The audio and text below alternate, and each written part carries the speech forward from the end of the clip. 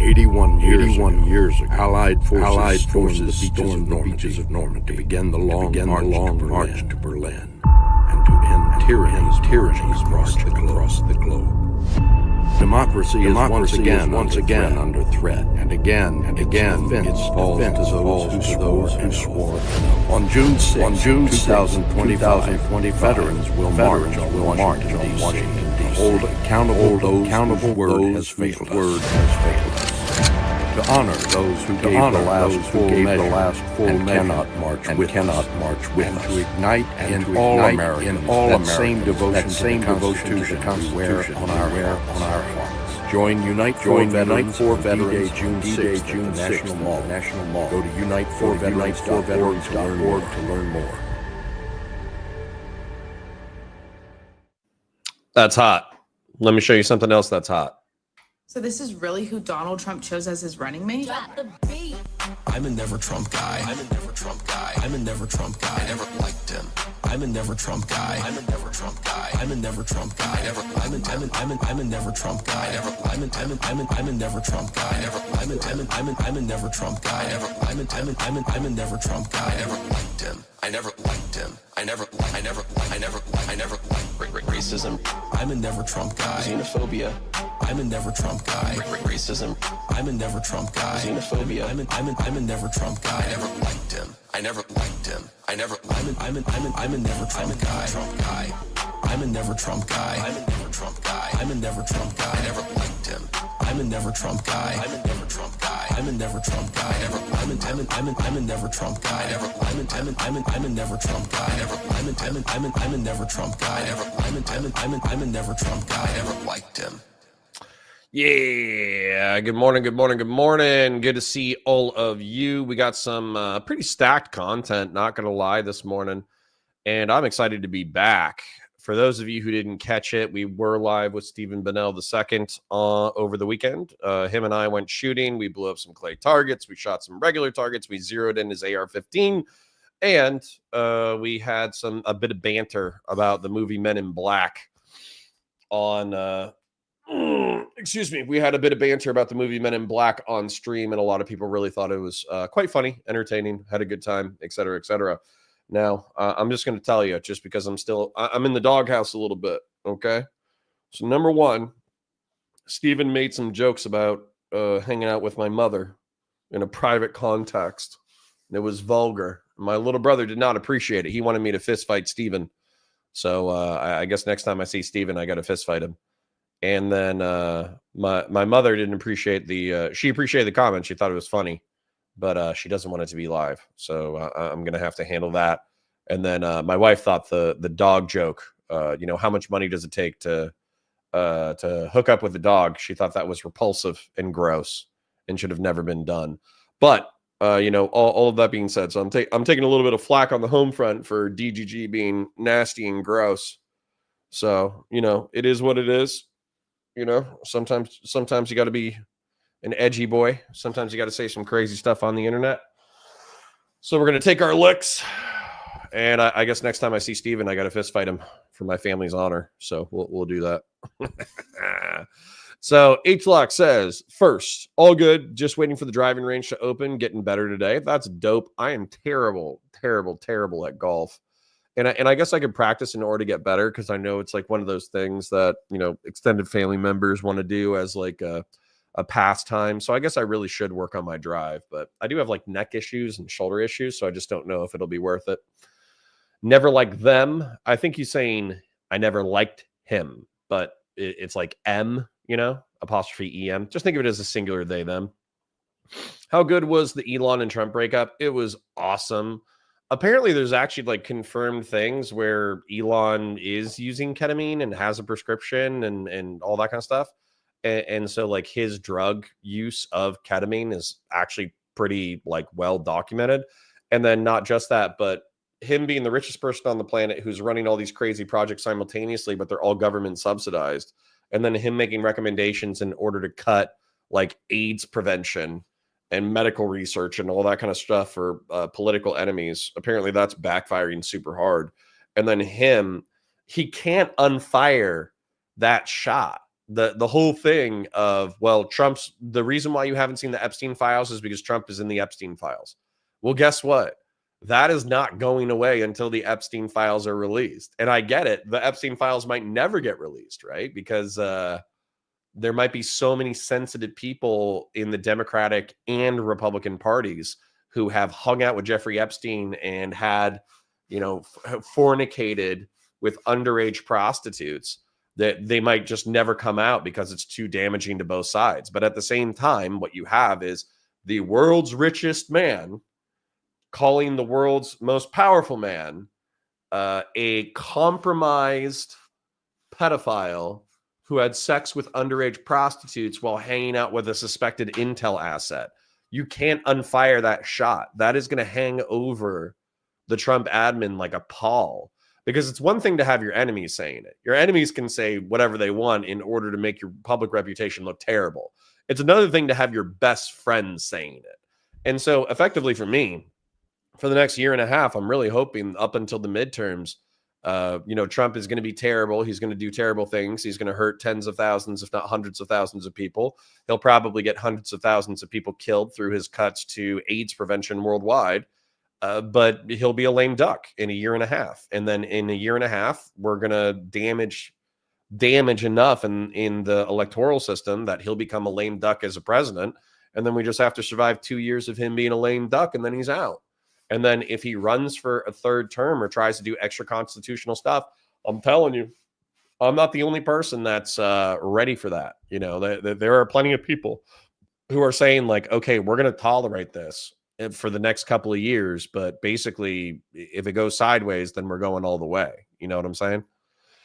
Christian Blair says, we are witnessing the most notable fight between two arslers in the history of the country. I don't know what is better, seeing all the online MAGA cope or the exquisite memes. I mean, it's great. H-Lock says the MIB talk was fire. It indeed was. I felt like I was getting gaslit, honestly. Like Stephen, very fun. We had a great weekend. I'm not knocking what we did, but I felt like somebody was presenting me poor evidence for their perspective, but then insisting that they were 100% correct. And they were using the psychological pressure of the moment of them using the correct tone, the rhetorical flourishes pointing to evidence in order to try to convince me of something that just did not seem true to me at all. And so I think a weaker person would have broken. I think a weaker person would have been like, oh yeah, I can see what you're saying, Steven. Like maybe it's both ways. Maybe it's your way. Maybe it's my way. I don't know. It could be something like I think a weaker person would have gotten bullied into admitting that Steven's position was accurate. And I just don't think it's accurate at all. Jonah says that podcast was incredible. You'll have a good dynamic. Yeah, I think it's funny that he was being so dry and then I was being dry in response. So there was just like these like awkward moments where we would just like sit there staring at each other. But those were almost like the best comedic moments, was me just like not conceding to the awkward silence and trying to push past like the weirdness and in the banter, Comes with the territory. Yep. Thanks, John. I appreciate it. Conservative liberalism sounds like a banger of a stream. I'm with you, little bro, for what it's worth. All right. Well, I guess I have to fist fight Steve now. Dogwarts is a Dan thing. Gross.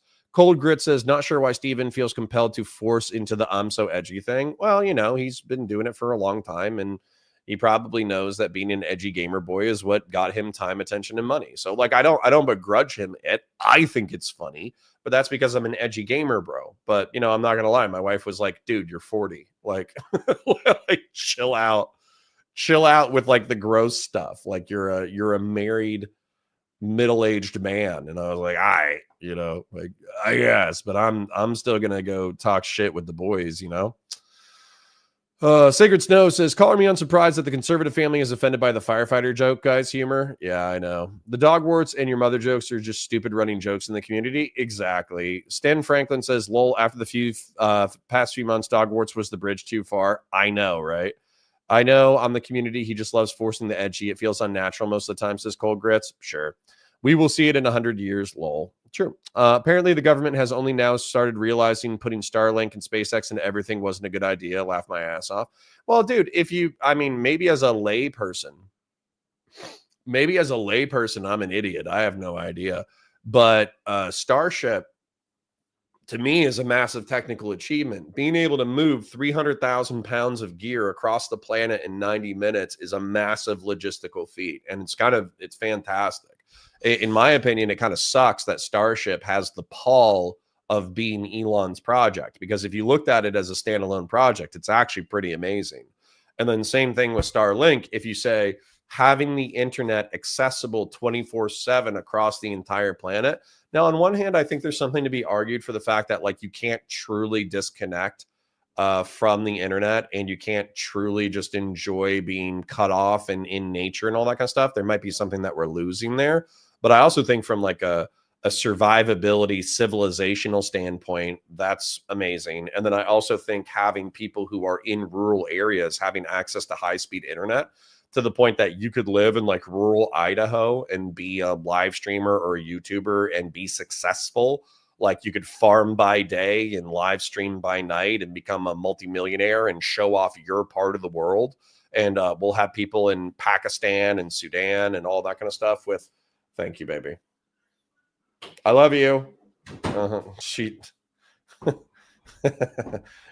brings me breakfast. She smirks at me. I scream, I love you, even though she's mad at me. And then she smirks and hands me chocolate chip, dinosaur shaped pancakes. And then she walks away like she won a fight. Like I can't, dude.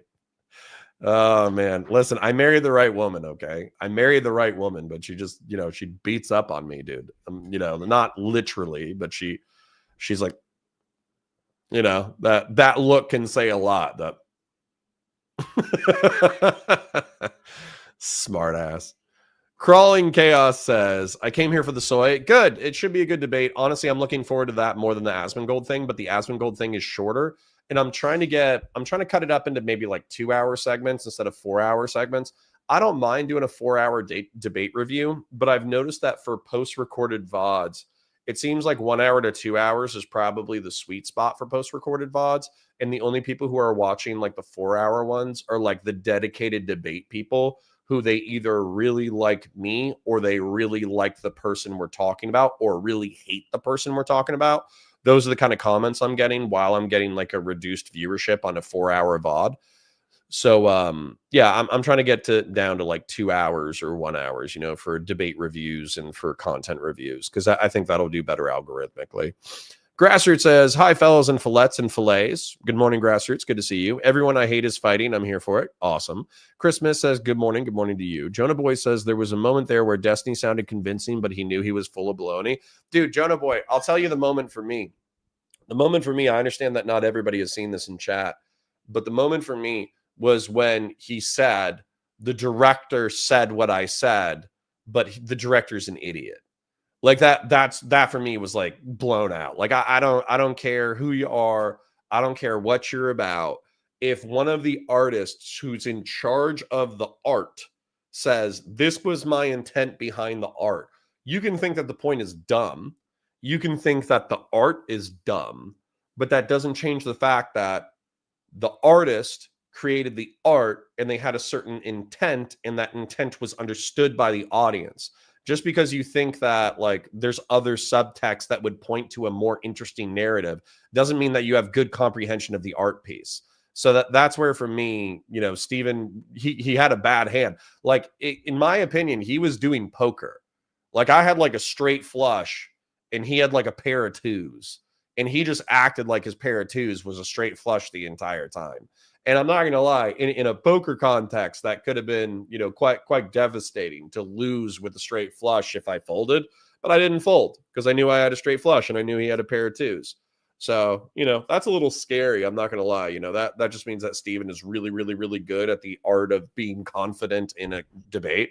But isn't that why we love him, folks? Like as much as you hate Steven, as much as you think that he does, crazy shit, like, isn't that why we love him? It's because he can act like a pair of twos as a straight flush. Excuse me. Cold Grit says, I love Steve, but he puts 50% energy into anything else show. Yeah, but in his defense, at least for mine, number one, I'm a pretty small creator. Like I got 100K subs on Warhammer. I think that's respectable. But when it comes to politics, I'm pretty small. And then what was the other part of that? He actually was sick. Like we did go shooting earlier in the day. The sun was beating down on us. It was very hot. We were all dehydrated. We were all tired.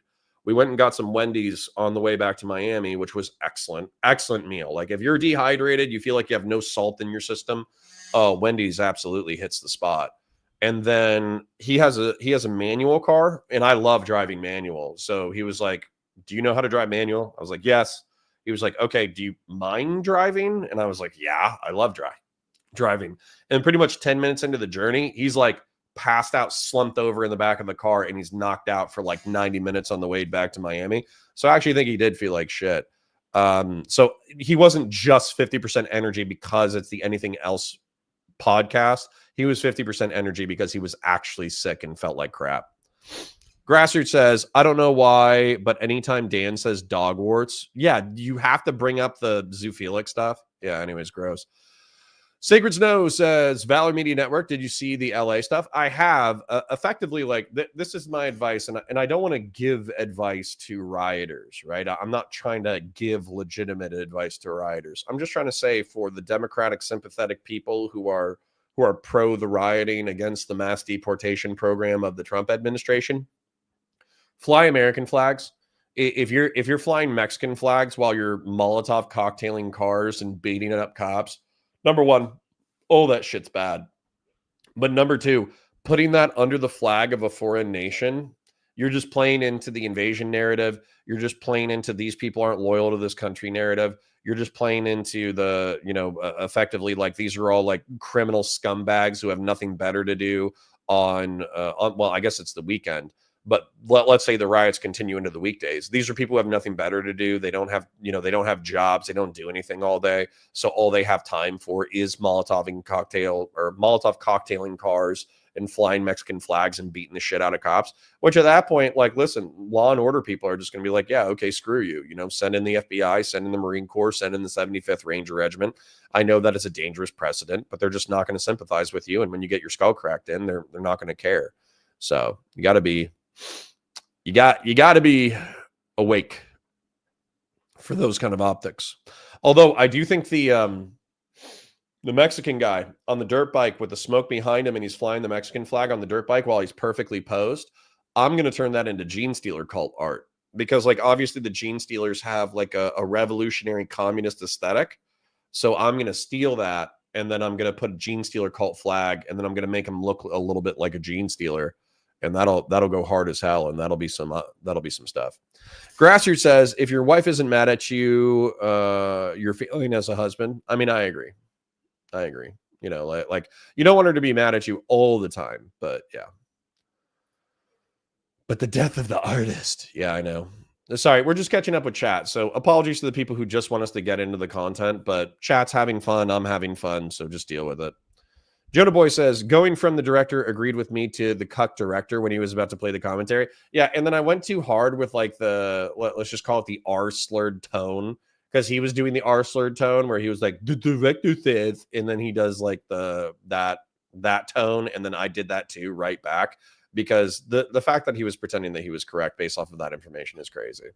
Sacred Snow says, to be fair, he was bluffing. If you weren't the MIB1 fanatic, he could have gotten away with it. Yeah, probably. Conservative liberalism says that's why I don't like him. It's not confidence. It's being dishonest. It's a game of poker. You're either a truth seeker or a narrative pusher, no in between. Well, conservative liberalism, I think I'll keep that in mind. And it's not that I don't think that Stephen, pursues truth, but I do think that when it's convenient for him, he will be Machiavellian in his language, which is funny. Drazar says, shut up and AI generate another 40K video, bozo. Yeah, sorry. This is another community meme. Some asshole. I'll shout him out so he gets some attention, like Purple Perry Gaming or something like that. And if I shouted out the wrong person, my apologies to Purple Perry Gaming.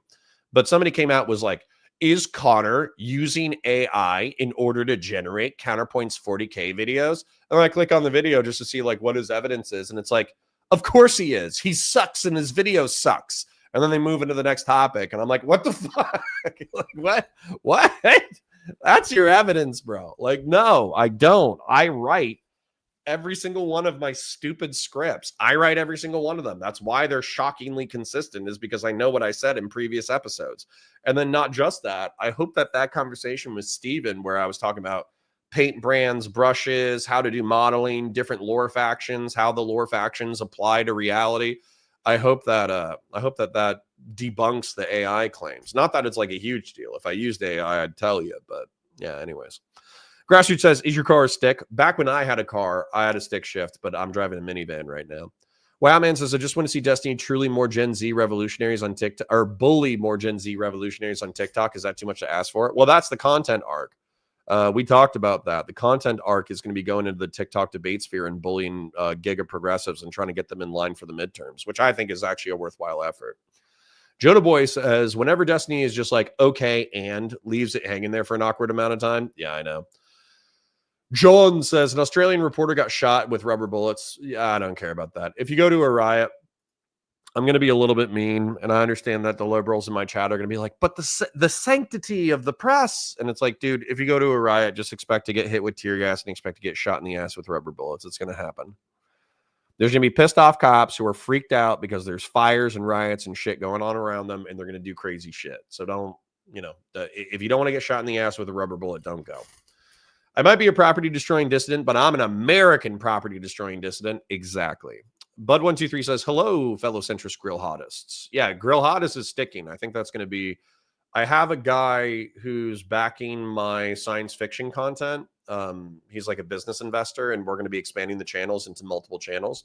And he loved the grill hottest meme because he's a libertarian, and he's like, oh my God, this is brilliant. So even a very rich, successful man thought that the grill hotism memes were good.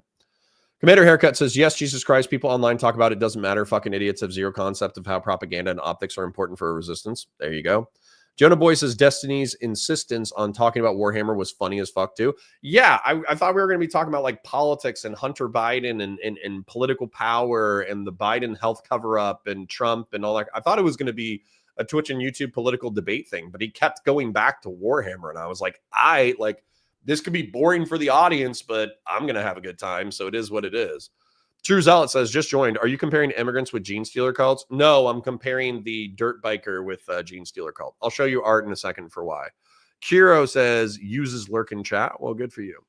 Which unit would Epstein be in Warhammer? Yeah, that was awesome. So the Confederate flag is cool during January 6th? No, and January 6th isn't cool at all. Like, sorry, Philip. That's you're not going to find any January 6th sympathizers in my chat. Conservative, you might find one or two, but not me. He's very Machiavellian, exactly. I've never made a point of waging a war against the dude. I just feel like he plays fast and loose with facts because he enjoys the power of being a Pied Piper. Interesting. Which drives me crazy because it's wasted potential. I'm like a disappointed parent. Yeah. I can't drive a stick manual. I am Mr. Stalls a lot. Dude, I love driving a stick. It's so fun. Sacred Snow says, to be fair, it seems like there was always someone in the 40K community who hates lore vids. Everyone shits on Bricky for being slightly factually inaccurate when he's obviously aiming for broad strokes. Sure.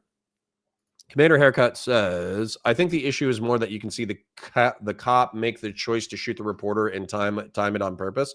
Yeah, sure. I'm not saying it's good. I'm saying expect it to happen. That's all I'm saying. So it's not good. I'm not saying that descriptively it's good. I'm saying expect it to happen. Wow, man says, shout out to that one guy who showed up to a protest with a Pikachu outfit. Chad move. True.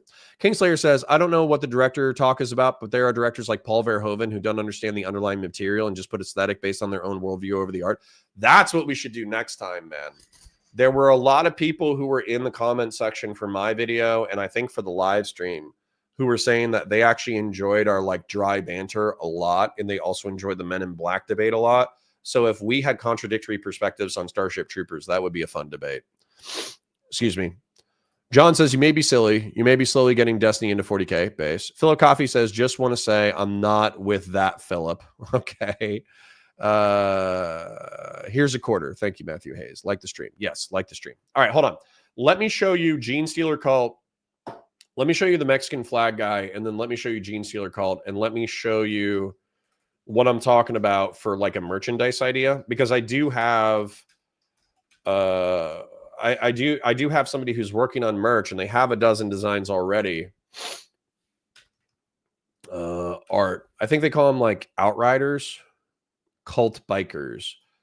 Gene Stealer cult biker art.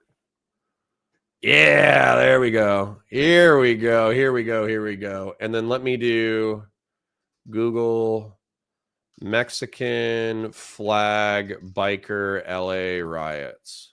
So I'm going to show you. This picture goes hard as fuck. Let me find the specific one. Yeah, this one, like, I hate that it's a Mexican flag. I hate that it's in the context of a riot. I hate that their optics are horrible, but the actual picture itself is sick. So give me a second. Let me share this with you. Let me remove ad. Okay. So if you will draw your attention to the right side of your screen, there is a dirt biker who is perfectly posed on top of his bike. He's supporting his bike with one leg. He has like a superhero pose, and he has a Mexican flag on an appropriately short flagpole for him to be able to do the pose. And there's smoke from a burnt out car in the background. It's actually pretty, like, again, like, I hate the motivations. I hate the aesthetics. I hate the optics in the context of modern politics. I think it's wildly stupid and counterproductive. But from an aesthetic perspective, this is a dope picture, right?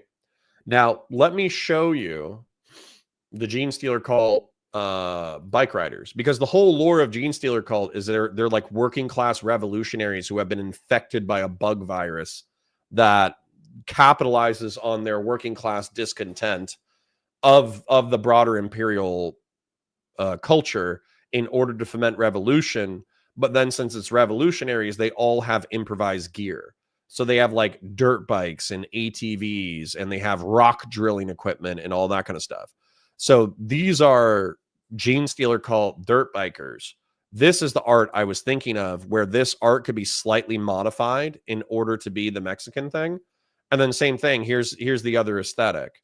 So for me, like, it's almost a slam dunk to take this picture, modify it slightly, and then have this, this arm holding the bike, this arm outstretched with the flag, and then have the flag be a Gene Stealer cult flag. I'm looking for it. What's the Gene Stealer cult communist? I promise we'll get into the content. Just give me a second. Gene Stealer cult communist flag, because a lot of people, number one, it's already kind of similar in lore to Vanguard Marxist revolutionary communist shenanigans, but also people not only lean into it lore wise, they've also made models. Like, look at this. Here's a commissar. They kit bashed it into a Gene Stealer cult, and then they made it an obvious Marxist Leninist revolutionary. And then same thing here. You got Brood Brothers who are Imperial Guard with revolutionary communist stuff.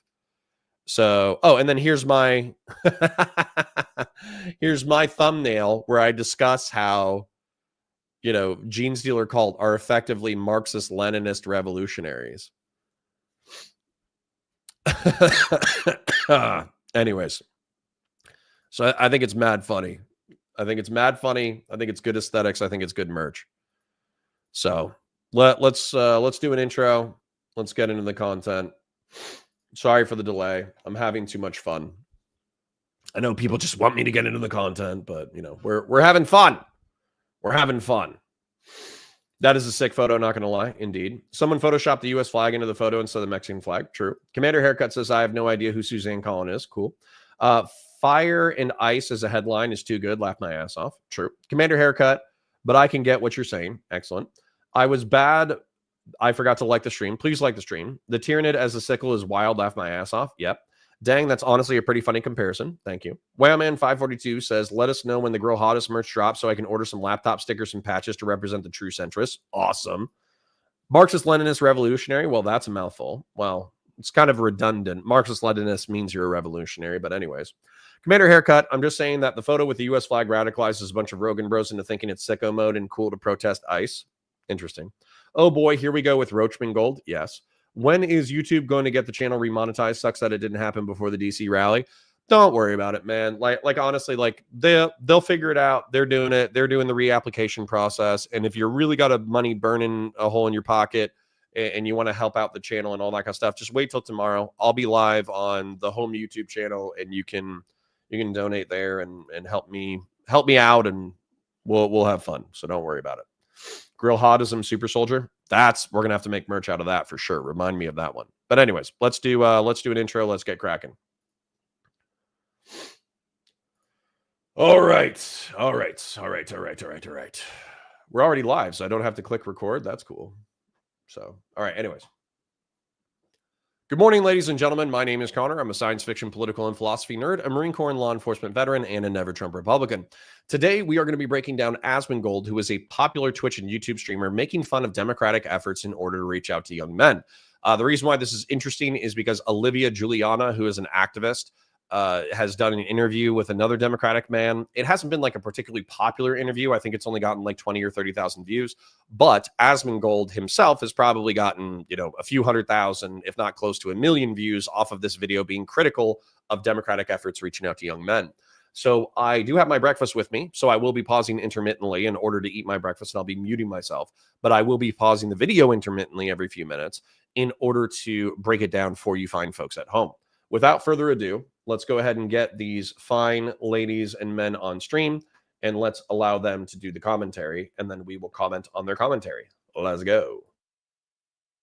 It's like men want to have sex and like own women, right? Like they want to dominate everybody, and Republicans say you get to do that, and then Democrats can't say that. So we just lost men. It's over, right? What a weird thing to say. She has been elected as the champion to change young men's viewpoints and to get young men to come back to the Democratic Party. The reason why Republican messaging resonates with men is because men want bad things, right? It's like men.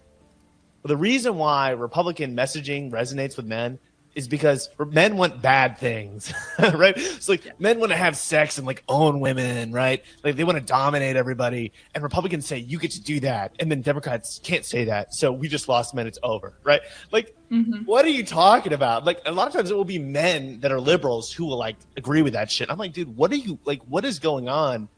Like, there's a lot of men that don't think that way, obviously, and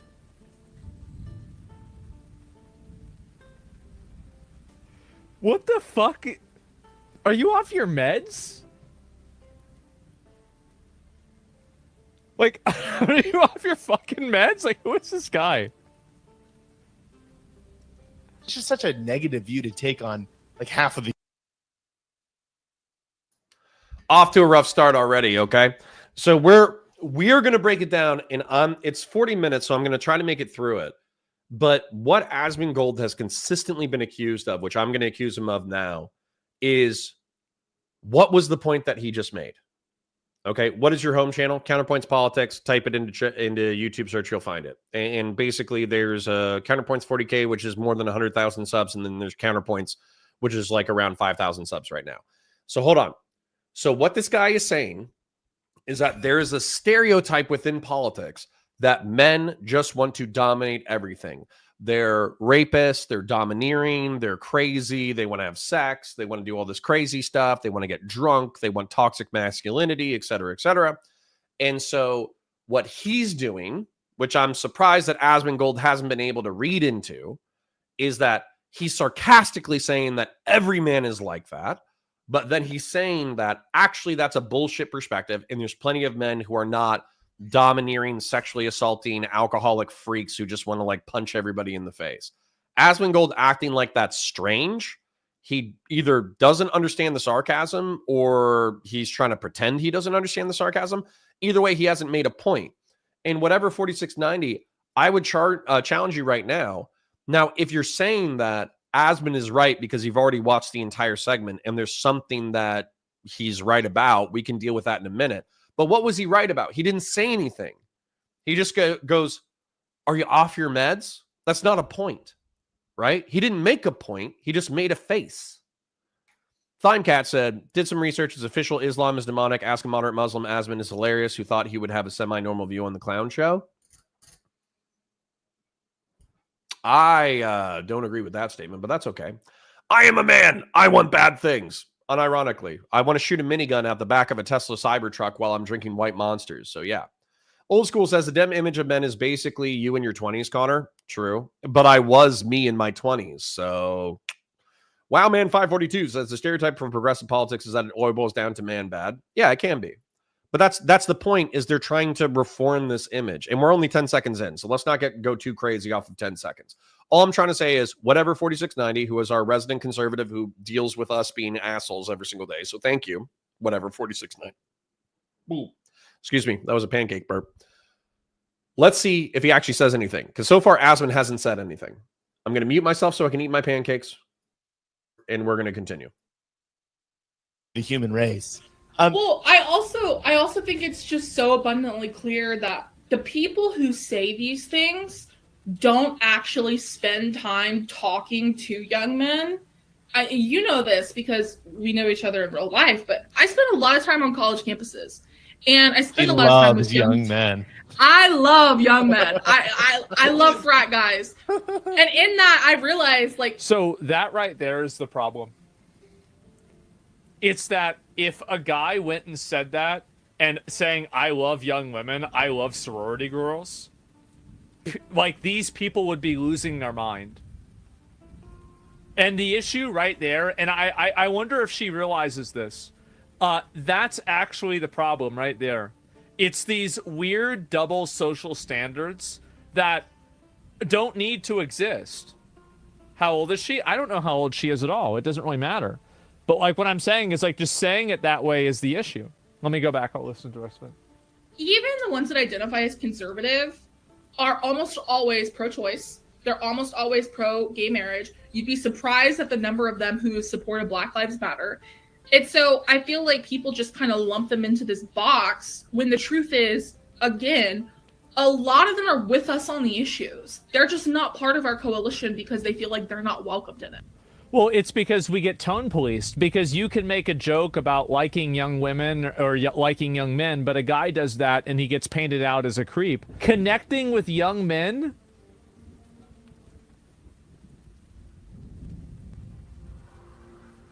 Gentlemen, if you are a really big Republican conservative, you are probably so happy right now. You are probably so... This is crazy. It's like they've basically announced that their strategy is to continue losing. This is unbelievable. Olivia writes a Substack, which probably, statistically speaking, like 89% of y'all read already. But Olivia, I want you to talk about that Substack, and I also want you to talk... So I keep seeing...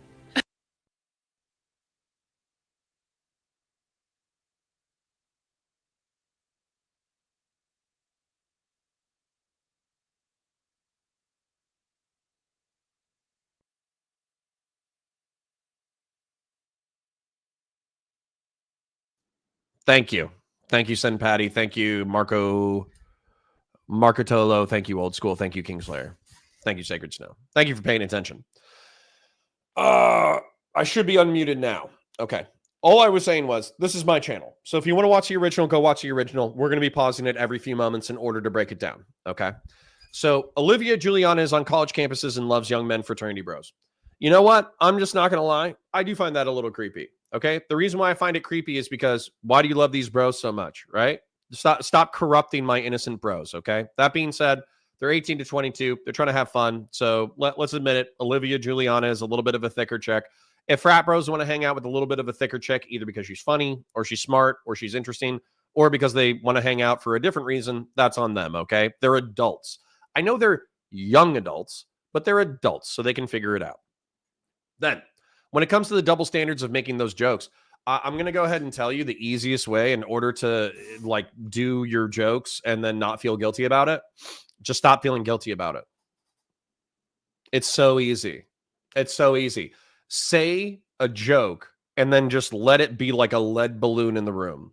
Let everyone in the room look at you like you just ripped ass in the loudest way possible and that you are super cringe, and just let the moment hang. Okay? That's so easy. And so as a result, if you're a conservative guy, libertarian guy, liberal guy, whatever, and you're a little bit edgy, just say it. Just say it. What are they going to do? Are they going to send the cops after you? No, they're going to look at you weird. They're going to make snide comments. Okay. Who cares? Then they're saying that they're pro-choice, pro-gay marriage, pro-BLM. That's actually kind of part of the problem in my opinion. It's not that like pro-choice. The question is, what does pro-choice mean? Right? For me, it means that there should be cultural pressure under 20 weeks in order to not have an abortion, but that's cultural pressure, not legal pressure. And then over 18 to 20 weeks, I think it should be banned except for like medical circumstances. That's what I mean when I'm, quote unquote, pro-choice. But a lot of pro-choice people would see that as too restrictive, which is funny because a lot of Europeans believe in the model that I'm talking about. Europeans, despite having a more normalized view of abortion, they actually have more strict laws than what I just said. Pro-gay marriage. I don't care if gay dudes get married, okay? Just don't be like promiscuous, hard drug doing, anti-social freaks. So if you want to get married, you want to get married to a dude, God bless you. Good luck. Pro-BLM. This should be anti-police brutality. And I know that got wrapped up in the BLM movement, but specifically outside of liberal and democratic and progressive circles, BLM has a negative connotation. Because what happened was there were riots related with BLM that the left wing swept for. And then all of the political momentum that could have been used in order to reform police brutality, especially the narrative on the right, is that all that money got concentrated into a bunch of NGOs. And then the head of those NGOs were like community leaders who then fleeced the NGOs, spent hundreds of thousands of dollars on their family members in order to get them houses and cars and, watches and all that kind of crap. And then because the NGOs were corrupt, the momentum behind those NGOs collapsed. And therefore, we still have the same police brutality problem that we had 5 years ago. That's the narrative outside of liberal and democratic circles. So if you want to, in my opinion, if you actually wanted conservatarians and Republicans and young men to care about like BLM related issues, you need to reframe it not as BLM, but reframe it as police brutality. Plenty of young men are socially progressive and fiscally conservative. I think that's just that's like a truism that I don't need to reinforce. And then my frustration is that Asmon is correct in pointing out that this can be an ineffective attempt, but don't you want Democrats to care about young men? If the complaint is that too many Democrats are like woke anti-male progressives who talk shit about young men, don't you want them to try and blunder and be cringe and try to figure it out? Wouldn't you want that as a socially liberal person that Asmongold is? Anyways, so it seems like he's being reactionary. I'm not using as a pejorative, and I'm not even sure if I'm using it correct politically, but reactionary. He's just reacting to what's going on, and he's saying it's bad, which I think is an easy position to take. Kingslayer says, they might send the cops after you. A dirty cop might arrest you for disorderly conduct. Not sure what that's totally in reference to, but okay. What does the European law have to do with us? They're a similarly developed nation. Why wouldn't you care about what other developed nations are doing? Maybe they're doing it better than us. Maybe they're doing it worse than us. It's worth studying. I don't know why you would ask that question so flippantly. Allow me to burp my Diet Coke chocolate pancakes burp. Delicious. Whatever 4690 says, you cannot oppose something without necessarily approving of something. Okay. Apologia for jokes is lame as hell. If we can't laugh at each other, then we'll never really get along. Well, that's what I tried to tell my mom and my brother and my wife, and they're still mad at me. So, whoops. Joke police much. Jonah Boy says, if they hit our jokes, hit them with the dog warts question. No, we got to get away from the dog warts question, you freaks. Brandon Zero. So Connor is not pro-choice, is pro-wallet. I know these guys, they may not have philosophy of pro-life, but they don't like that the women can throw away children, but a man can go to prison for it. Yep. Yeah, it oftentimes, there's like a reverse male argument at the bottom where women can make arbitrary decisions about abortion, but men cannot make any kind of arbitrary decisions about child support or the abortion itself, and they feel like that's unfair. I've heard that line of argumentation. Kingslayer says, there was even an organization that took over part of Seattle and said they were autonomous from the U.S. It just ended up collapsing. Yeah. A lot of people have.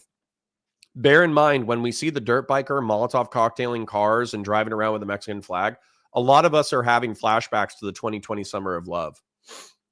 Wow Man says, whatever 4690 sounds like the meme, I like pancakes, so you hate waffles. Yeah. Sen Patty says, BLM, the org is garbage. The ideal of BLM is fine. Totally agree with reframing it as the most correct option. Yeah, police brutality.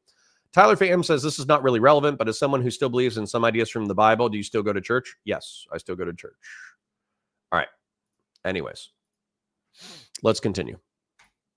People talk about young men in the 2020 cycle or in the 2024 cycle, and they keep saying like, well, it's because like they're not getting laid enough and they feel judged, and or alternatively, well, they're just racist and they hate women. So like it's really, I see these takes coming out from both sides of the party wing, I would say, and I just think that all of that is wrong. I think all of it is wrong. And so I wrote this. It's not. Guys not being able to get girlfriends is a huge reason why they hate liberalism. Is because they feel like conservatism would create an apparatus that would make it easier for them to get a girlfriend. No. See, like, this is... So they don't even know what they're talking about. Piece called The Politics of Getting Laid and Preachy Females. And I really dive into what I actually perceive it to be. And shocker, it's all economic anxiety.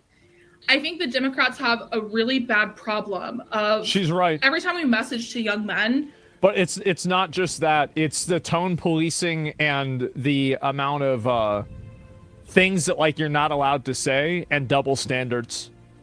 That's another really big factor.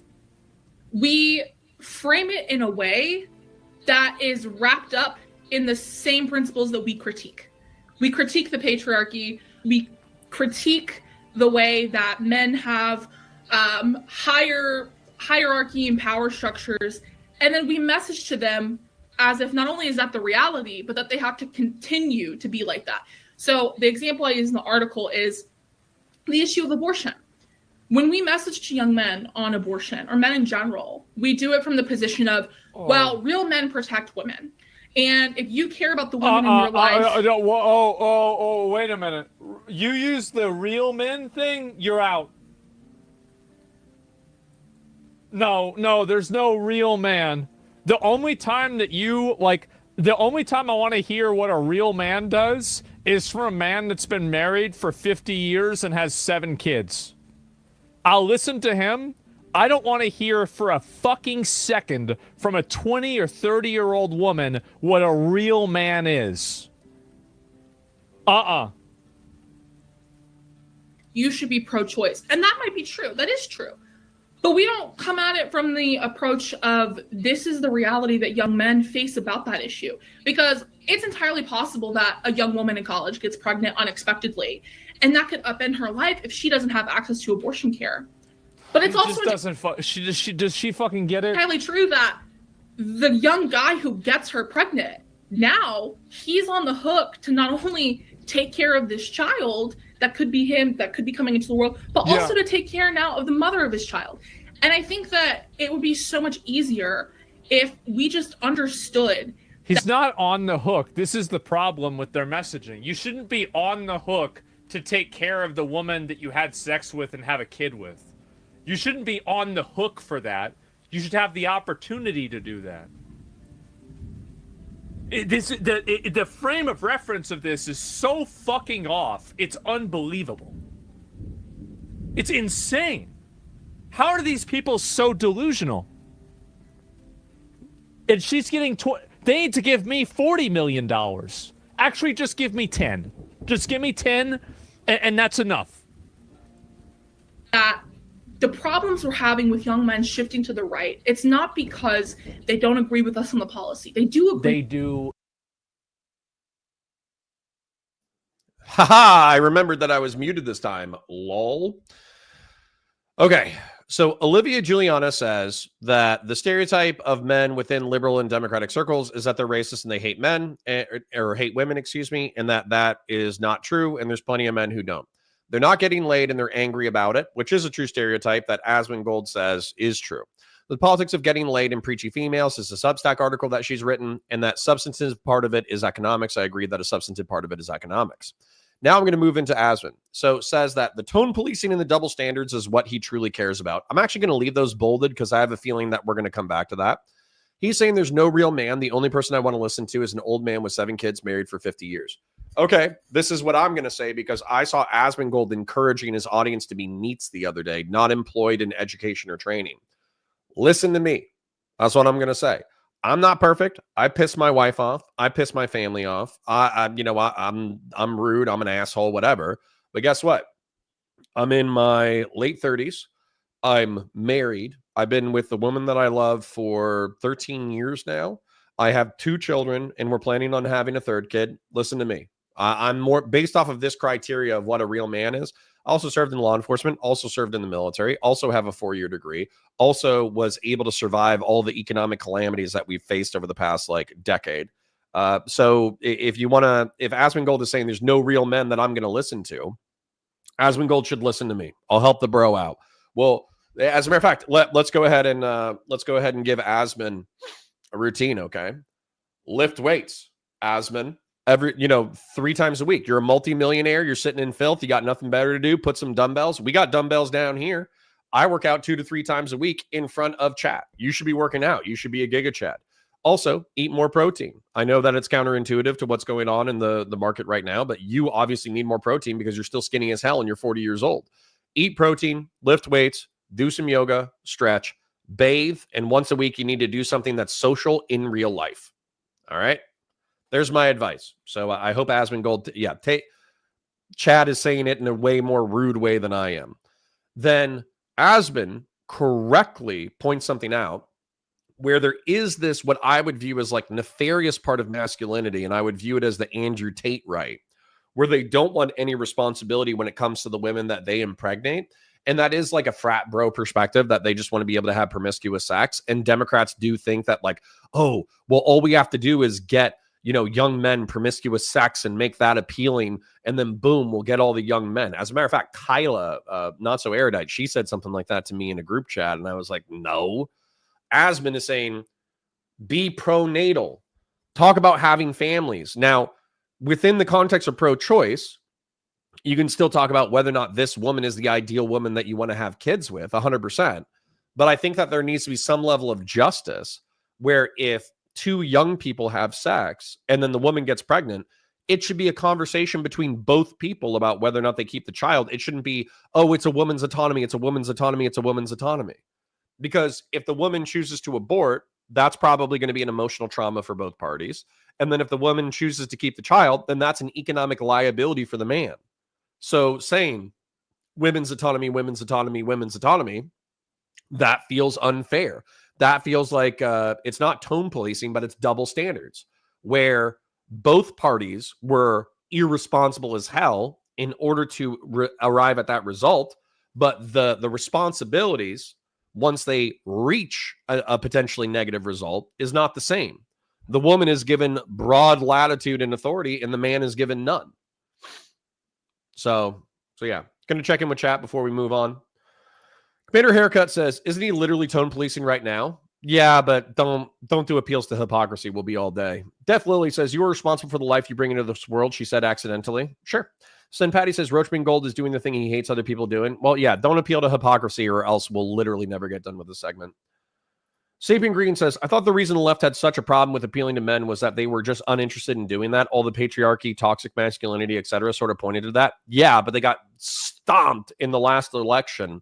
Not only did men move away by 10 points, but also young men moved away by 10 points. And you can't have a sustainable democratic movement with the men. So now there's a democratic civil war happening right now where they've alienated the young white men so much, but that's such a large part of the demographic that effectively there's people who recognize the problem and want to recruit young white men back into the movement. And then there's people who are still high on their own farts who think that they don't need young white men for the coalition, and young white men are racist, potential rapists that need to defer all power to every other minority group. That happened in the Destiny TikTok debate. Dr. Zai says, Asmon had roaches crawling around his mother's crib. Sure. Okay, he's gross. I get it. Sen Patty says, unironically, more of a man than Roachman will ever be. But yeah, dude, but that's where you have to understand there's tens of thousands of Roachmen or potential Roachmen, and we have to turn them in. It's Beauty and the Beast, bro. It's Beauty and the Beast. We got to turn them from beasts into men. Brandon Zero says, yeah, Connor, the perfect 50-year-old veteran married with 8 children. Ha, ha, ha. Well, we're working on it, right? They're really marketing hard to incels these days. They are. You're 5 children away from being a real man in Asmon's eyes. Yeah, but he has 0, so I'm more of a man than him. Take a shower. Yes. It's growing demographic, unfortunately. Right. Which is why even if they don't become Democrats, but they just become productive members of society, you understand that it's better to have productive, like healthy, happy Republicans than it is to have a whole generation of NEETs. And that's why one of the things that's frustrating with Democrats, in my opinion, not all of them, but some of them, is they would rather see young white men suffer and the country get worse than help young white men. I'm not saying that's true of all of them, but in some rhetoric, it's absolutely true. Wow Man says, I can agree with Asmon on that point that any progressive in favor of destroying gender roles should never utter the words a real man would, should. That is hypocrisy, plain and simple. Sure. Weaponize the get pregnant meme? Sure. Bud123 says, Erudite said on stream that the DNC consultants she talked to did not want to fund people that can reach out to young men because they say the R word. Well, they're definitely not going to like my podcast with Steven. Jonah Boy, sorry for making weird mouth sounds, but I'm waking up. Aura, get pregnant. What do you mean you're pregnant? Sure. Why all the irrational hate for Asmongold? I don't have irrational hate for him. I just think that he needs to grow up. Thorson says, a real man is a true alpha with one moral foundation, to care greatly if they are more wrong than someone else, especially his wife more right, and a rule, principle, or moral need thing to change. I don't think I understood what you wrote, but I like the vibes. Is Asmongold the true Bugman meme? Listen, we got some Asmon fans in chat. Let's play nice. Everybody play nice now. Play nice now. All right, let's continue. Not agree with the policy. They agree with some of the policies, but not with others. This is not binary. Okay. With us on the policy. Also, the going back to the issue of men and abortion, the reason why some men are against abortion is because they view it as asymmetrical. Men cannot have a choice on whether they pay child support, but women can have a choice on whether they have a kid or not. Now, this is my viewpoint, right? Is that asymmetry is innate to the human experience and to being a man. But the asymmetry is the reason why so many people push back against it. It's that in a lot of these liberal positions, there is a conscious effort that basically women make to maintain privileges and obtain other opportunities that men traditionally have. So they want to maintain the privileges in society that they have while also taking over the advantages that men had. Yeah. Kiro says, bro, she literally just said that. Yeah, he's acting upset, even though they're saying parallel things. Be nice now.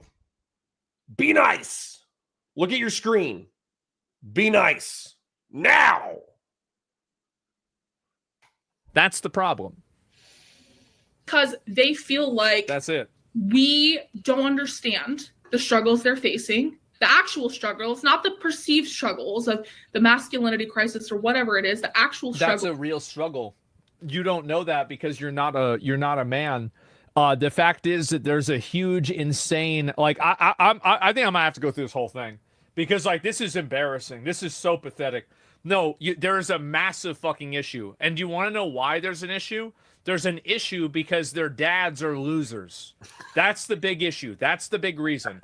And so their dads are losers, and their dads are not respectful or respectable or anything. And because of that, what happens is that men go to the internet and they find online dads like Andrew Tate or Jordan Peterson, and they try to get their morality from that because there are no positive masculine models in society. And even if you look at sitcoms and media, almost all forms of sitcoms and media portray, how many of you guys have seen this, where there's like a guy, it's like a sitcom, and the husband is stupid and the wife is smart?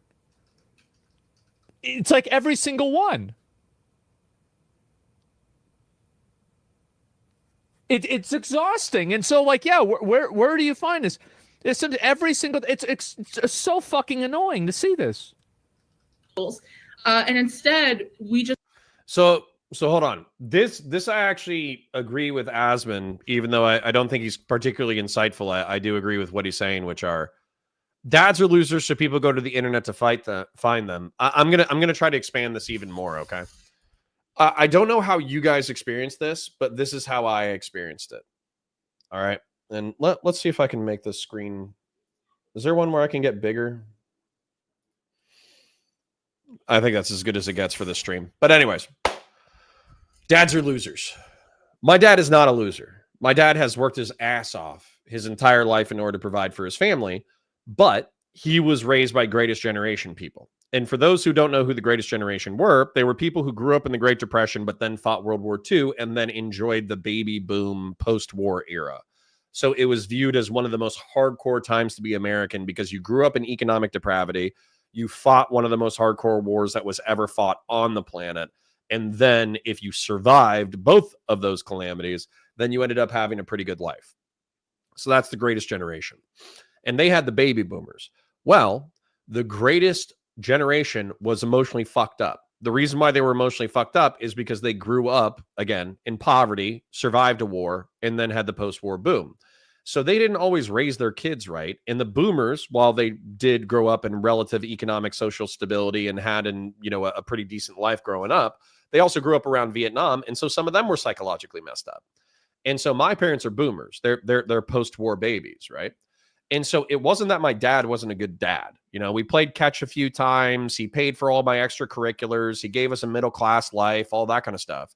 But he didn't have the full emotional toolkit that's available to fathers nowadays because it wasn't normalized to be emotive and nurturing and all that kind of stuff with your kids. That's a fairly past 30 or 40 years normalization of emotive behavior in males in families.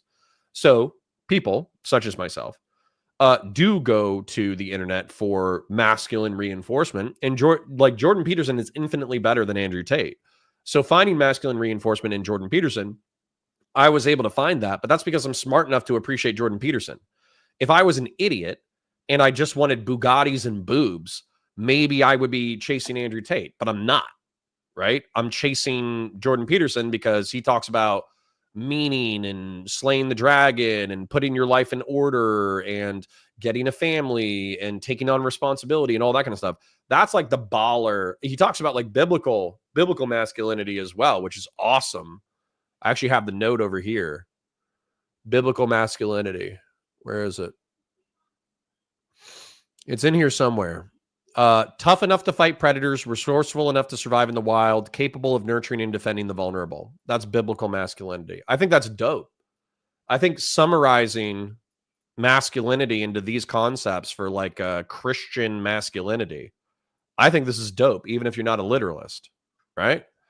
So, which way, Western man, Jordan Peterson or Tate? And if you're 19 years old and you like Bugattis and boobs, you're going to chase Tate.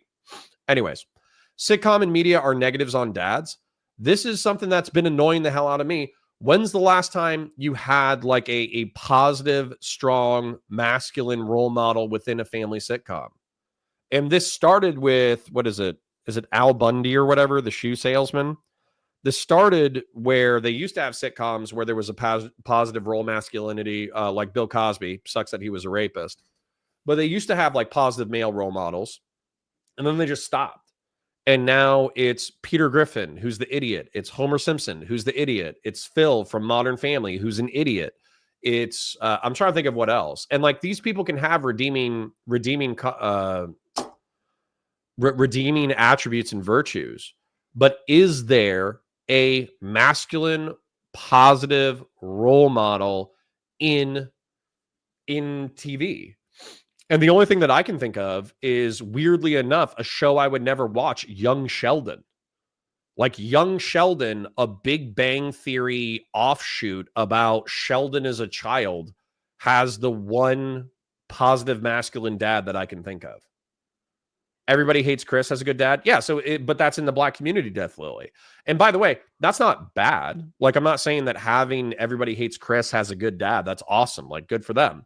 But where's a white good dad? I can't think of one.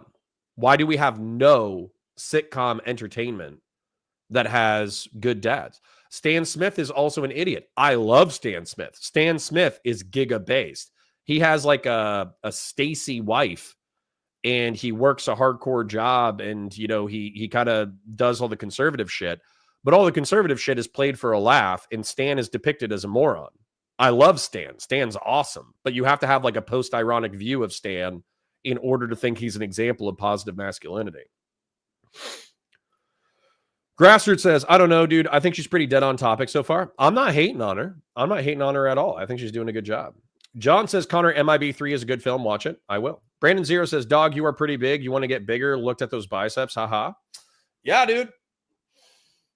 I can't, you know, it's not shown off on camera the way that I want to show it off, but some people were calling me fat during my Steven interview, and it's like, yeah, I got a little bit of a belly, but I've been lifting, bro. We need more men like Fred Rogers. And see, I don't even know who Rogers is. My uncle's a Vietnam vet, and he says this too. Good. Base Vietnam vet uncle. Whatever says, not a Tate fan. He just says anything and is a pimp. Yep, he sucks. Wowman542 says, an underrated effect of Peterson's success in talking to young men was he got a lot of young men back into reading. True. Archie Bunker was pre-Al Bundy, but yeah, Bundy, Flintstone, Simpsons, the list goes on. Yeah, the dad is always a bumbling fool. Conservative liberalism says white men are safe punching bags, so you make them the acceptable butt of the joke, which is fine, but you don't, they can be the butt of the joke. That's fine. But we got to take turns being the butt of the joke, right? And they can't always be a bumbling moron. It would be nice to have one positive example of a patriarchal person in charge of his family who manages his affairs, and maybe comedic shit happens, but he's not like an idiot. Philip says, I had an abusing loser of a father. It really effed up my concept of masculinity, and it left me pretty lost and self-hating for most of my 20s. That fucking sucks, right? Wouldn't it be nice if you actually had a male role model that didn't suck? Are we talking about sitcom dads or dads generally? Right now, we're talking about sitcom dads. Sacred Snow says, the only good role models in sitcoms are like Bob from Bob's Burgers or Hank Hill, but they both have massive flaws and Bob isn't super masculine. Sacred Snow is right. I forgot about Hank Hill, but even with Hank Hill, what's one of his major things? He has a narrow urethra and his son is effeminate and sucks. And so there's a constant crisis of masculinity where Hank Hill is like the classic everyman, but he has to struggle with his dad, Cotton, who's like a hyper masculine manlet. He's very short. He got his knees blowed off by the Japs, but he has to deal with the hyper masculinity of his father and the effeminate masculinity of Bobby. And he's stuck in the middle. And then he himself is maligned for having a narrow urethra that comes up like all the time because it makes it impossible for him to have additional kids besides Bobby. So even within Hank Hill, who I do love and I do think is like a positive sitcom male role model, even he's like greatly emasculated. And then Bob is great. I love Bob. Bob's great. He's like a perpetually suffering patriarch. I love it. On what way was Al Bundy a positive role model? I'm not saying he is. Hank Hill was a good dad. He was. All right, we'll move on in a second, but I'm just chat's kind of popping off a little bit. Wowman says, does Full House not count, or is that too old of a reference? No, I think that counts. But then Wowman542, I would say it's still like a giga progressive example because you have what? Wife's dead. So it's dad raising the kids with uncles. And I'm not saying that's bad. I'm just saying that it's not an example of like a traditional family with a traditional father in charge of a household. Red Foreman, Sacred Snow actually nailed this though. Red Foreman is unapologetically one of the best masculine role models that is like unapologetically a man, unapologetically in charge of his household. Obviously, Kitty gives him shit, but he deals with it as he can, and he deals with like work crises and his ego and his son, and he's great. He's great. Home Improvement, right? Home Improvement, classic. I grew up on Home Improvement. Yeah, he was still a punching bag, but once he climbed the mountain and spoke to Wilson the Graybeard, he seemed to bring it home. Not just that conservative liberalism, but that was the format. The format was, for those of you who haven't seen Home Improvement, he's still the patriarch of his family. He still makes a shitload of money. He still takes care of his kids. He still cares about his wife. And then what happens is he screws something up. He does something goofy. He ruins some part of his work, or he ruins some part of his family. And then he goes to the smart neighbor, and then the smart neighbor gives him some like life-changing sage advice. And then boom, like everything snaps into place. And then he goes and does the right thing. I love Home Improvement. What a classic. Philip Coffey says, I was able to finally build out a decent sense of self-respect, morality, ethics, but I think for a lot of guys, they get lost and never find their way. Agreed. I think if I keep talking to you guys about random sitcom dads, we're going to get into like a really like hyper media analysis. But the truth is that the point is that there aren't a lot of positive male role models, and you have to find them in the periphery of comedy shows. Jay from Modern Family is pretty cool. I was thinking of Phil. Jay's cool, but Phil's like the main dad. You know what I'm saying? K-Soko says, damn, guys need to stop looking at TV for guidance. Bro, when your family, and my family is not toxic, but when your family is toxic, or your dad is a bad example, or your uncles are bad examples, or your grandparents are bad examples, you look to media for guidance. Charcoal is greater than propane. Old school, I'm going to ask you firmly but politely to leave. All right, we got to move on, man. We got to move on. But I'm going to do a quick shout out, quick shill. So we have 70 people live on the Valor Media Network right now. That's excellent. Those are great numbers. You know, we started at 10 a month and a half ago. So the fact that we're breaking 70 is dope. Like the stream so other people know that we're live. Engage in chat. There's lots of really funny people having a good time in chat right now. Engage with the VODs. If you type in Counterpoints Politics into your search bar, you should find a YouTube channel with around 5,000 subscribers. Subscribe to that channel. You can watch the post-recorded videos clipped up on that channel if you miss a segment, or if you got to go to work, or got to go to school, or got to do this, or got to do that. And yeah, thanks for being here. I appreciate your eyeballs. Thanks for hanging out. Then, all right, anyways, I'm going to move on. I've been beating y'all to death with sitcom TV dads. But the point is, we need positive male examples of how to behave and be a good man. Just kind of want to blame them for all of our problems. Right. I think there's a lot of that I just fully agree with. I mean, we just don't message to men, right? As like we don't message in a way that resonates to men. Like something that you kind of responded to that I've seen a lot is, well, the reason why Republican messaging resonates with men. Sorry. What about Frank from It's Always Sunny in Philadelphia? Bro, get out of here. Is because men want bad things, right? It's like men want to have sex and like own women, right? Like they want to dominate everybody. And Republicans say you get to do that, and then Democrats can't say that. So we just lost men. It's over. Do you want to know the real reason why I watched this video? I'm pause-andying, but he's pause-andying, bro. That was sarcastic. Is because I actually thought that he was creating a joke and he was being facetious, but I think he's being genuine about this. No, he's not. Sorry, let me rewind it so I can try to contend with what Asmongold is saying. CPU says, studying for a physiology exam, but I love having you on in the background. Thank you, CPU, for allowing us to be a part of your day. Sacred Snow says, I like the sitcom discussion because I think it cuts to the heart of this problem with men. Sure. Whatever 4690 says, something deeply smug and annoying with a smiling dude. Listen, he's a little soy. Let it go, all right?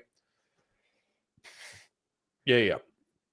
Well, Marco Tolo says, the problem with sitcom discussions is that young guys watch TV less and less. I agree with you, but then which way Western man, you know, the meme, Jordan Peterson or Andrew Tate. And that's the funny thing too, is that's kind of a boomer reference, because I'm sure the TikTok guys have their own version of that now, which is like which way Western man, Hassan Piker, or, and then I can't even think of like a younger Zoomer, like red pill influence, like which way Western man, Hassan Piker or Andrew Wilson, you know?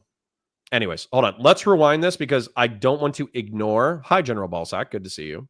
I don't want. Yeah, actually, Marco Tolo, you're right. It's which way Western man, Asmongold or Hassan Piker. That's actually a good point.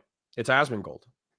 Thorson says, after Connor is done streaming, those that want to, we can join in Connor's Discord server and start working together to figure out how to solve the double standards that create the hyperpolarization. Yeah, dude, hang out in the Discord. Have good conversations with community members. I've seen it's been pretty active recently. I'll post the link momentarily. But I want to, let's deal with this first. Let's rewind a minute. Let's let Asmongold lay out a position, and then let's contend with his position. I don't want to ignore him. with. I mean, we just don't. You kind of responded to that. I've seen a lot is the reason why Republican messaging resonates with men is because men want bad things, right? So like men want to have sex and like own women, right? Like they want to dominate everybody, and Republicans say you get to do that, and then Democrats can't say that. So we just lost men. It's over. Do you want to know the real reason why I watched this video? Is because I actually thought that he was creating a joke and he was being facetious, but I think he's being genuine about this. Because I thought to myself watching that clip, there's no way this person can genuinely be this delusional and this retarded. But no, I think this is actually what he is. It's not the way it seems like it is to me. Yeah, I mean, maybe I don't get his sense of humor, but it sure seems like he's being serious to me. Like, what are you talking about? Like, a lot of times it will be men that are liberals who will like agree with that shit. I'm like, dude, what are you like? What is going on? Like, there's a lot of men that don't think that way, obviously, and it's just such a negative view to take on like half of the human race. Well, I also think it's just so abundantly clear that the people who say these things don't actually spend time talking to young men. You know this because we know each other in real life, but I spend a lot of time on college campuses, and I spend a lot of time with young men. I love young men. I love frat guys. Again, until you can stop tone policing guys making the same jokes about sorority girls, you will keep losing because that double standard is disgusting and annoying. I have no problem with her saying that, and I think it's totally all right, but I think it should be okay both ways. Okay, but we're not going to walk back what was previously said. I was trying to give him more time. So I thought he was being sarcastic when we were watching the original clip, but I think that he's actually being genuine. But then it's obvious that he's being sarcastic and he just ignores it and moves on. I think that's weird. Okay, anyways. And then he just goes back to tone policing and double standards, which I'm fine with. Let me go ahead and pull the Discord for you guys. Just because, again, we've had people be active in the Discord more aggressively. And so I need to turn off streamer mode. I need to grab the invite link. And I'll admit, I'm not as active on the Discord as I want to be. But bear in mind, I'm working like 3 or 4 projects at once. So I'm not, that's kind of the problem, is I'm not able to be in there. But I've seen, I think Sagrim, I've seen Grassroots, I've seen a healthy chunk of other people be active in the Discord. So here's a link to it if you want to join up. And then just jump into voice chat, jump into text chat. Chill chat seems to be popping a healthy chunk of the time. And so if you want to hang out with other community members, then boom, there's an easy way to do it. All right. Let's give them, they haven't given me much meat in the past 20 seconds, so I'm going to give them more time before I pause and rant. There's nothing wrong with her saying that. I realize, like, even the ones that identify as conservative it's the dishonesty that's the problem. They're almost always pro-gay marriage. You'd be surprised at the number of them who support Black Lives Matter. And so I feel like people just kind of lump them into this box when the truth is, again, a lot of them are with us on the issues. They're just not part of our coalition because they feel like they're not welcomed in it. Because they're not talked to, they're right? not. And they're not welcome. That's true. Like there's a lot of times the reason why it's like being like masculine characteristics or seem like they're frowned upon, and they're kind of welcomed and championed by the Republican. Diane says something interesting, though. There's something in how men and women are non-verbally given their roles. When we tell men as boys not to have feelings and not show up, it is an interaction.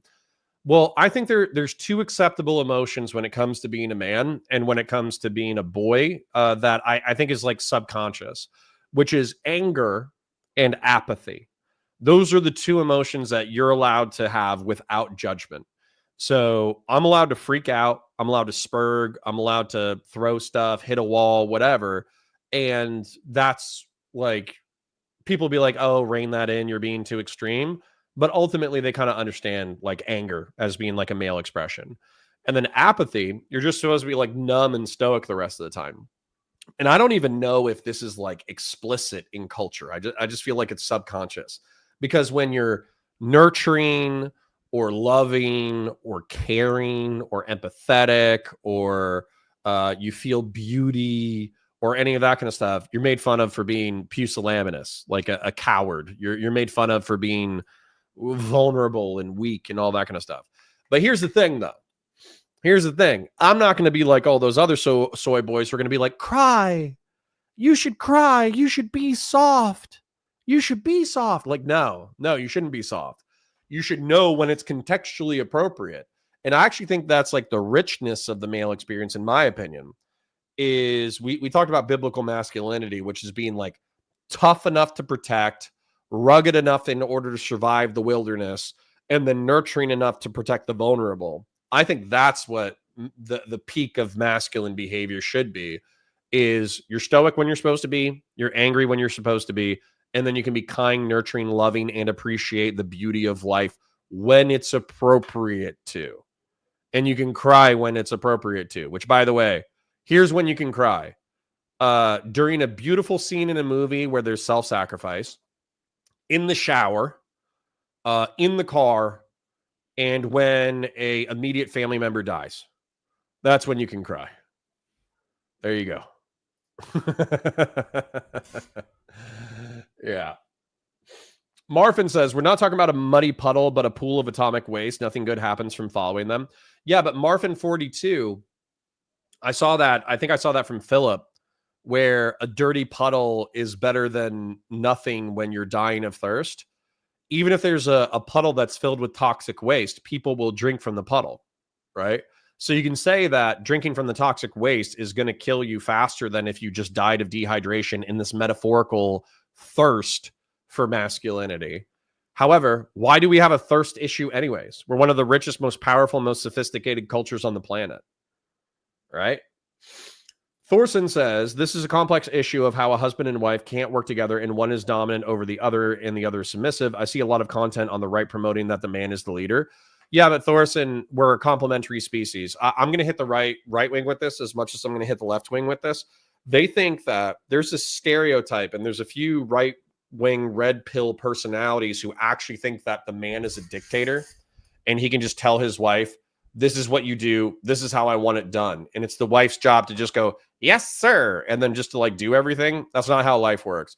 Life is a negotiation. And it's also negotiation towards fairness. If you want a dictatorship and you want a slave, then you're probably born in the wrong century. Not going to lie. Can they just hire Henry Cavill in order to say this stuff instead of these two? I mean, that would work better for sure. All right. Anyways, chat is popping off, so I don't have time to engage with every comment. So we're going to continue. Party, and like masculine characteristics are not characteristics that are intrinsically bad, right? Like, and I think that some definitely. Democrats have presented it that way. Now, obviously not most Democrats, but it's like this perception that a lot of guys have had. In terms of issues, like it's because that's the case. Using foul language, being crass, roughhousing, being physical, at least a little bit, right? Obviously, there's a line to everything. Let's see here. Being direct, like getting loud, arguing, etc., being disagreeable. These are things that men are more generally able to do. And what I've noticed is that, like, think about how, for example, oh no, I'm trying to engage with chat while also trying to move through the content, which is tough. It's a balancing act. Wowman 542 has a brilliant and horrible idea. Guys, hear me out. Imagine the DNC invites the unsubscribed podcast gang to talk masculinity. That'd be a real ballsy move, not the combos like. Yeah, and then I would bully unsubscribe if they declined. Let me show you these guys, because they're all like, we're not like super political, man. We just love America. I'm not even sure if that's true, but that's the vibes, right? So this is unsubscribe. I forget who the guy in the middle is, but he's a popular social media figure. This is Brandon Herrera. This is Fat Electrician. This is Donut Operator. And they are masculine men. They're on a podcast, so they're probably not as masculine as other dudes. But if you were actually looking at bros who wanted to hang out, Fat Electrician is like an internet historian who talks about military shit. Donut Operator is a guy who breaks down police shootings. Brandon Herrera is a gun guy. And then I forget who this dude is, but you know, no offense to that guy. He looks like a beautiful, healthy man. And I wish him the best.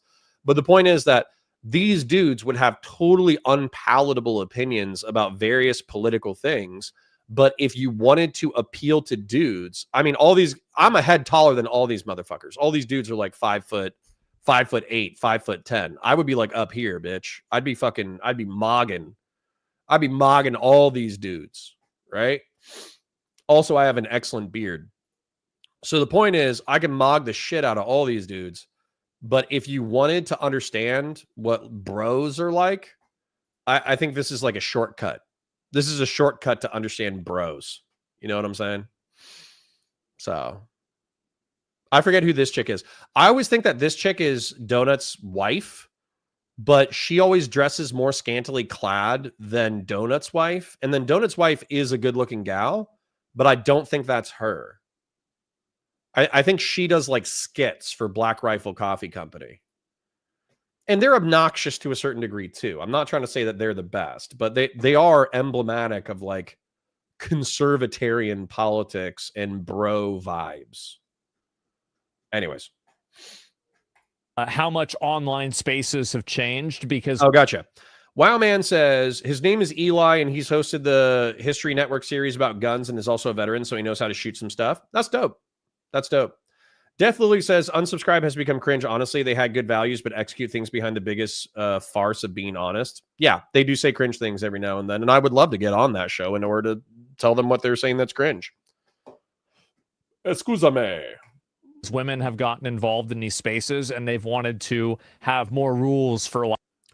Sorry, chat keeps asking interesting questions. AF says, is Brandon Herrera still a part of the Boogaloo crowd?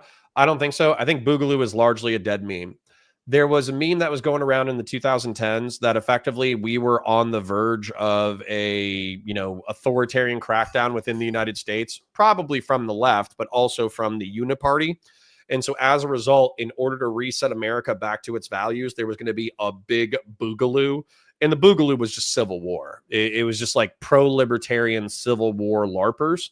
And so that was actually like a big subculture, and I'll admit I participated in some Boogaloo memes because I thought it was funny, and wearing a Hawaiian shirt to a gunfight is funny, right? But what ended up happening is it just got played out, and there were like Fed infiltrators where there were actually federal people who like baited some libertarian people in order to actually say that they were going to do terrorism, and then as a result they got arrested. And so it became like, one, a dead meme because it had lasted for so long. And then two, it became a liability to say that like, yes, I'm a libertarian revolutionary waiting for the social clash so I can murder my neighbors. Just kind of became an unpalatable meme. Deus Halcyon says Brandon Herrera ran as a Republican in Texas. Yeah, and he lost by like 1% to an incumbent.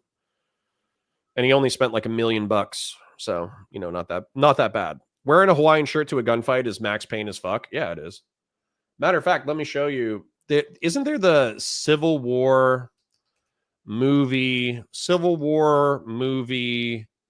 Wounded scene? There's this scene where they capture a guy who gets shot, and I swear to God, he's actually wearing a Hawaiian shirt during the gunfight. It's kind of crazy.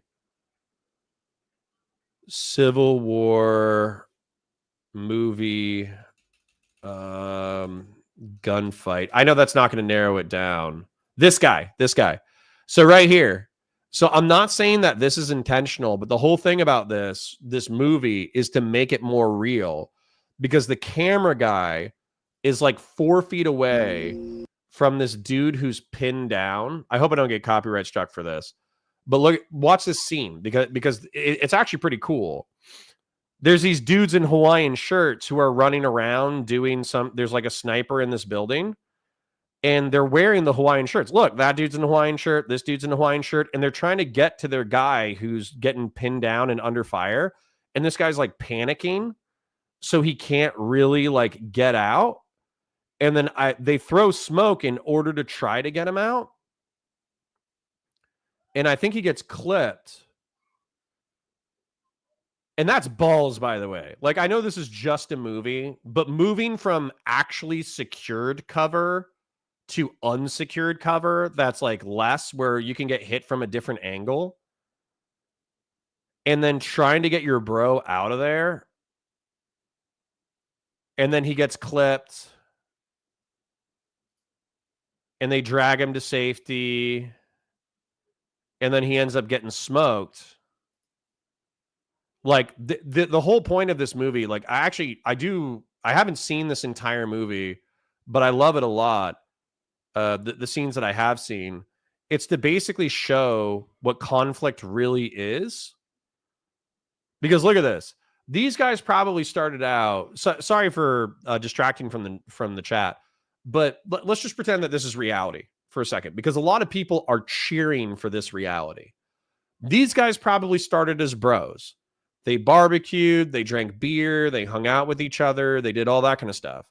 And then they would go do like tactical drills on the weekends, which, by the way, I think is totally based. Like I think that's awesome.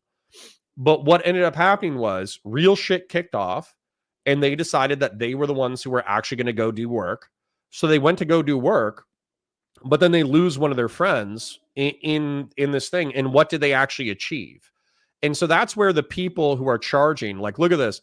This bright red spray is indicating arterial spray, and you are not going to solve arterial spray with a pressure bandage. You're just not. This dude's dead. He just doesn't know it yet. And he's shot in the guts too. So if his intestines are ruptured, then he has like poop infecting the wound, and he's going to die of sepsis if not, arterial spray, like exsanguination. So it went from memes to death really quick. And so the whole point of that I'm trying to bring up is, like, if you see people who are cheering this on and they think it's going to be fun in games, guess what? It's fun to go into the woods. It's fun to practice marksmanship. It's fun to practice combat skills. It's fun to do all that kind of stuff. But when the shit actually hits the fan, you're going to lose friends. You're going to lose family members. You're going to lose everything. You could be the person who gets smoked. And so, like, cheering that on, like it's going to be fun, like it's just going to be a weekend, it's going to be just like playing Call of Duty, you're full of fucking shit. Sorry for cussing so much, but that's one of the things that actually pisses me off, is people who think that you're going to slap on a Hawaiian shirt, you're going to shoot a bunch of cops, you're going to go home and drink beer. That's not what's going to happen. It's going to be infinitely worse than that. K Soko says, dang, I'm a huge Expanse fan, but James himself will tell you he has no role model. Interesting. I don't know where Expanse came from, but I do love Expanse. Corey Peltzman says, a lot of people want stuff to go down because they think they will be able to finally afford a house. Right. Move to Detroit. You'll be able to afford a house just fine there, and you won't have to kill all your friends. Oh, you're talking about James Holden? Yeah, I love James Holden. James Holden is a good character. I like Amos better, but I like James Holden. Anyways, let's continue. Like voice chat and stuff like this. Guys want to have male spaces where they can be abrasive, they can be crass, they don't want to live in a sanitized world where they can't make a race joke. And I know you might say, well, is that really all it's about? It's about making racial jokes. Well, no, but it's a big part of it. It's a big part of it. And the reason why, and it goes back to, this is something that I think is a primordial thing, and I could be wrong about this. Sorry, more important things coming out of chat. Expanse is excellent. James Holden is a great dad role model, and he's the dad of their little clique. I agree. Amos is not a good role model, but I actually like how, what is it? Like Amos is like the id, and James Holden is like the super ego. And so the super ego has to check the id. And so they actually work really well as a team, because Amos is just like somebody who wants sex and prostitution and alcohol and killing. And then James Holden is actually like a human being who's trying to live out his morals as best he can. But this is just my take on it, is that I think a lot of guys, the reason why they do that and they banter with each other is a primal desire and a primal, not even desire, but a like kind of an inclination to test other men around them to see how these men will react to friction situations in order to test them as if they're worthy to like interact with or like to trust on like a battle or like in a fight, right? On instinct, right? Like it's like kind of like a test. Yeah, it's socially evolutionary. Yeah, I think so. And that's why I think guys banter with each other a lot and they say this stuff. It's a bro test. Yeah, exactly. And like, but I don't think women understand that in the same way. And I'm going to cheat. Okay. I'm going to cheat. Asmongold has another 20 minutes of commentary, and whatever 4690, I'm going to prematurely apologize to you. But I had a feeling that, one, Asmon wasn't necessarily going to contend with what's actually being said on screen, which has happened multiple times. And then two, he was gonna yap, and I'm a yapper. So when you have two yappers yapping, it extends the content. So what we're gonna do is we're actually gonna fast forward Micah by 5 or 10 minutes. Dems are wrong about men, messaging to men. So I'm going to fast forward a few minutes into their segment, and I'm just going to react to their segment. We're going to cheat. So sorry. It's a protest. It's a bro test. He said it's a bro test. It's basically bros figuring out whether or not you're cool to make messed up jokes in front of. Right. And I was like we don't message in a way that resonates to men. Like something that you kind of responded to that I've seen a lot is, well, the reason why Republican messaging resonates with men is because men want bad things, right? So like men want to have sex and like own women, right? Like they want to dominate everybody. And Republicans say, you get to do that. And then Democrats can't say that. So we just lost men. It's over, right? Like, what are you talking about? Like a lot of times it will be men that are liberals who will like agree with that shit. I'm like, dude, what are you like? What is going on? Like there's a lot of men that don't think that way, obviously. And it's just such a negative view to take on like half of the human race. Well, I also think it's just so abundantly clear that the people who say these things don't actually spend time talking to young men. You know this because we know each other in real life, but I spend a lot of time on college campuses, and I spend a lot of time with young men. I love young men. I love frat guys, and in that I realized like even the ones that identify as conservative are almost always pro-choice. They're almost always pro-gay marriage. You'd be surprised at the number of them who support Black Lives Matter. And so I feel like people just kind of lump them into this box when the truth is, again, a lot of them are with us on the issues. They're just not part of our coalition because they feel like they're not welcomed in it. Real quick. If the Democratic Party is serious about recruiting young men, we're not with you on guns and we're not with you on immigration. So you might have seen me being more pro-immigration on Twitter recently, but I'm not like for an open border. The border should still be secured, and we should vet the people who come to this country, and we should give work visas to the people who are here who are not like who are illegal immigrants. However, the illegal immigrants who are given a work visa should be vetted criminally. Their social media should be checked. And if they're a part of some like terrorist organization or a guerrilla organization or a cartel, or if they're criminals or whatever, they should be charged with the crimes that they've actually taken part in that are provable, or they should be deported. Now, the 40-year-old construction worker with no tickets, no crimes, no nothing, and he's been working his dick off for 20 years, then that guy should get a work visa. You know what I'm saying?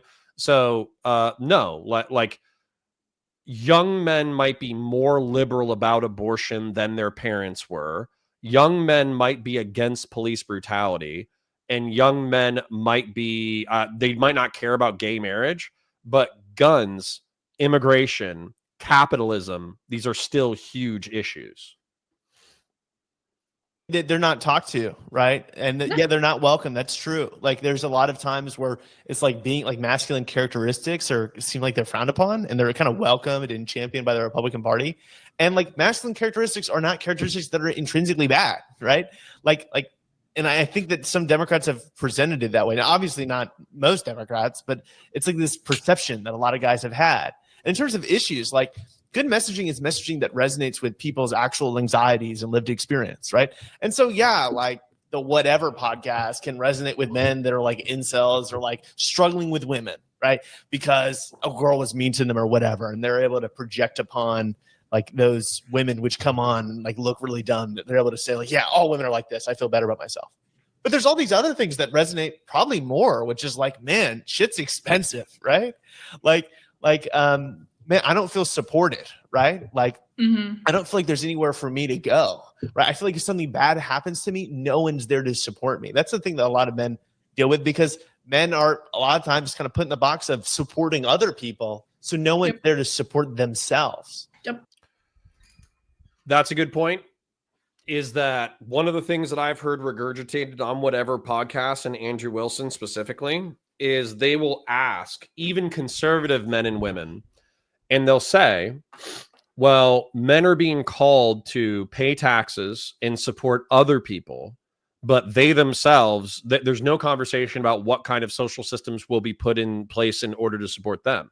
I think in reference to the military, this changes a little bit, because once you serve, not only do you have like a tribal group of bros that you served with, but also, even though VA healthcare largely sucks, you still can potentially get VA healthcare if you're disabled. You can get partial disability. You can get the GI Bill. You can get this, that, the other. And so the military is oftentimes like a fraternal support network. There's also like the VFW and all that kind of stuff, but that's not available to all men. That's only available to veterans. And so as a result, you have like a subset of the population that has a fraternal order that actually helps each other out. But everybody else is like the normal working class dudes who aren't military veterans. They're kind of screwed and they don't have a lot of life rafts. Yeah. And it's like, those are things that... No, send Patty. Women don't pay taxes. Chad, is this true? I might be onto something. No, that's not what they're saying. What they're saying is that women are being promoted in STEM. Women are being promoted to get degrees. Women are being promoted when it comes to DEI. And that comes to like a lot of Democrat left-wing progressive initiatives, right? Whereas if you say men are being left behind, then everybody just kind of stares at you until you shut up. You could be a Mason. Yeah, Mason's a fraternal order, but I love talking about politics and religion, so I could never be a Mason. We can absolutely talk to. Actually, we could probably speak to better than the Republican Party. Yeah, I think speaking to that is also understanding the mentality that they're coming from too. So another example is when you look at the polling of what are the issues that are the most important to young men, one of the top issues consistently is immigration. If you actually talk to a young guy about how he feels about immigration, am I allowed to cuss on this? Yeah, of course. Yeah, they don't give a shit. They don't give a shit about immigration. It's this idea of scarcity and competition of, if you're a young man in America, you are expected to go to college or go to a trade school, get a certification, get a degree. Then you're expected to get a high-paying job. And then once you get your high-paying job, you're expected to find your wife and to buy a house and to have kids and to do all of these things. And if you don't do that, then you're a failure because you are... Hold on. She's saying something base, but you're saying something base too. Grassroots says, one thing I tried unsuccessfully to start was a men's workshop that had a lathe, a mill, a forge, a garage, just a place for men to work together. Dude, Grassroots, you've already been too kind to the channel. So let's just grow what we have and then get the revenue where it needs to be so we can do this in perpetuity. So I'm not saying that's on you. That's on me. But once the channel is cooking and the other channels are cooking so we have a decent revenue, I would love, obviously, to do a dog rescue. I've mentioned that a few times. But I would love to get a warehouse and then basically do like a membership model where you spend like $20 a month. And then you have access to like exactly what you said, a lathe, a mill, a forge, all that kind of stuff, and probably 3D printers as well. Like, dude, I would love to do, I don't know if we would call it like the forge or if we would call it like the men's workshop or something like that. But effectively having rental shop equipment available to young people who want to build stuff, I think that would be sick. Absolutely sick. And you probably could build a hobby community around it 100%. So I understand that you already tried it and there was probably like business challenges and cost challenges that you weren't able to overcome. But as like a long-term goal, oh my God, there's this, sorry for ranting, but he triggered something in me. There's a commercial district 1.5 miles away from my house, and it's in the nice part of town. And the commercial district has like breweries and CrossFit gyms and like a dog groomer thing and like all this kind of crap that's and like construction companies that have occupied all the commercial buildings. If I could find 2 or 3 of those buildings right next to each other and then rent them and then do a dog rescue, a studio, and a forge, like a men's workshop, I would lose my fucking mind. I think that would be so dope. And then we could be friends with the CrossFit people and then use their workout equipment. Base, and I'm about to make a quick 10 grand build. Sick. General Balsack says, VA restrictions have changed. As long as you are not dishonorably discharged, VA home loans are good to go. That's dope. Afro Jew 89 says, shouldn't federalism allow a difference in how to deal with immigrants on a state level basis? Well, I'm going to let them dig into immigration before I dig into it. Shaved Dog Butt says, 74 people watching, only 51 likes on the stream. Step it up, people. Listen, that's a decent ratio. But yes, please like the stream. It's free and it helps us out. Silver Jacket Man says, Connor, why can't I give you mad money through chats? Makes me sad. Do it tomorrow. We'll be live on Counterpoints. Conservative Liberalism says, call it a He-Man Women Haters Club. Sacred Snow says, God, I would love to learn more craftsman skills. My favorite classes I ever took were shop, CAD, etc. Didn't do welding. I didn't smoke. I would kill to afford some wood shop machines. Hell yeah. Shaved Dog Butt says, would it not be better to containerize it so you can move the workshop to different places? Maybe. We should talk about it. Grassroots says it was a zoning thing. Interesting. All right. Anyways, chat's still popping off. Let's go. You are the man and you are the provider. And if you can't provide, then you're not actually a man.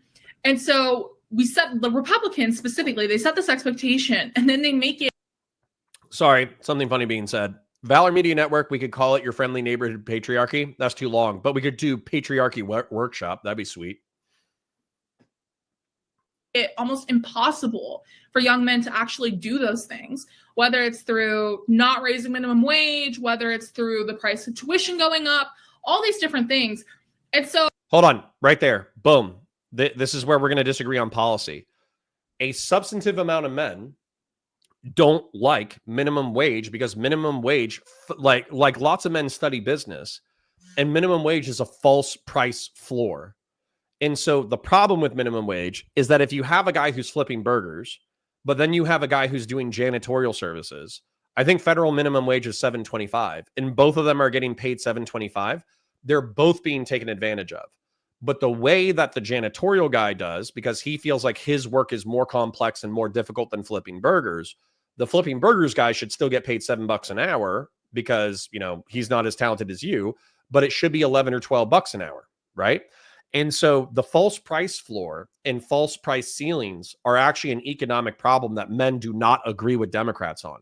Democrats say, well, let's raise the false price floor. Whereas what men say is, make it easier for me to negotiate for the wages and benefits that I get as an employee, which oftentimes comes back to unions and labor, which is a left-wing thing, but the left wing has forgotten how to do it.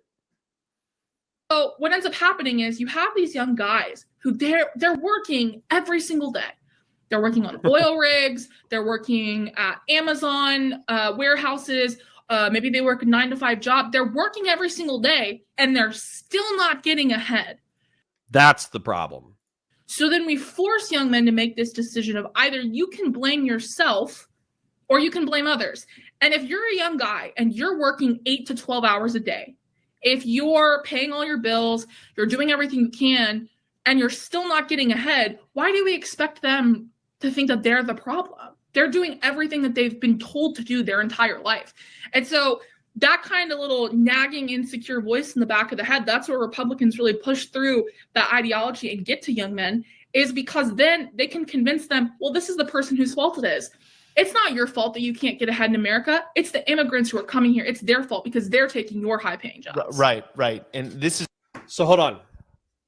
This is a coupled issue. Okay. The immigrants, when we're talking about Central and South America, we're talking about low-skill labor that is subsidizing the construction and agricultural industries, which is just true, but it's economically beneficial. And so the working class people are getting screwed over. But then also when we're talking about the upper class and we're talking about the H-1B visas and we're talking about people being brought in for tech, then even Elon Musk and Vivek Ramaswamy said that Americans are too lazy. They just want to work their 40 or 50 hours and then they want to go home. Whereas an Indian immigrant wants to work 60, 70 hours because they're so desperate and thankful to have the job in the United States making good money. And so the economic class is looking for effectively like slaves who are going to sell their entire lives in order to work for the corporation. Whereas what Americans are looking for is a fair deal. And so if you recategorized, if you repropagandize this complaint, this economic complaint, and you said fair wages for fair work or good wages for good work, I think that's infinitely more appealing than raise the minimum wage. And I don't even know what their solution is to immigration, because as far as I can tell, Democrats are largely pro low skill immigration, and they're also pro high skill immigration. So actually, I have no idea how they would deal with the immigration complaint. I wonder if they're going to have any kind of policy proposal. Just hits on something that's so true. It's not that people are intrinsically prejudiced against immigrants. I mean, certainly some people are, but most people are not. The critical mass of Americans that say they care about immigration are not. It's that Republicans have made immigration an economic issue. They've made it an everything issue. I mean, they point to immigrants and they say, these are the people that are taking away your livelihood, the safety of your family, et cetera, et cetera, et cetera. And like, that's a lie. It's a vicious lie, but it's a lie that you can perhaps understand people believing if they have no other explanations offered to them. Not just that, but it's statistically untrue, but it's anecdotally true. So what I mean by that is that statistically, most immigrants are here to work their jobs, take their money, maybe send it home, and go home. That's what most immigrants are doing. But you will have a case like Laken Riley. I don't know the specifics of the case, but I hear Laken Riley all the time.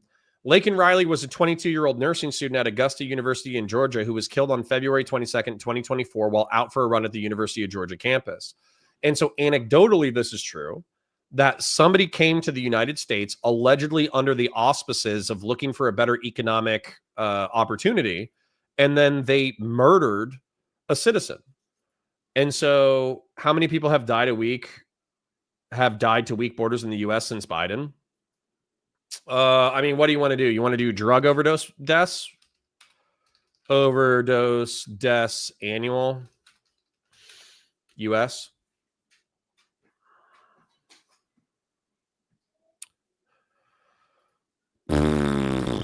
110,000 looks like per year. 80,000 in 2023.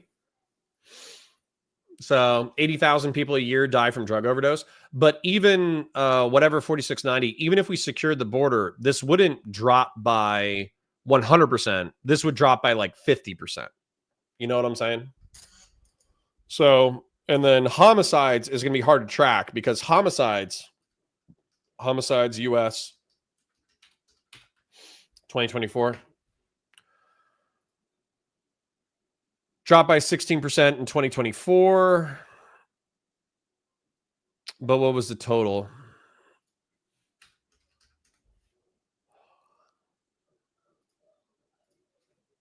Give me the number, bro.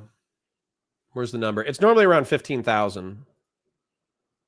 Could be higher just because our population keeps increasing. Let me see if I can find it real quick. Sorry if we're pausing, but they keep saying it's 6% higher, it's 6% lower. How about you give me the number? Give me the number. How is total homicides US 2024? How is that not coming up with a raw number?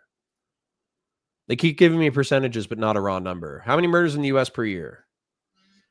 21,000. Yeah, so it's still around 20,000. You know, it's not great. It's not bad, but like 20,000 is not, I don't know, man. It's not, out of a country of 330 million, I actually think that's pretty impressive. Silver Jacket Man says, I don't know. I'm kind of a classic Republican when it comes to drugs. Immigrants didn't force you to take fent. You made a choice and there are consequences. Well, I'm with you there. But I also think that we should reduce the amount of fent. We should improve the economic circumstances so people aren't dying of deaths of despair. We should limit the drug trafficking as maximally as possible so fentanyl isn't readily available on every single street corner. We should punish all the drug dealers who are dealing hard drugs that kill people every single year. And we should aggressively prosecute the rapists and murderers who do commit crimes in our country. So whatever 4690, what I'm trying to say, which I'll repeat, is that Laken Riley and all of the people that Republicans and conservatives talk about are real victims of unfettered immigration. However, the solutions that you're proposing are not going to eliminate these things from happening, number one. And number two, they're still quite statistically rare. Moving on. And I think it's there's something else about this that's really insightful. It's men are looking for an explanation about why things kind of suck in their lives, right? And so if you look at a lot of the content that men like watch, well, some of it's, this right-wing content. A lot of it's like self-help stuff, right? Like who's the most into self-help? It's men. And what does the self-help say? It's your mind. It's your thought process. That's the reason why things suck, right? And some of the people are even always eager to blame someone else. They're just eager to have an explanation, a solution to the suffering they're facing in their lives. I had a really in-depth Almost like Jordan Peterson was actually based. conversation a few weeks ago with some other content creators where I was talking about the messaging that the Democratic Party uses so often. And we talk about the, diversity, equity, inclusion, DEI.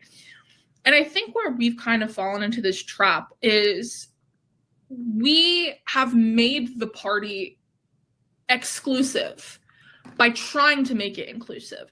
And what I mean by that is every room we walk into, the messaging that we're using is different. Every single one of them.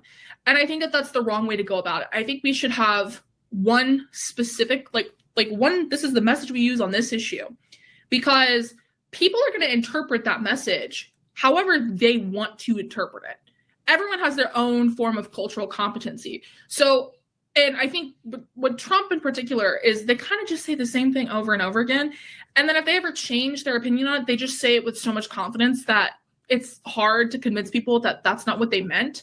So for us, I think we should just be saying the same thing about the same issue over and over and over again, and let the voters decide what it means through their own cultural lens instead of telling them specifically what we mean every single time. Right. The issue with pandering is it looks like you're pandering. You don't seem genuine whenever you're saying something different in two different rooms with different demographics in them. Even if you are being genuine, but sometimes it's just not, right? Like the Kamala Harris's agenda for black men. I don't think that really went anywhere because it just seems so kind of contrived. It seems so like. Well, and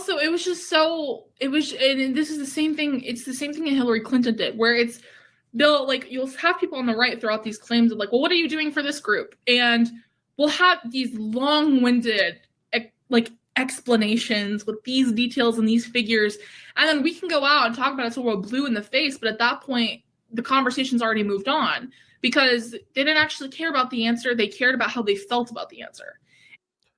Yes, and not just that, I want to bring this up as well. This happened in the meeting that we had in DC, where we were talking about like, well, hey, there's this like sub crisis for the Democratic Party going on right now, where they lost like 10 men by like 10 points. So what happened there? And what ended up happening even in the meeting where we were talking about how the Democratic Party lost men, we had to talk about minorities first. We had to talk about how black people have it worse and Hispanic people have it worse and Asian people have it worse and women have it worse before we even just started talking about men as a micro issue. And I think that Kyla might have actually been the person that pointed this out. If not, it was somebody similarly temperamented in the room. But they basically said, like, this is part of the problem because we're trying to have a conversation. Men have issues. Men have the issues that I would identify for men is that they're working their asses off and they cannot see a way to get forward. They're still $1 short and a day behind, even when they're working their asses off. They feel like there are no life rafts for them. And as a result, there shouldn't be life rafts for anybody else, because the only way that the blacks and the women and the gays and the minorities are getting further than them is because they have all these like social propped up, social policies that help all these minorities get further in life faster. Whereas the working class, white male, North European schlub doesn't have anybody guarding their interests within society. And so what's funny and ironic about that entire conversation is that men feel fucked over by the current society. But even within Democratic political circles, you can't talk about their problems individually. You have to contextualize it within the problems of everybody else. And you have to admit that everybody else's problems are worst first. So, yeah, that was kind of like a crazy moment where I think it was Kyla who pointed it out first. But I noticed that too, where I was like, this is part of the problem. Afro says, it was Kyla. She talked about it on stream a while ago. Yeah, I thought it was Kyla. Kingslayer says, it's because men are at the bottom of the progressive stack. Yes. And that progressive stack has been so imbued for the past decade that it's almost subconscious. K Soko says, I don't know how welfare helps you become more successful. I mean, it helps, but surely isn't skyrocketing people above others. Yeah, K Soko, but there's a reason why they have demographic surveys when it comes to employment. And the reason why is like, by the way, it probably still sucks worse to be a black woman than it does to be a white man when you're looking for employment.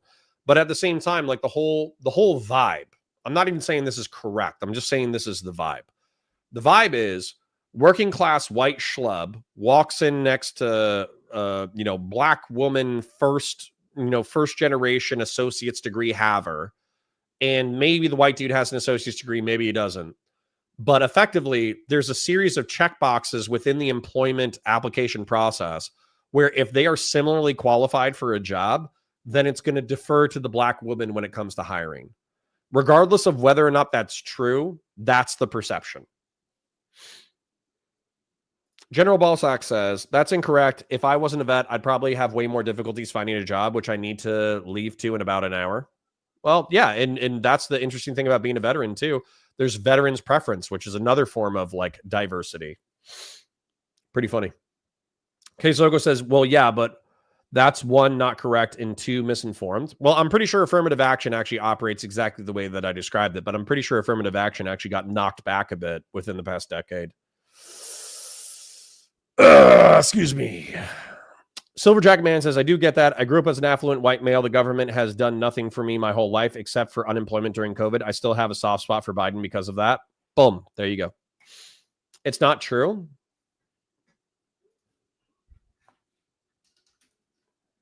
How does affirmative action work? Don't tell me it's not true, and then I have to Google it, bro. Affirmative action policies aim to increase opportunities for underrepresented groups in education, employment, addressing past and present discrimination. It involves proactive measures like targeted recruitment, training programs, and sometimes setting goals or quotas for minority representation.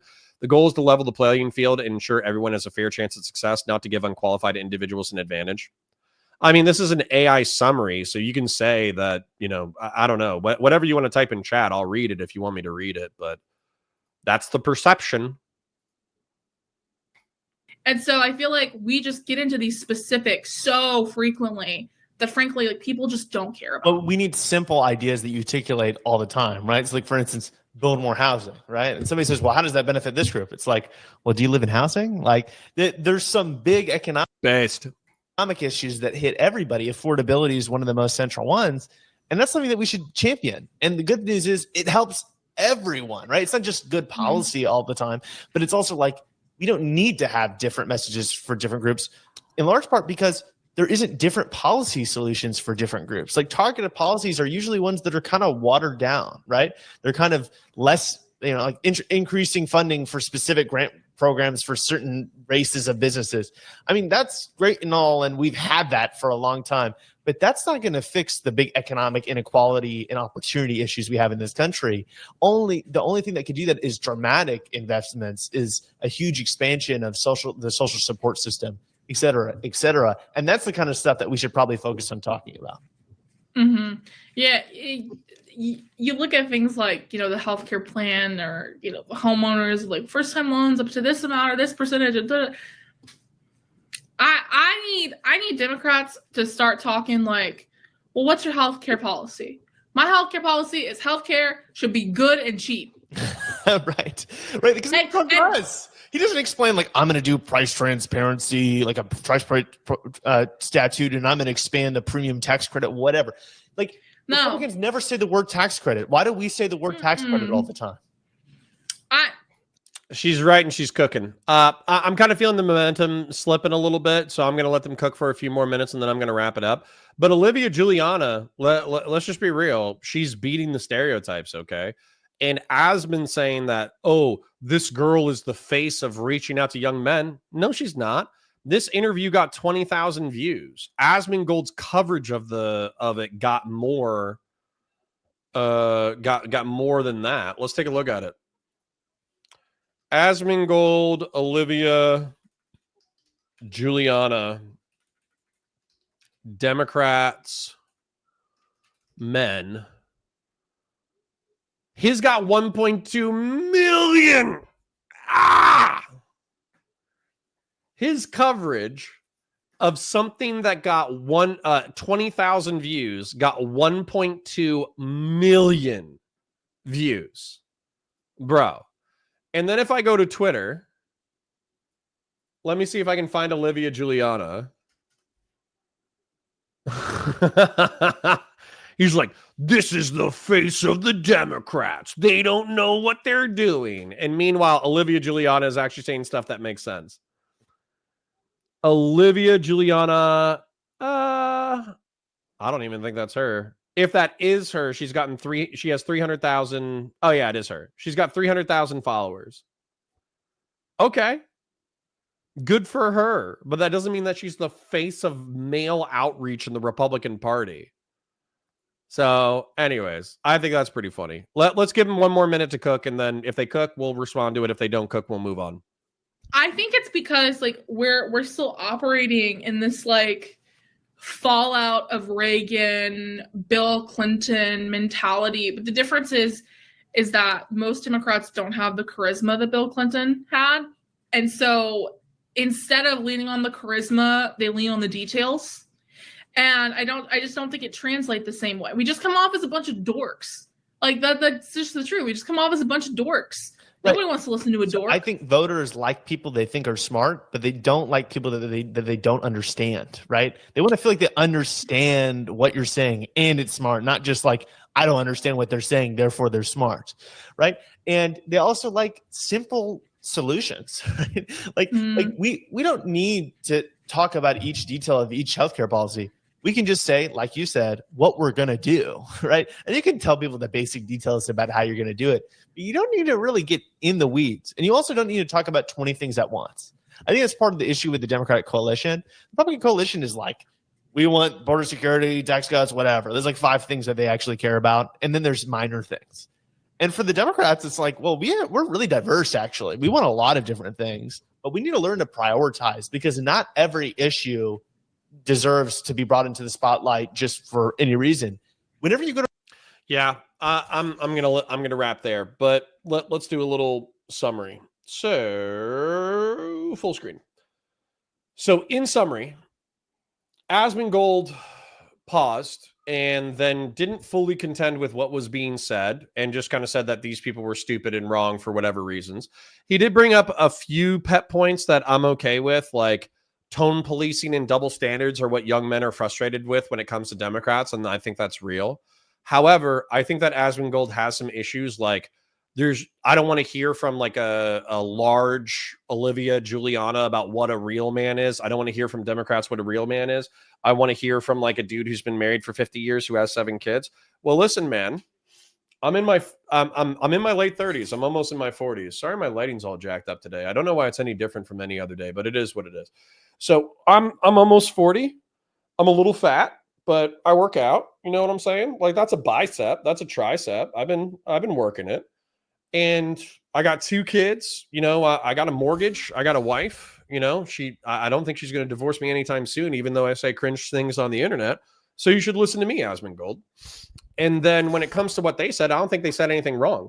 They said that the Democratic Party has stereotypes about men that are hostile to men, and that's off-putting to men, that not all men fit within these stereotypes, and therefore you need to stop being off-putting to men. If you want to win men back, then you need to talk about economic anxiety. There were some disputes there that I think that you could fight out on a policy basis. And then finally, they were saying that, what was the other thing?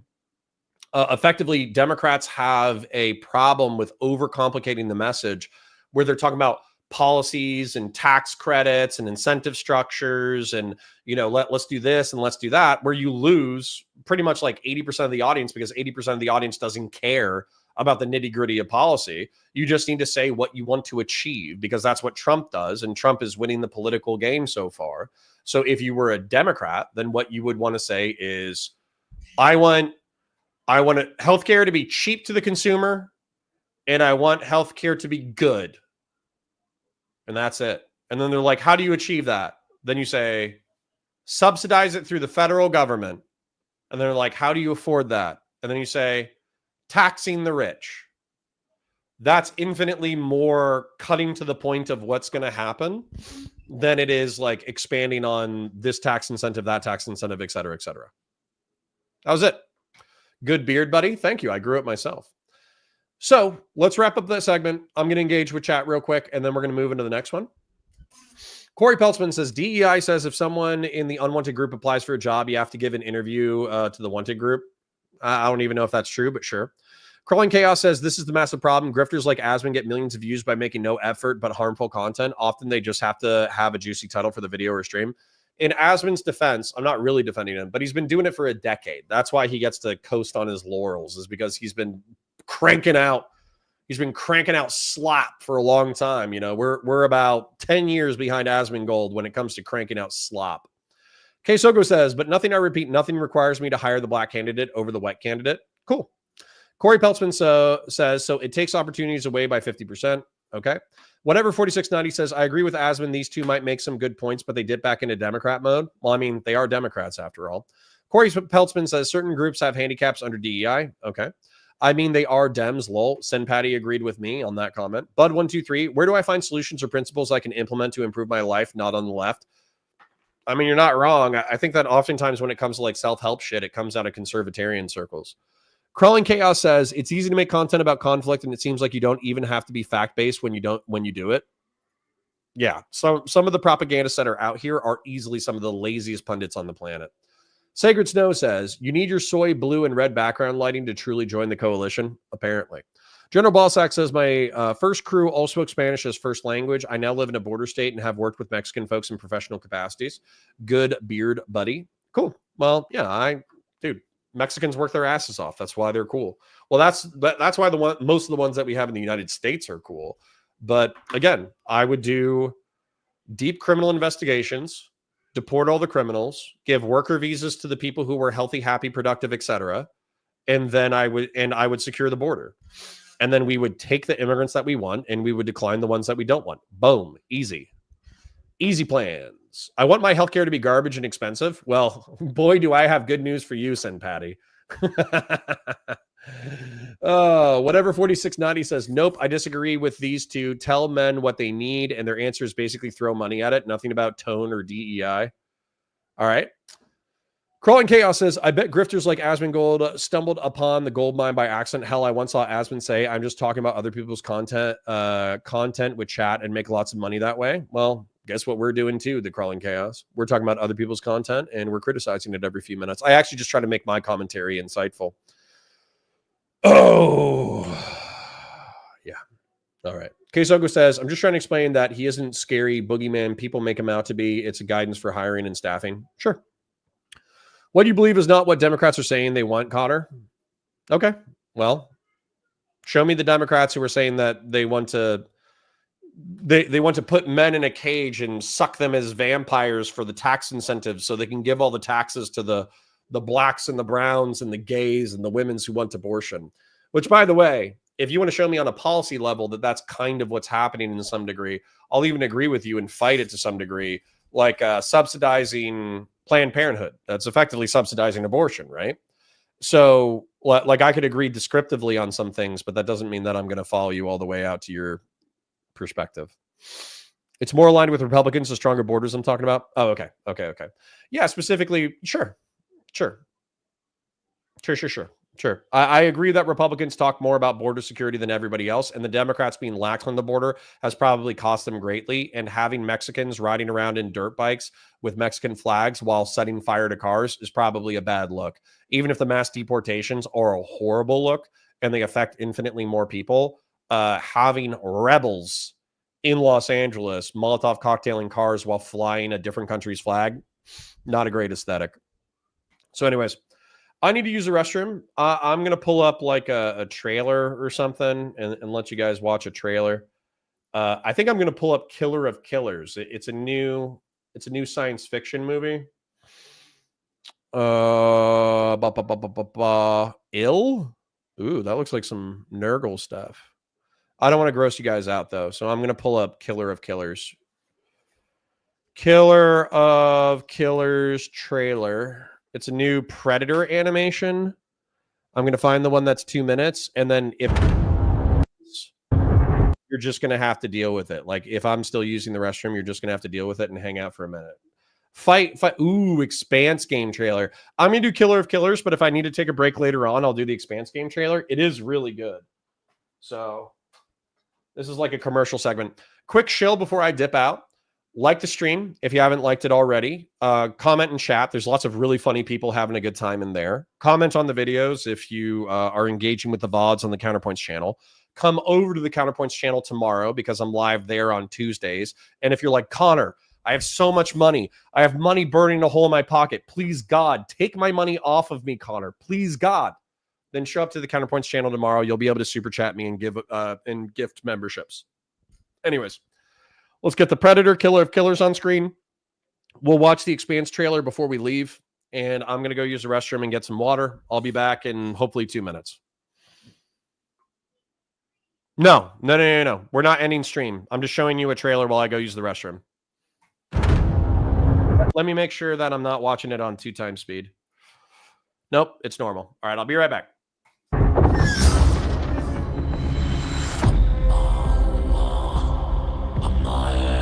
My son, tell me why we fight. Because our enemy still lives. You all have traveled far and miss the warmth of home. But tonight, think of only one thing. Killing the monster.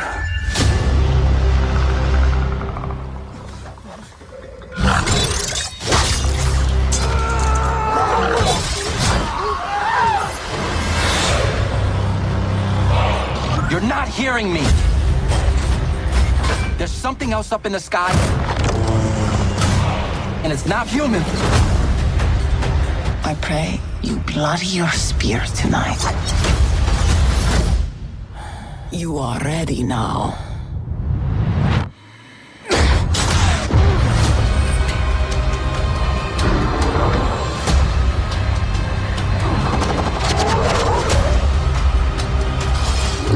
There's only one way to kill it. We must fight together. Here we go.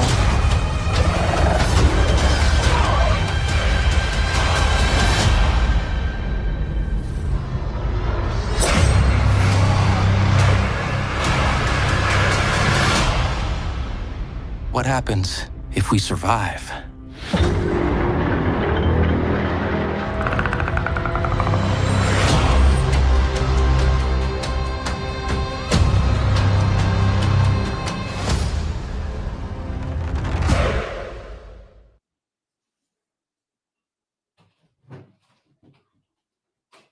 I'm back.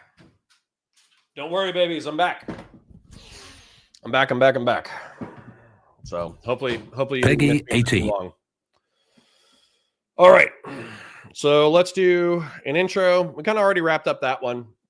And then what we'll be doing for the remainder of the show is we'll be doing Soy Pill on Tim Pool debating John Doyle. And I think John Doyle is so cringe, bro. I think he's so cringe. Let's watch a John Doyle intro before I even do the intro to my own stuff. Ow. No!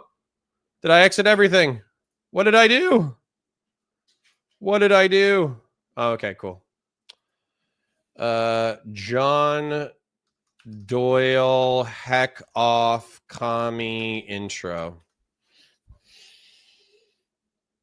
Heck off, commie. So watch this. And by the way, I actually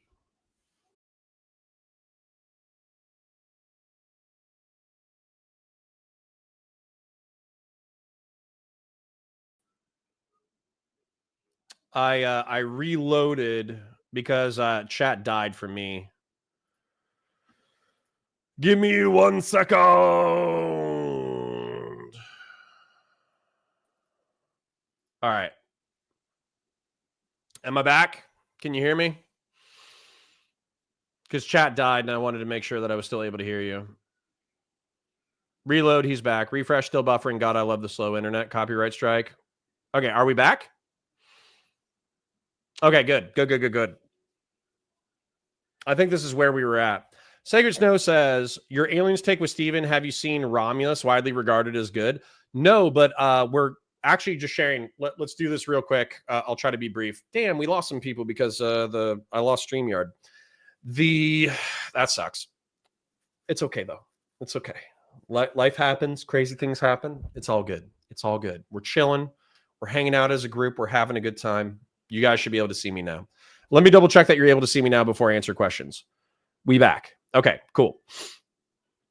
So, Alien Take with Steven, have you seen Romulus, widely regarded as good? So I had a guy who approached me recently and he said, hey, I love your Counterpoints 40K channel. He was actually totally unaware of the politics channel. And he said, if I give you capital, what are you going to do in order to expand the business? And I said, I'm going to do Counterpoints 40K. I'm going to expand that into Counterpoint Star Wars and Counterpoint Sci-Fi.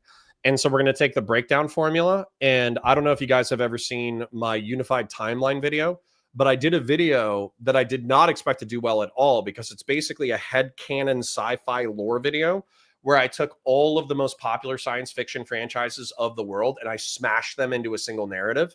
And it got like 65,000 views. And it was literally like a random throwaway video. I expected it to maybe get 10,000 views if I pushed it over the finish line. So having that positive of a response and lots of really passionate comments was awesome. So what we're going to do is he's going to subsidize the editor and we're going to stand up the other two channels and we're going to try to pump out the content similar to the way that we've done with Counterpoints 40K. And then boom, hopefully we'll have 3 sci-fi channels that are making money and then we're good to go. Oh, and we just recovered like most of our people. That's awesome. That's awesome. Thank you for coming back. And looks like lots of people talking about me crashing. So we'll just get back into the content.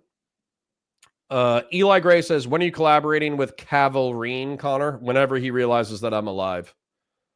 So I love Henry Cavill. I'll try not to make it like super gay or awkward. All right. Anyways, let's continue. We were going over what is the core theme yesterday, and it's that masculinity is incompatible with liberalism was one of the arguments, or that liberalism rejects masculinity. I guess that's your argument. Do you want to kick off what you mean by this? Yeah, I mean, that's absolutely true, whether you look at it from like a fundamental perspective where the idea behind liberalism is more or less derivative of this like blank slate. John Locke, father of liberalism, that we are all these blank slates, and if there is to be a masculine or feminine identity, that is simply because of what's popularly, I guess, argued to be like a social construct or something, but it's not something that's really rooted in nature. There is no natural way for men and women to behave, and insofar as we see those throughout society or history, it's because men typically have oppressed women for whichever reason.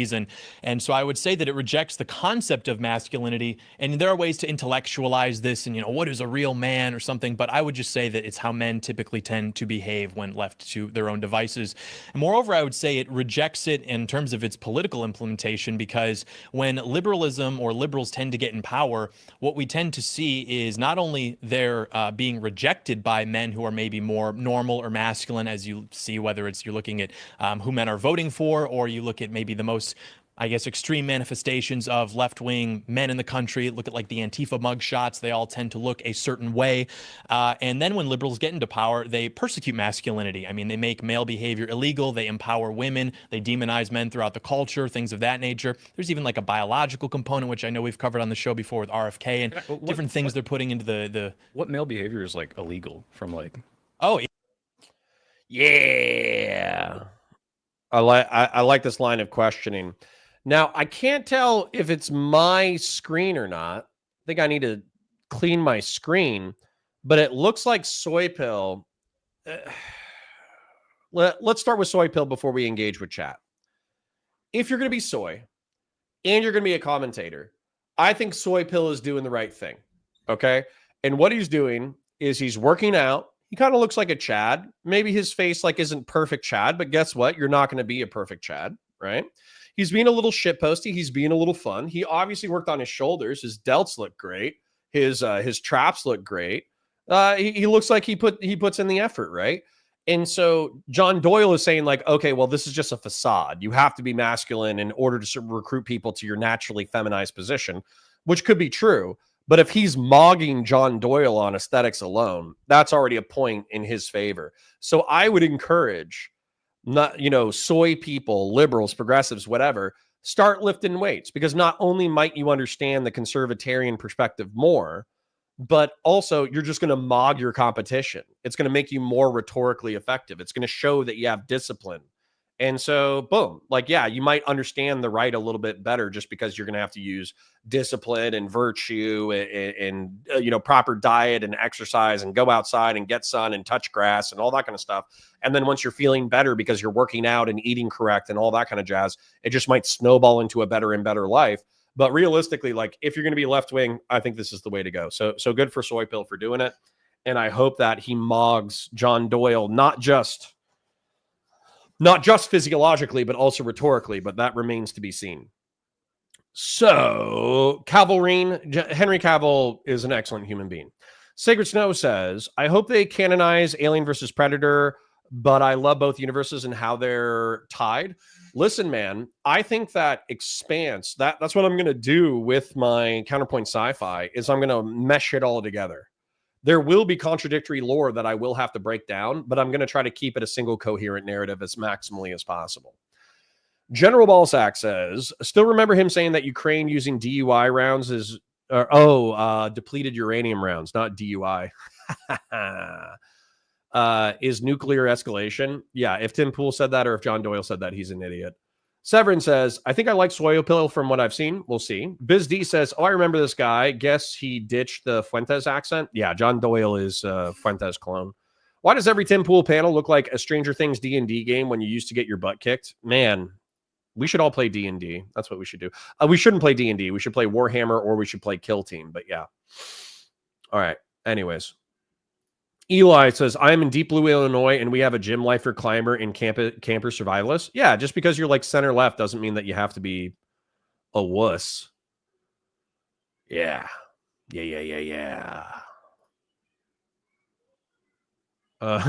Sacred Snow says, what? Did Hegseth 180 on Ukraine? He's sending them DUI rounds now? Based. All right, anyways, back to the content. Yeah, I mean, absolutely. Well, first of all, patriarchy, fatherhood, courting, all things like that. I mean, illegal though? Yes. Yeah. In many cases, like typical male behavior, which would be used to take control of your household, to meet a woman, things like that are culturally enforced to either be, denigrated or demonized, or in some cases, like, yeah, you can have, police harass you if you make, or maybe coworkers harass you or HR harass you for making an inappropriate comment at the office or something like that. Well, so, okay, but that's not illegal. That's... I would say to the illegal component, there is not that on the books it says being a man is illegal. Like, obviously beating your wife is illegal, and it should be. However, there are circumstances where, because of this system, the balances of it, men who don't beat their wives, who actually get beaten by their wives, will still have the police called on them, and they are more likely to get arrested. Yeah, but that's not making masculinity illegal. That's a concept of these, perceived gender roles. Women are perceived as weaker, and frankly, mostly are. So if that does happen, it's just a matter of like, hey, women are this weak. Big guy, huh? I said women are weak. Yeah, well, I mean, just in general, they're on a spectrum. Like, no, I mean, people like get to mad at the left for like rejecting the reality of like, most women are weaker than most men, which is true. But like, that does come back and hurt men too sometimes when it's like, oh yeah, like how could this woman be beating this man? Like, how could that possibly happen? All right, I'm going to have a more soy take than the Soy Pill here, okay?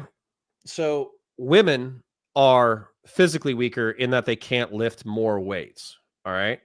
However, men have the option on whether or not they want to join military service and whether or not they want to have kids, all right?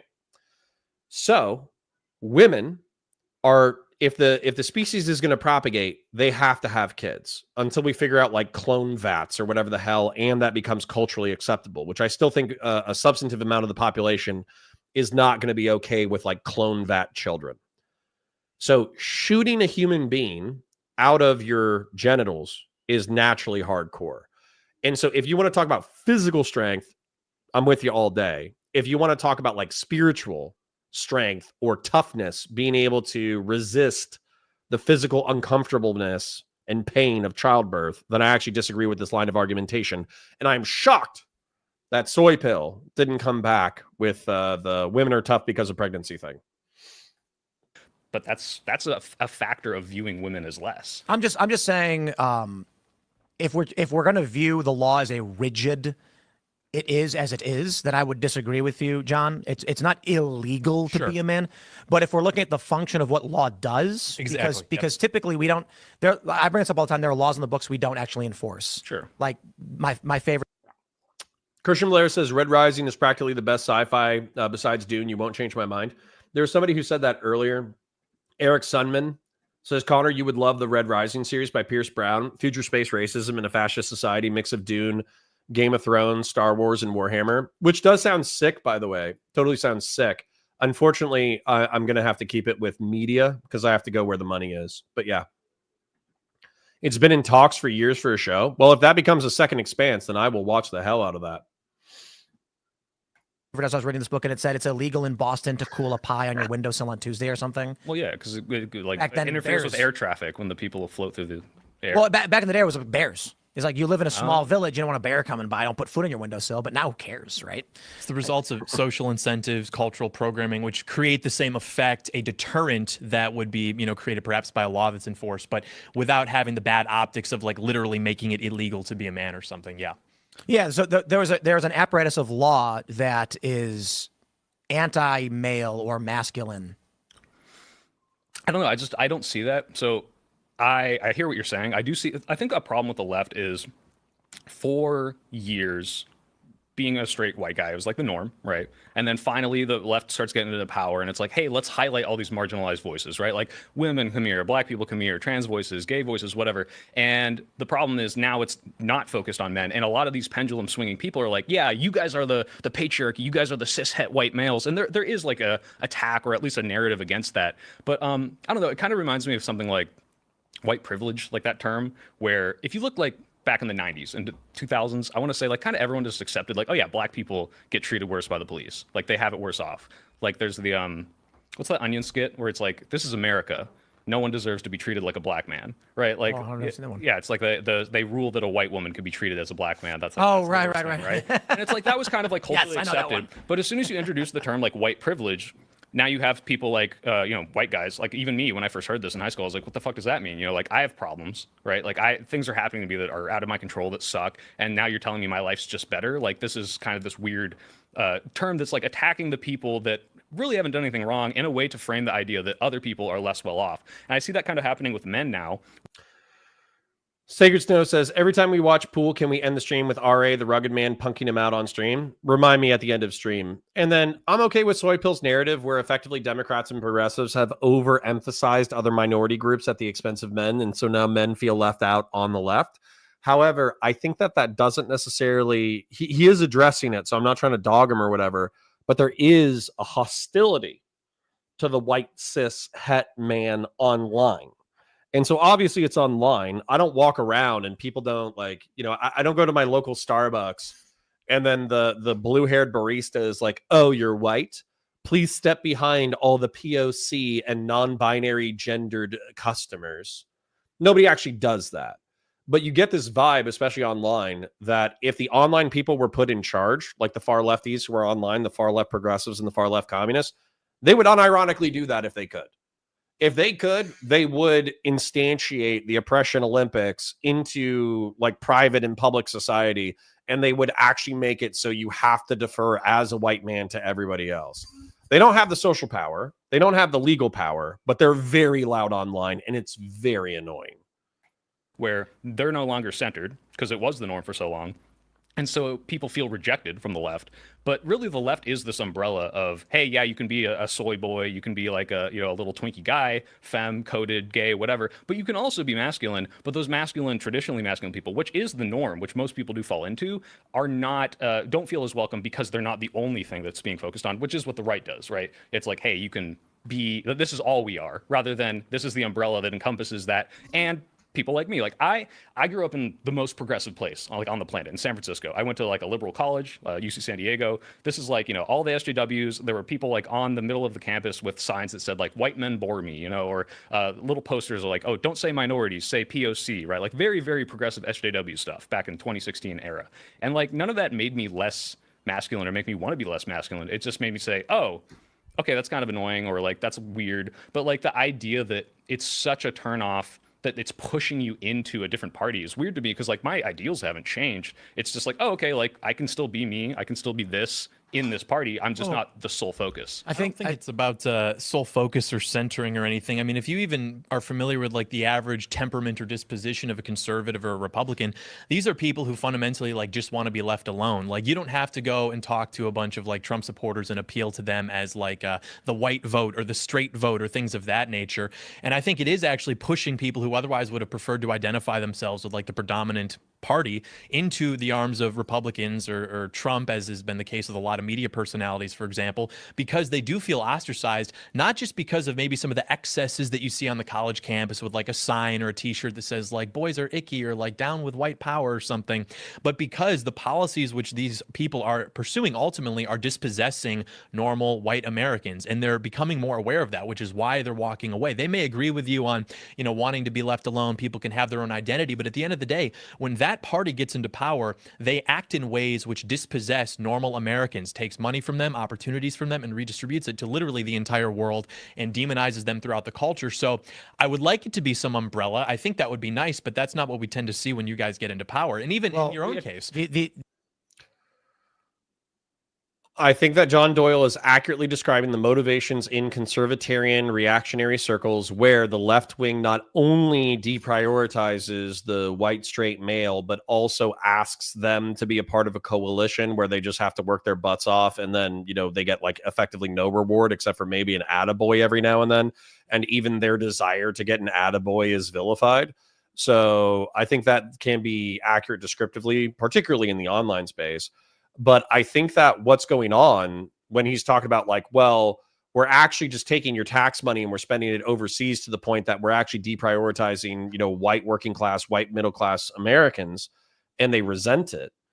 That can be true, but I think that it's a poor articulation of why spending money overseas can reap a economic and military benefit to the United States of America that in turn benefits working class and middle class Americans. And the fact that they haven't articulated that at all, the fact that I have to argue with my dad is a good man, fundamentally good man. And yet when I brought up the fact that like PEPFAR is a $6.5 billion a year program that is credited with saving 25 million people worldwide, and I say that the Trump admin has cut that program, and that it's projected that like 50 to 75,000 people have already died or will die as a result of the cuts that we've already done. And that if it remains defunct through the next 5 years, then it's projected that up to 3 million people could die. His reaction isn't like, oh, wow, that's kind of messed up. Like, we should go ahead and find, like, you know, that's obvious that soft power in Africa could probably help us out economically. We're only saving $18 per taxpayer. So, you know, maybe that doesn't make sense to cut that program. We should find cuts other places. His immediate reaction was, fuck them. You know, he didn't say this, but he kind of said it. He was like, fuck them. I don't give a shit. We got our own people to take care of. That was his reaction. And this is like Christian, pays his taxes, cares about his family, works his ass off, you know, pretty philosophically complex person. But when I brought that up, he was like, yeah, fuck them. They're not our problem. It's the world's problem. The world can figure it out. It's like, gosh darn. That is a crazy reaction to finding out that 3 million people are going to die. But whatever, is what it is. And that's where I think that soy pill is going to have to ally himself with neocons and neolibs in order to spread a America good message if the left wants to be, you know, viable. The issue is that even as you're describing it, people view politics. The Burke Bros. Hell yeah. Wow, man, you are full of good ideas. So Grill Hottest is the community name, but I think the people who identify with Edmund Burke in particular and his take on Burkean conservatism, 100% Burke Bros. Burke Bros. Absolutely, man. You know what rhymes with Burke Bros? Mojitos. Can you explain what conservatarian means? Sure, Severin. So actually, it's pretty much what we just talked about, where you want to be left alone, but you still think a government should exist. I would say that that's what a conservatarian is, because libertarianism online, excuse me, means anarcho-capitalism. It sucks that that's what it means, but that's what it means. And so libertarianism is a poison term. And then conservative has like 10,000 different meanings to 10,000 different people, where traditionalists who want to become Christian theocrats, they view themselves as conservatives. Fiscal conservatives who want to slash the budget, they view themselves as conservatives. Neoconservatives, of which I identify philosophically, are people who like liberal republicanism and they want to promote it through soft and hard power. That's a conservative philosophy as well. And then Edmund Burke is somebody who came up with a philosophy that's supposed to stabilize the function of society as it works through progress and freedom. And so that's conservatism as well. So what I would say is conservative itself is kind of like a mixed term that means like half a dozen things depending on who you're talking to. So when it comes to conservatarians, I would actually say Tim Pool's a good example of that. He appeals to freedom and government limits and all this kind of stuff, but then every now and then he just has like a straight up authoritarian fascist take. And I'm not saying fascist is a derogatory term. I'm just saying that it would line up with a fascist leader perfectly. It's not derogatory. When I use fascist, I don't use it as a derogatory term. I'm using it descriptively. So anyways, I don't know if I made that worse or better, but I hope that what I said was in English. And people of all generations as a single group. So when you say things like, you know, it's the right, they're, you know, white masculine men. Severin says, what sect is your church? It's like, I don't even know if it's Anglican. I'd have to look it up. It's one of the Protestant groups that is so lackadaisical that they're borderline heretical. They have like a female priest. They pray for trans people and gay people during the service. They have a whole bunch of social programs like like a garden. Like imagine like a hippie non-denominational church that happens to have nice rich people who show up to it.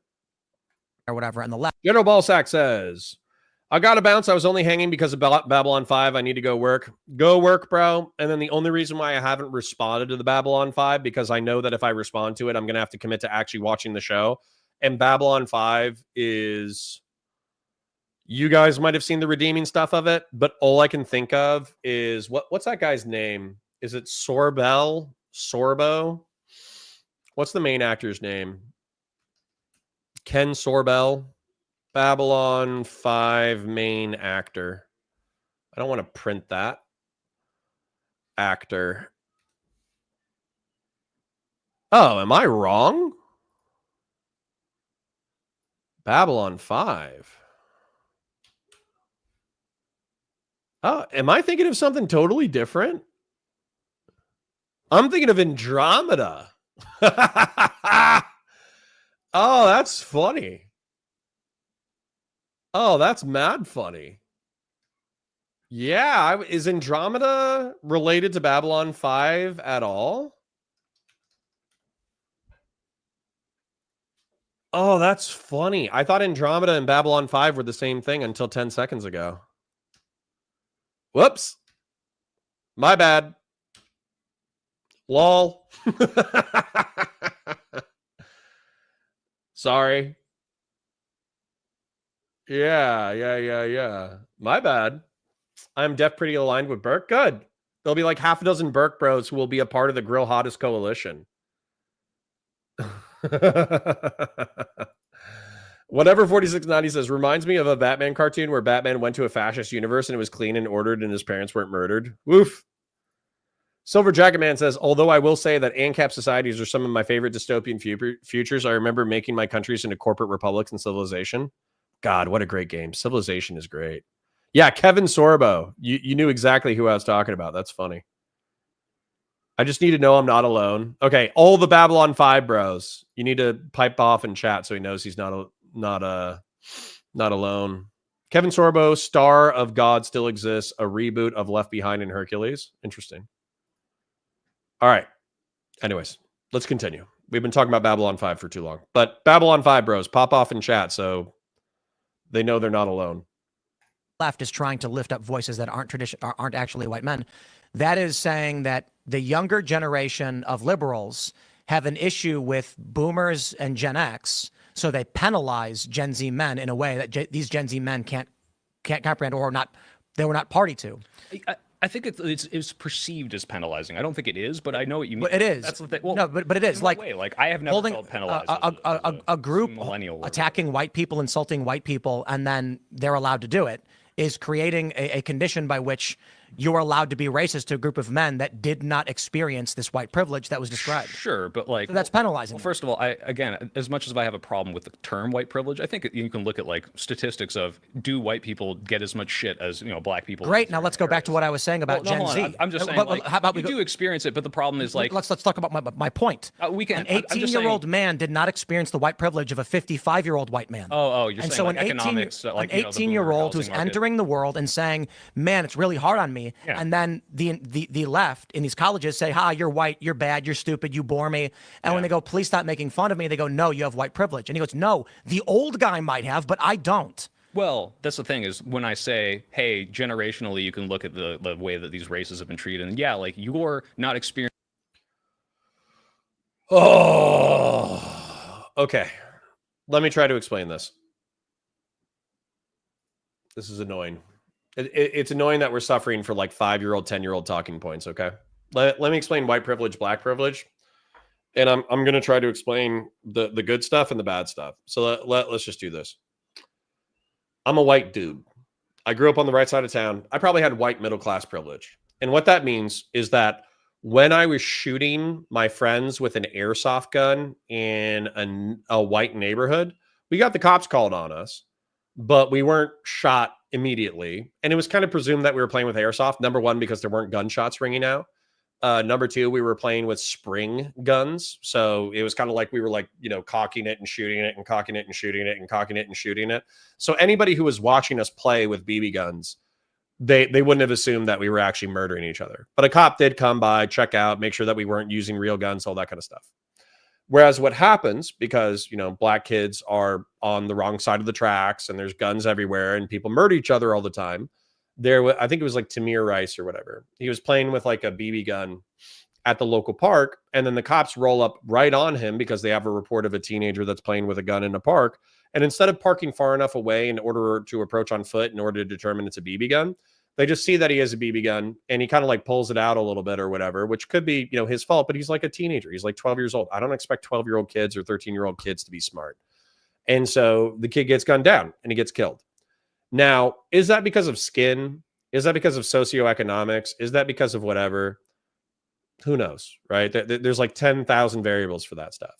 But the truth is that even as a cop, if I see a white kid wearing a backpack and a polo t-shirt and khaki shorts and, nice, like loafer shoes, I'm not expecting to get into a gunfight. I'll be ready for a gunfight, but I'm not expecting to get into a gunfight. Whereas if I see a black kid with twists and 2 or 3 pairs of gym shorts and, what would you call it? Tank top, wife beater, whatever. And then he smells like weed and all that kind of bullshit. And he's on the wrong side of the neighborhood. I could expect to get into a fist fight now, or maybe a shooting. And so like, is that just me dealing with reality? Yeah. Is it a little bit prejudicial? Yeah. And so that's what we're talking about with like white privilege, black privilege. So take it how you will. I prefer like multivariant analyses rather than single analyses, but whatever. I'm a fucking nerd. So we know that there's some prejudice against black folk. You can say that some of that prejudice is justified, but still. Severn says, and I'm not saying prejudice like being bigoted. I'm saying prejudice like you prejudge. You assume that someone is a certain way because you've had experiences with similar people in the past, right? Connor, do you play Total War? No, but I should. Connor, would you like John Crichton and Dargo? No idea. I'll find out. Privilege chat is stupid. It's making pretty girl feel sad and making the fat girl feel happy. Okay. Women are supported by social policies that Democrats advocate for, and men are told to pick themselves up from their bootstraps. Yes. AF says, why do we listen to anything Tim Pool has to say? Because he's culturally relevant. Brandon Zero says, Connor, did you grow up in a sundown town? No, but funnily enough, the black neighborhood that's closest to me is on a literal opposite side of the train tracks. It's kind of funny. It's like white people, hold on. It's east-west, right? It's black neighborhood on one side, train tracks, cemetery and golf course. Then it's the richest part of the white neighborhood, and then it gets progressively less rich as you move further east. So it's actually really funny, like how obvious the racial segregation is, because it's actually demarcated by train tracks. And the commercial district is between the nice commercial district is between the white neighborhood and the black neighborhood. So there's even more separation between the white neighborhoods. Yeah, but are you pretty fly for a white guy? I am. Eli says, being Hebrew cost me white status and I never got any privileges. Lol. True. White privilege has saved countless lives from the police. Yes. Cop blasted him less than 5 seconds of getting out of the car. Yep. Oh, nice cop stories with counterpoints. Yeah, we could do more later on. Brandon Zero says, chat, let's translate for you. If Connor would have met me 10 years ago, he would have George Floyded me. Jesus. No, I was a very nice cop. I don't lean on people's necks. I care about positional asphyxia. I wouldn't have George Floyded you. I might have arrested you, but I wouldn't have sat on your neck for 10 minutes. Jesus Christ. Eli says, we were taken in for hanging in a parking garage skateboarding and then accused of tagging and weirdly enough, a lot of white privilege can evaporate if you're working class and if you ride skateboards. Cops are super hostile to skateboarders. Sabian Green said, hasn't a large part of the black community played into those stereotypes, though? You'd know better than me, but I've heard that there's a lot of resistance to acting white in some communities. Yeah, Sabian Green, this might be racist of me to say, so I'm going to go ahead and apologize beforehand. But a lot of black kids that I served with, they talked about how they were asked when they said, like, hey, I'm enlisting in the military. I want to get the GI Bill. I want to do this. I want to do that. They were asked by their family members, why are you going to go die in a white man's war? Why are you going to serve in an institution that hates you? Why are you going to, why are you going to go hang out with those honky pieces of shit who don't even fucking like you and then die for their cause? And so they were treated kind of like traitors almost to their own community because they were willing to sacrifice for a country that they believed hated them. And also because they were willing to like work with whites and Hispanics instead of, keeping it within the community, so to speak. So yeah, there was 100% like, that's obviously not all black folk. There's plenty of black folk who don't think that way, but it was a common enough narrative with enlisted black Marines that they were either treated like traitors or treated like Uncle Toms for serving in the military. Silver Jacket Man says, in high school, we had a kid nicknamed lovingly, our only black kid. His dad was Walter Payton, by the way, based. And what is it, like Token from South Park? Yeah. Turns out different ethnicities like to live with their own often. Yeah, but that's like, but can you be friends across ethnicity, whatever, 4690? That's what I would ask, because that's what the American experiment is all about. I got friends who are Mexican. I got friends that are black. I got friends that are Caribbean black. I got friends that are Northern black and Southern black. I got stoner friends. I got working class friends. I got middle class friends. I got upper middle class friends. Like, can you see past the bullshit in order to be an American? And I think a lot of the time you can. K Soko says, Connor, I was such an unruly child. You would have flooded me if we crossed paths. Sick. AF says he's only culturally relevant because people keep giving him airtime and treating him with respect. Well, he got the airtime, bro. K Soko says, I mean, it's a good question to ask someone joining the military, I guess. Eli Gray said, my best friend Ray is a black trucker from Georgia. He's upper middle class and super MAGA. He has gone the total opposite way, and he knows a lot of other people from the black community like that. It's the Owens effect. Yeah, weirdly enough, there's like working class Southern black folk who are successful, and they don't want to be lumped into the working class black folk who use the exterior cultural pressures for why they have not succeeded. And that's actually interesting too. There's a lot of middle class black folk who they don't identify with working class black folk at all, because they had to use a certain level of like tenacity and persistence and entrepreneurialism in order to get where they got. And so they don't want to associate with the negative attitudes of working class black folk who feel oppressed. Sen Patty says, got you, homie. Now let's badger the man into making vlogs about his day. Sick. All right, I wanted to let y'all, kind of explore the race topic, but it doesn't seem like there's a whole lot of people. Yes, but you can find whatever 4690 says. Yes, you can, but you find white communities and black communities for sure. For sure. I mean, like ethno-religious preference is obviously real, but that doesn't mean that has to be a dividing line between co-nationalists. Yeah. Yep. All right, you guys are having fun, but I'm gonna get back to the content. Anyways, love your fellow Americans, even if they're weird and if they eat weird food. Let's continue. Man, no offense, Soy Pill. Like, I'm not talking too much shit. Your physique is on peak. You wearing the beanie as a troll is dope. You intentionally pushing your hair out so people know that you're not bald is dope. And by the way, I love my bald kings. I'm not talking shit about my bald kings. But you really needed to hit this t-shirt with a lint roller. I keep wondering if my screen is dirty, but then when he moves, the little dots move with his t-shirt. So he just needed a lint roller before they started the stream. Experiencing the boomer housing market, right? Like, I am not as well off as my parents. They bought a house for like, $300,000 and that's now worth like $1 bajillion. I would never be able to afford that. I probably never would be able to. I'd just have to wait for them to die. But that's not the same thing as white privilege. BlackRock will get it before that. Huh? BlackRock will get it before that. That's true. That's true. Not even joking. Yeah. No. The idea that like that has something to do with like the way that different races are treated by some sort of system, I think is irrelevant. But the point is, this is what I'm saying is like, you don't feel white privilege. I'm not like, oh boy, what a great day to, well, I am like, what a great day to be white. Cause like, let's be real. It's kind of hard to be all the other races, but you're not feeling this advantage. It's the point is like, if it was framed as something like black detriment. I actually disagree with you about it's so hard to be the other races. Harder? Oh, what, cause you're Korean? Yeah. When I was growing up, I was told that if I put down that I was Mexican, I would get free stuff. Yeah. Brandon Zero says, Connor, don't get confused black skin with FBA, first black American. Most black people who are MAGA aren't FBA. They come from a different culture and see us FBA as inferior or uneducated. Let me just Google that term real quick. I'm not going to be surprised, but even first black American definition. Let's see if there's like a urban dictionary. I don't, you'd have to hit me with the definition again, but even like Ghanan, there's West Africans who immigrate to the United States who feel superior to the domestic black population. That happens. So give me your definition of first black American. But there's also middle-class black folk who even as early as the Civil War became classist against their own people. So I think you would have to differentiate those concepts for me.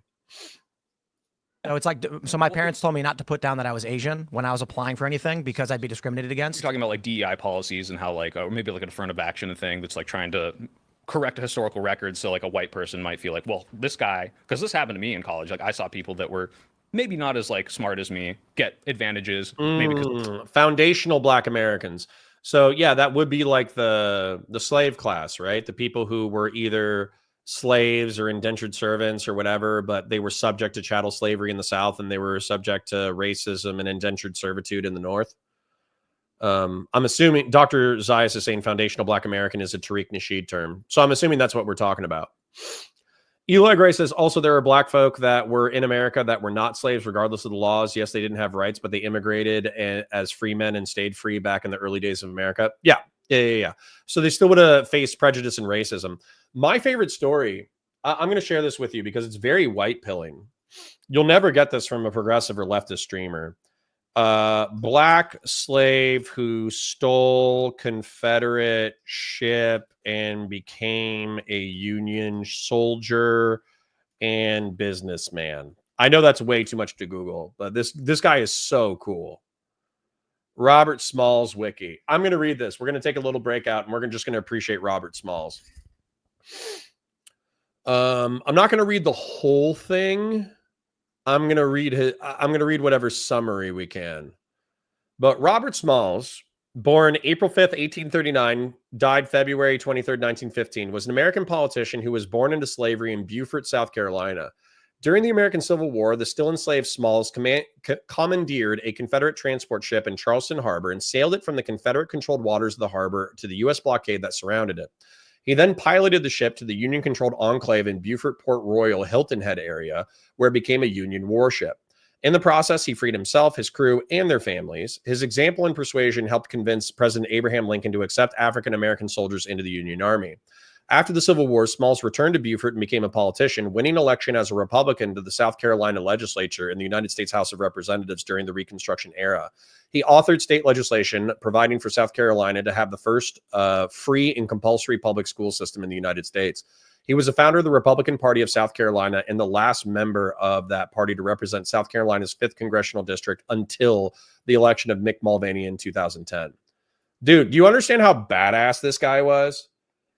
During the Civil War, he stole a Confederate ship on pain of death, joined the Union, fought in the Union, and then became a businessman and a politician afterwards. Do you understand how unimaginably fucking badass this guy is? Like, I want to be a Smalls Republican. You know, he has an unfortunate name, but like Lincoln and Smalls back when the Republican Party was based, like, dude, this is sick.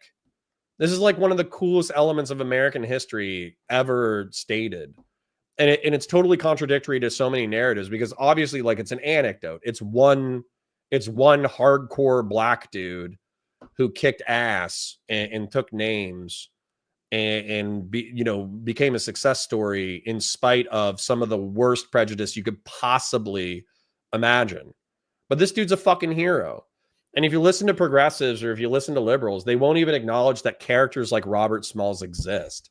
And I think that's like a failure. I think it's a failure to recognize that there were like revolutionaries and mavericks and firebrands who did crazy shit even in the 19th century. So I'm gonna check them in chat before we get cracking again.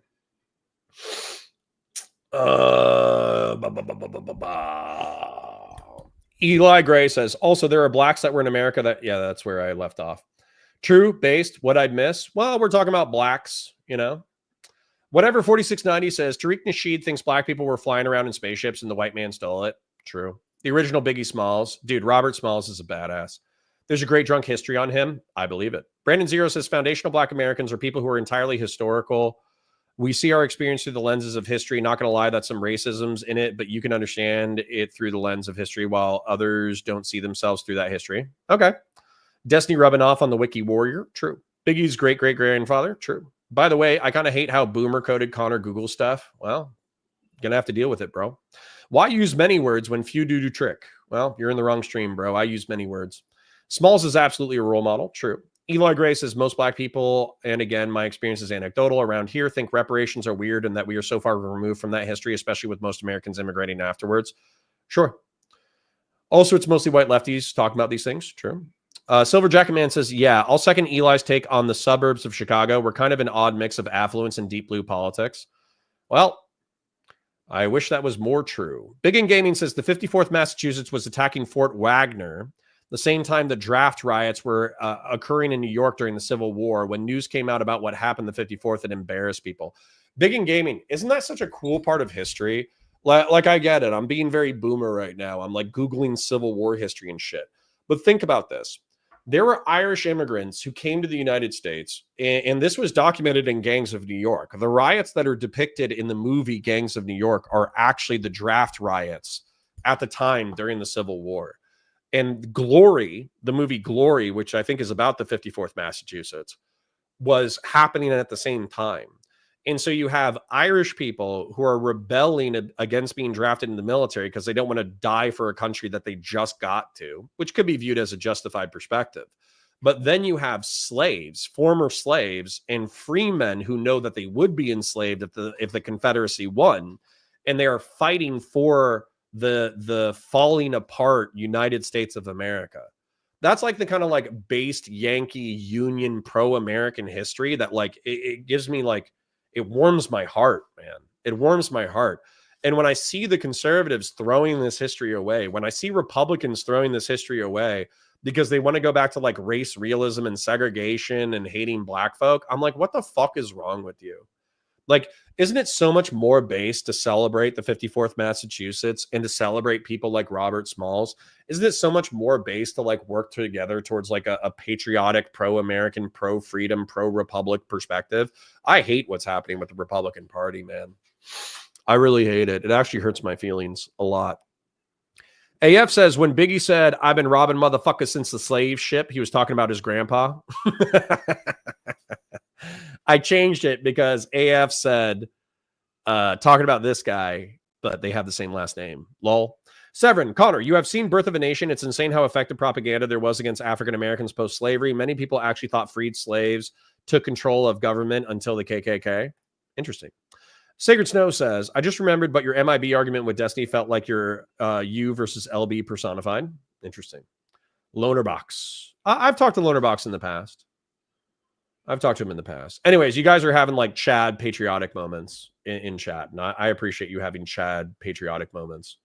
Sacred Snow says, Jones was so many good stories like this. So many epic tales being erased. Yeah. Yeah. Silver Jacket Man says, I still have my great-grandfather's Union Cavalry saber. It's my first go-to for home defense. That is based. Whatever 4690 trolled me somewhere. Let me find it. Bill the Butcher was right. All right. Sorry. Right above that, there was they even emphasized in the movie. I want to read that comment. Severin says they even emphasized in the movie that this is an accurate reconstruction of the court where the scene took place, ogling the woman with the socks off on the table, eating chicken. Jesus Christ. All right. Anyways, I love you guys, but let's get back to the content. Patty says, Connor, I feel for you so hard on the Republican Party. It's not even funny. Dude, it's tragic. It's tragic. There was this whole narrative that I was brought up with that the Republicans were the people who fought against slavery. They were the people who, effectively like fought for civil rights when it wasn't convenient to do so. They were Teddy Roosevelt and the hard chargers of the 1920s.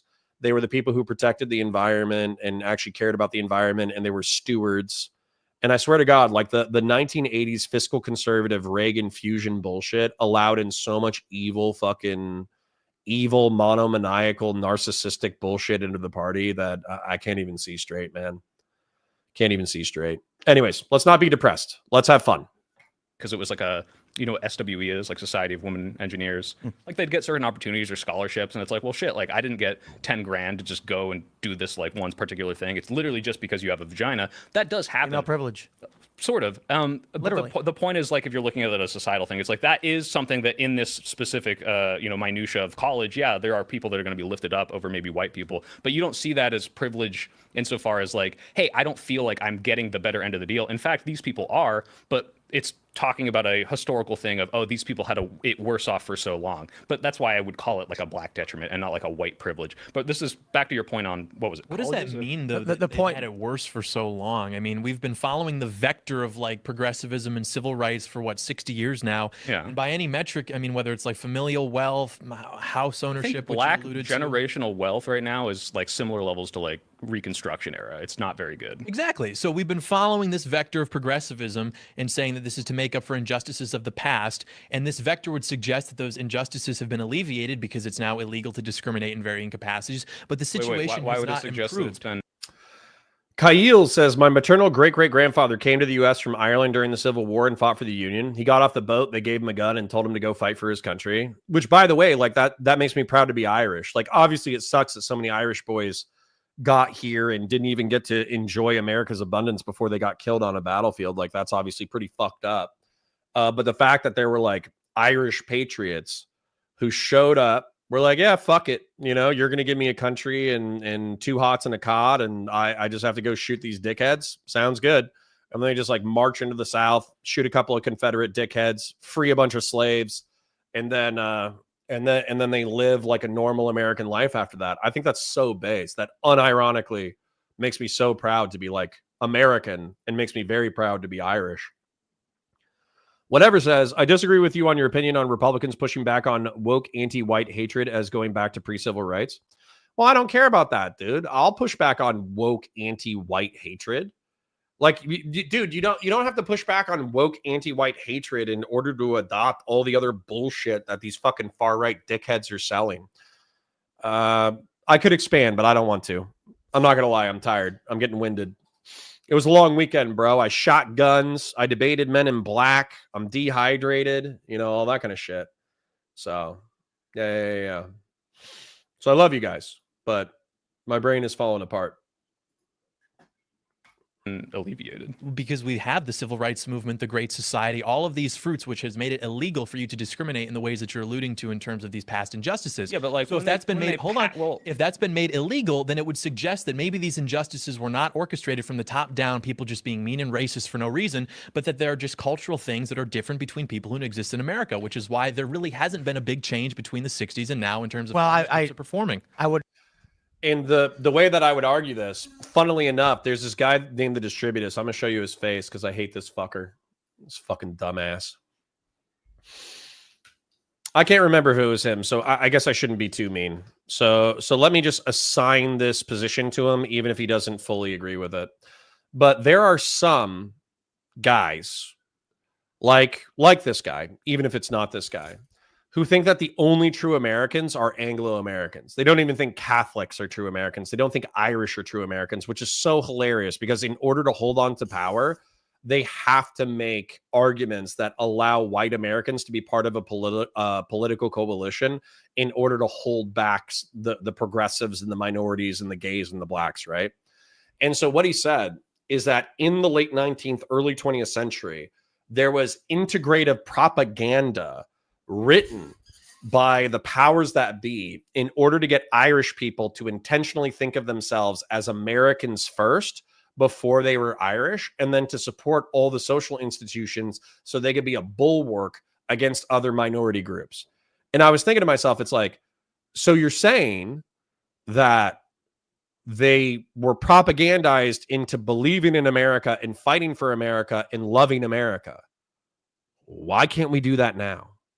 Why can't we do that with black folks? Why can't we do that with Hispanic folks? Why can't we educate them on the Republic and the Bill of Rights and all the cool things that America's done and its economic vibrancy and mixed economy capitalism and liberal democracy and liberal republicanism? Why can't we educate the population on these people and say, not only like do we consider Hispanic Americans, Black American, Asian Americans American, but you should think of yourself as Americans, and you should be fighting for the body politic of American and maximizing this country. And Cameron Mosley is 100% correct. He'll say IQ. But here's the thing, man. This is what's so frustrating for me. So there's something called the Flynn effect, where the average IQ has gone up like 15 points in the past 100 years. And Flynn, I've watched a few videos on it. And it's basically saying that through increasing in abstract thinking as a result of like the way the economies currently function, we have increased average IQ by 15 points. And a lot of the things that were true in, I don't know, 1920 or whatever, aren't true for Americans nowadays. However, when you look at black folk who are disproportionately like not doing well on IQ tests, they face a lot of the threats that people were facing 100 years ago. And so if you maximize the environment, average black IQ, I know people don't like talking about this shit, but I'm going to anyways, is around 85. So if you're talking about 85, that means average black IQ is around 100 from 100 years ago. So if you use the Flynn effect in order to normalize environment and maximize childhood nutrition and maximize sense of security, maximize sense of safety, maximize all the things like environmental effects on IQ. If you maximize all the environmental effects on IQ, research strongly indicates that environmental factors play a significant role in influencing intelligence as measured by IQ scores. And they talk about like education, nutrition, physical activity, early education, enrichment, all that kind of stuff. And we just don't do this shit, man. We just don't do this shit. So if we maximized environment, we could actually have like a normal, productive, healthy, happy social fabric. And these fucking assholes just want to say that environment has nothing to do with IQ when they're demonstrably wrong. This is actually why I fucking hate this guy. Not only because he's smug and a fucking asshole, but then he's just fucking wrong. You know what I'm saying? Dude, I hate this shit. I hate this shit. I hate this fucking guy. I hate people like him. I hate doomers. who think that we can't do anything in order to improve like race relations in America. And it's a foregone conclusion that we're just going to have race war. I fucking hate these people, dude. AF says, picture me in Edinburgh asking about which scotch they have at the Spoons. Eli Gray says, unrelated to Flynn from Tron, but damn, I love those movies. Based. Conservative liberalism says, so you're saying they're lower on Maslow's pyramid, it's kept their IQ ceiling lower? Yes, unironically. Like, I hate to be so fucking, I hate to be such a fucking asshole about it. But if you're too busy focusing on, you know, like if we watch popular media, obviously not every black person has the same experience. So I'm not trying to be racist with my description of like the lived black experience. But let's just talk about like working class people who come from bad neighborhoods, okay? So if you're more worried about, because I hung out in rough neighborhoods, right? If you're worried about whether or not you're going to have a good meal, if you're worried about whether or not you're going to get killed, and you have to cling to social tribes in order to safeguard your security needs and your physiological needs, then you're not going to be worried about like ego or self-actualization, because your security needs are being constantly threatened and your physiological needs are not met. And so if you go into working class communities across the entirety of the United States, but if you go into the ghetto, let's just call it the ghetto in particular, inner city ghettos, which obviously isn't exclusively black, but whatever, then these things are constantly under threat. So you're not going to climb up into pro-social social tiers. You're not going to climb up into ego and self-actualization if you're constantly being threatened at these two tiers. And so my line of argumentation is, let's secure these for all Americans. Let's make this a part of public education where we try to promote pro-social behavior. And then let's try to get as many Americans possible to the esteem and self-actualization tier. And I guarantee you, if distributists created a segregationist society in order to avoid race war, or if you put me in charge of law as a dictator, because obviously, but if you put me in charge as a dictator who was in charge of food distribution, physical security, and public education, and you ran our society side by side, my society is coming out on top 99 out of 100 times. I fucking hate that guy. I'm sorry for cussing so much, but I legitimately hate race war doomer online freaks. Karen Mosley says, you've heard of alternative hypothesis, Ryan Falk. Right dissident people tend to use this website and people like as their rationale, at least back 10 years ago. I haven't heard of it. We could take a look at it. Sutton Patty says, so base, Connor, people underestimate environment so much. And by the way, if there's biological factors, okay, that's totally fine. We can all be biologically different, but that doesn't mean that you don't maximize the variables that you can control. I can't believe how obvious this is and how people don't treat it obvious. Silver Jacket Man says, hot take. I think IQ was invented to make clever, lazy people feel accomplished. That's me, bro. Stop talking shit about me. Jada Pinkett Smith isn't Mensa. You know who usually isn't? Actual scientists. I hate you. Silver Jacket Man. Silver Jacket Man just called me out so hard, bro. You just called me out so hard. I have a Stanford Binet exam around here. I'm scared to take a new IQ test because I'm sure I've lost like 10 points. But I have a Stanford Binet that I could show you guys, and it's 132. I'm a smart fella, but I am very lazy. Eli says, wouldn't it be interesting to see what would happen if we really did build a middle class again and everyone had a more even playing field? Bet the IQ studies would skew. Yeah, we'd probably see a revivified Flynn effect. Now, I'm not saying that like 115s nowadays are going to become 130s. That's probably not going to happen. The Flynn effect is limited. It's limited by the maximization of environmental factors, and it's limited by people using abstract thinking in order to do their work. So there are limits to the Flynn effect. However, if you maximize the Flynn effect for every population, you would probably see an increase in average IQ, and you would see an increase in IQ within the targeted populations. AF Racing says, Connor, making me want mandatory military service in the U.S. based. Well, you are also going to have to get rid of the black race baiters as well. Listen, I'm okay with shooting Tariq Nasheed out of a catapult into the sun. That's totally fine by me. You can attribute the IQ loss to the Hassan tax? Yeah, bro. Yeah, bro. No, Hassan legitimately is making Zoomers dumber. I wouldn't be surprised if there was a reverse Flynn effect where we're so addicted to electronics and we're so addicted to listening to stupid people pontificate about complex events that Hassan Piker and his ilk have, like, Hassan Piker and Asmongold have probably reduced IQ by 5 points.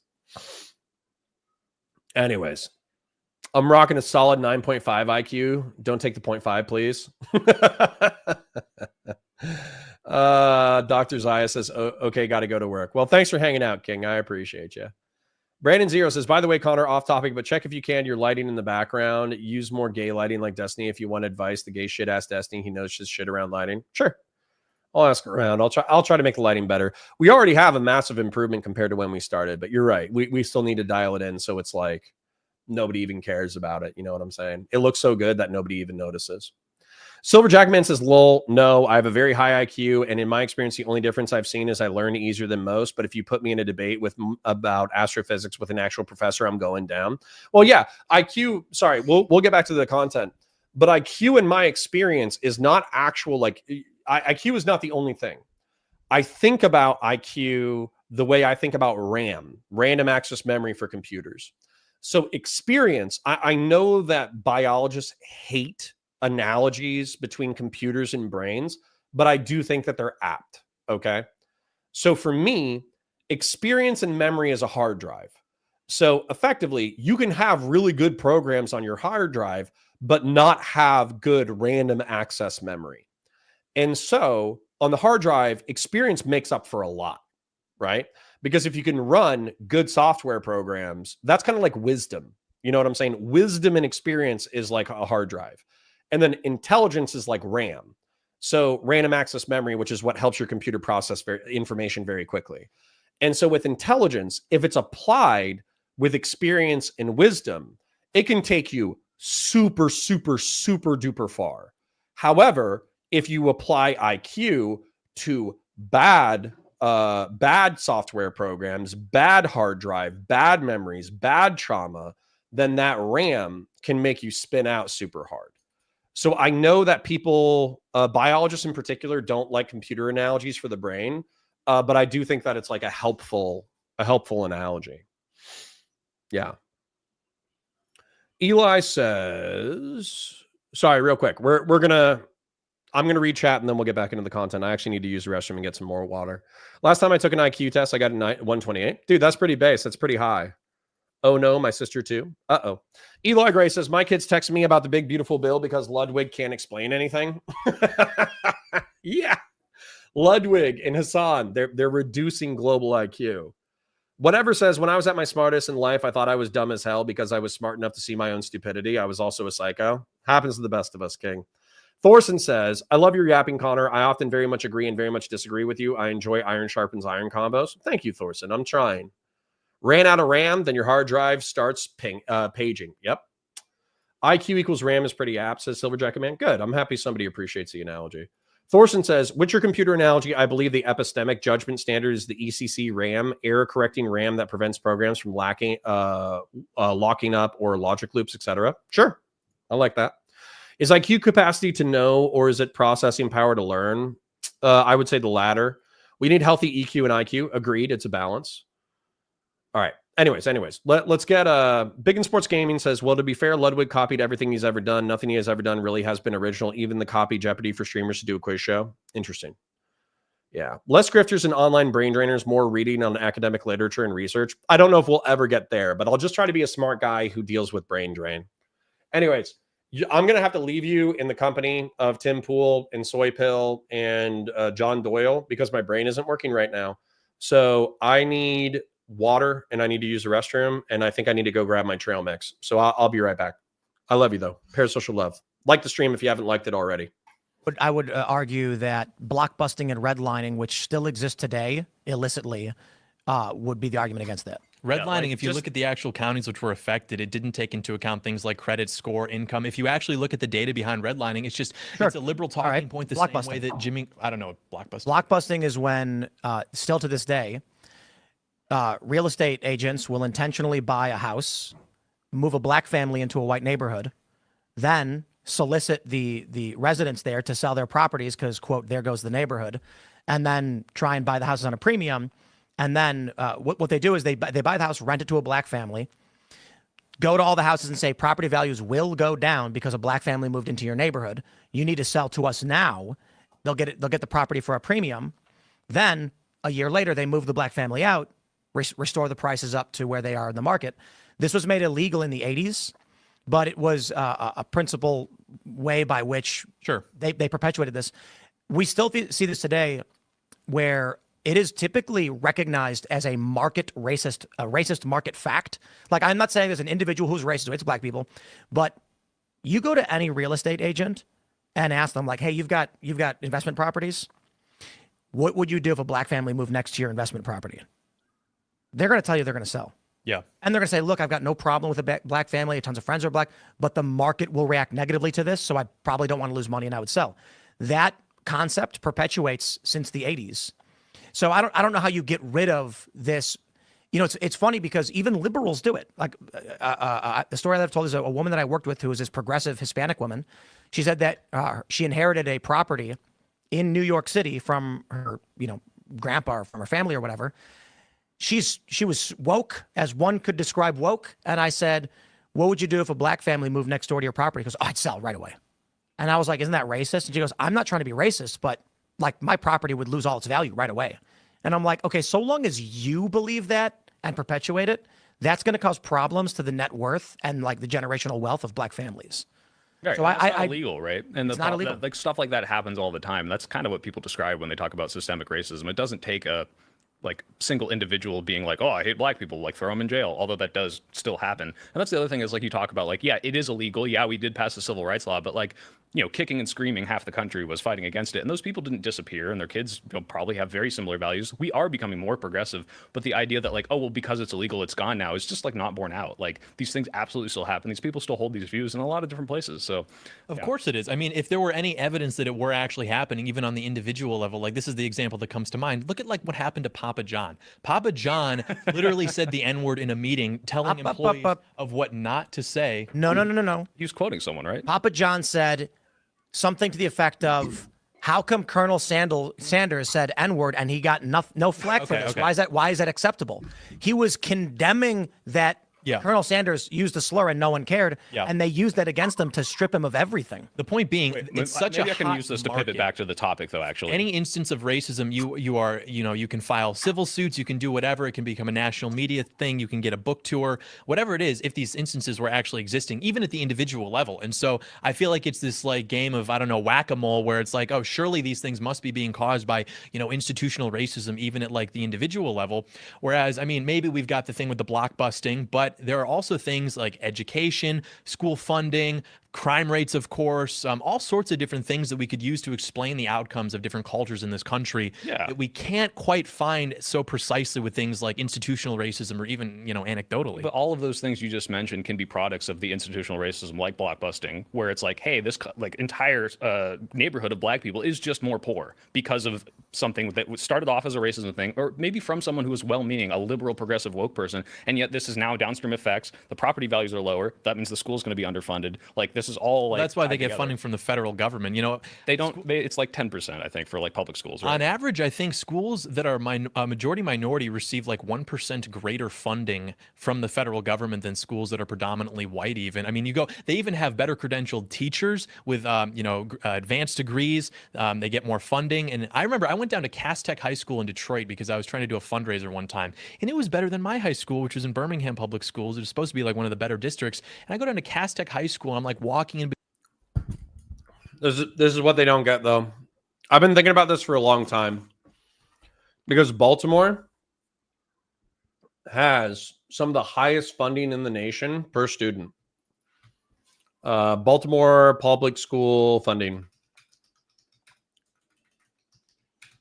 And I was trying to figure out why their system sucks so bad. Baltimore City Public Schools funding comes from both state and city resources, with the state providing approximately 70% and the city around 20%. The district also receives funding from federal sources, including COVID-19 relief, blah, blah, blah, blah, blah. Despite high funding, Baltimore schools struggle with, very poor performance is basically the thing. But I was thinking about it. My kids are in a good school district. We're in Orange County, Florida, and we're specifically in a good school district. But I was thinking about, there's still tons of kids. The class sizes are bad. What's realistically, like, what's the problem between my school and like the school that's on the wrong side of the tracks? And I don't think it's the money, right? I don't think it's the money. I think it's everything else. So if you aren't getting breakfast before you go to school, you feel like shit, right? You're grumpy as fuck, and you have to sit there and learn a bunch of boring shit from a boring teacher, right? Hold on, before we get questions. I'll come back to chat in a moment. So you're hungry before you go, if your parents are bums or drug addicts or working class and they're busy and all that kind of bullshit. Then you get to lunch, you bullshit with your friends, you hang out with your friends, whatever. You get through the day. Then you go to school, you suffer through another few boring classes, and then you go home. Well, in rich districts, which my school system is better off than most, there's a whole bunch of after school shit that's all privately funded. There's effectively daycare for kids to get picked up, and that's multiple hours of daycare services that the rich parents can afford to pay for, because it is like, I don't know, $20, $40 per day. Poor and working class people can't afford $40 a day in order to do after school programs. Then you have sports like water polo and lacrosse and baseball and all that kind of stuff. And all of that equipment, even soccer, is like, the cheapest sport that you have, because you need 2 goals and a soccer ball. But even with soccer, in a Western context, you need shin pads, uniforms, cleats, all that kind of stuff. And that can add up to hundreds of dollars. In working class families, they don't have any extra money to be spending on extracurriculars. And then they don't have 300 extra bucks in order to spend on, the equipment that you need in order to participate in the extracurriculars. And so you're effectively talking about kids getting done with school, not being able to stay in the after school program. They can't afford to do the extracurriculars. And so they're on the street, they're hanging out with their boys, they're smoking pot, they're getting into fights, they're doing all that kind of bullshit. And then you're talking about like the boys and girls clubs, which I do love the boys and girls clubs. I think they do excellent work, but that's like slapping a Band-Aid on a gunshot wound. Because what do you want to do as a young teenage boy? Do you want to go hang out with a bunch of like Boy Scout ass nerds and like mentors and shit and just hang out for 3 or 4 hours doing your homework and then playing like hopscotch? Or do you want to go smoke pot and hang out with your friends and then get into a fist fight? You're going to pick smoking pot and getting into a fist fight every single time. So anyways, I'm sorry for making such a long-winded rant, but the point that I'm trying to make is it's not the schools. Getting more money to the teachers is good, because teachers making good money is good. Getting it out of the admin and getting it into teachers' pockets is good, so they can afford to, because they buy some of the materials for their students, and they can also deploy cash in ways that the admin can't. But realistically, it's all the outside shit, man. The working class needs to be able to afford a dignified life. And as long as you keep a working class style where single moms have to either work or not work, but either way, they're busy as fuck. Dads have to work 60 hours a week in order to make ends meet. As long as you keep that kind of like subsistence living standard, you're never going to have good communities. So anyways, sorry for the long-winded rant, but that's how I feel about it. It's not putting more money into the school system. It's making sure that everything outside of the school system is also good. Severin says, Connor, have you seen the new changes to student loans, etc., especially for doctors and adjacent? It's really bad. I'll find the link. No, but honestly, I don't really want to deal with depressing news right now. Hence why we need universal childcare, or we could just design cities better. Eli says, yep, it's about, are you set up for success or not? And what is the school district in town offering? Yep. Pelican says his comparison of Birmingham to Cass, wherever that is insane. Cass is a magnet school. It's a mix of public school and private funding. It's also a specialty school that, yeah, dude, I had Hungerford Prep. Hungerford Prep is in Eatonville, which is one of the historical Black communities. And the public schools around there sucked, but Hungerford was a prep school. They had uniforms. They had a magnet program for agriculture, all that kind of bullshit. Be careful, Connor. You might start, no, socialism is decommodification of basic human needs and workers owning the means of production. I don't think any of that shit's going to help anything that I'm talking about. So no, I'm not a socialist. Nice meme though. Conservative liberalism says water polo. Lol. Did you have fencing too? My school was so different. Yeah. My school has fences They have a football field. They have water polo. They have lacrosse. They have crew. They have all sorts of crazy shit. Who's going to pay for the buses? Your taxes. Sure. Every single commie is only loyal to communism. Sure. Hi, LB. Good to see you. Happy to see your shit stirring again. We already live in a quasi-socialist country. No, we don't. We don't have the decommodification of basic human needs and workers owning the means of production. Do not play into the meme. You're just going to piss me off. I love you, though, but don't piss me off. I'm tired. I'm tired and I'm grumpy. All right. Anyways, back to the content. They don't even have tetherball. That sucks. It's a pole and cement and a ball and a string. Your community sucks, bro. Sorry to share. Between like crackheads and human feces, and I go into what looks like a Silicon Valley startup building, and I was like, okay, this is like pretty advanced. Yet I don't know how many kids in Detroit schools are literate. So clearly there's something else going on. I don't know about the like 1%. I don't think is going to make a huge difference, and I could just fire back an anecdote. At least I grew up in a particularly poor neighborhood, and I was in like the okay kind of middle of the line mixed school. But all the schools down in Richmond, which is like a notoriously poor neighborhood, were really bad. There's like gunfights, drugs, people getting. I mean, there's literally. I think a movie about just how bad there was, like Coach Carter or something like that. Like these are really, really bad schools. The property values are really low. And these kids, like they grow up, they don't have anything. They don't have a lot of opportunities. I don't think you can just attribute this to like, well, it's just the cultural thing. But the culture is downstream of definitely things that happen due to them being in these like segregated ghettos, essentially. I don't know, man. I see. But I wanted to focus back to the masculinity thing, because you mentioned the Papa John thing of this idea that like, he didn't actually do anything wrong. I don't think he quoted someone, who did something wrong to disparage that racist guy, right? Yeah. And then the reaction was, let's cancel Papa John, despite the fact that if you look at this in context, this man has no ill will towards black people. This man is specifically trying to call out racism. And I think that's kind of what's going on with the masculinity thing, where you get this concept of like toxic masculinity. I know you covered the Gillette commercial, right? Where like everyone freaked out because it was like calling out men. And like, it wasn't calling out men. It's like men stereotyping better, right? and disparaging them. Right. And like this idea that like the pendulum swing back to the left is, hey, for so long we've seen these bad behaviors, and rather than try to like integrate and like, hey men, like let's fix men as men, it's more of this like, hey guys, like look at patriarchy, look at this, like, the men control everything, the white people are oppressing us. And like this idea does alienate people, because you hear this and like you're like, well, even if you're not one of those people, it's like, oh well, why are you being mean to me? Like you said, like why are you pushing this on me? And the reaction of like the concept of toxic masculinity becomes this like, oh, so being masculine is bad, even though it's trying to describe the worst parts of masculinity. It's unfortunate that like people just hear that and they get turned off instantly, and it's like this overreaction from the left that causes an even more overreaction from the right to push them away. I have a question. How come the toxic masculinity and patriarchy and white supremacy? So Sacred Snow says, isn't a lot of funding based on test scores? He's talking about how the school has more funding than Birmingham, Alabama. Pretty sure Alabama has some of the lowest test scores in the U.S. I'm sure. And also, what was I thinking? Like a lot of it has to do with property taxes. But here's the thing that's interesting, though. At least in the state of Florida, I don't think this is necessarily true other places, but you should Google each one of your districts so people aren't bullshitting you. In Florida, we pay by the student, and we pay statewide. So let's say that like each student costs $8,000 per year in order to educate. All right.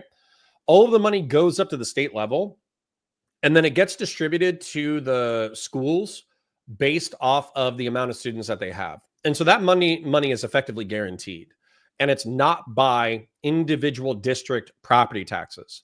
However, I also would not be surprised. We were talking about like extracurriculars and all that kind of bullshit and school programs. I would not be surprised if that was partially subsidized by district taxes.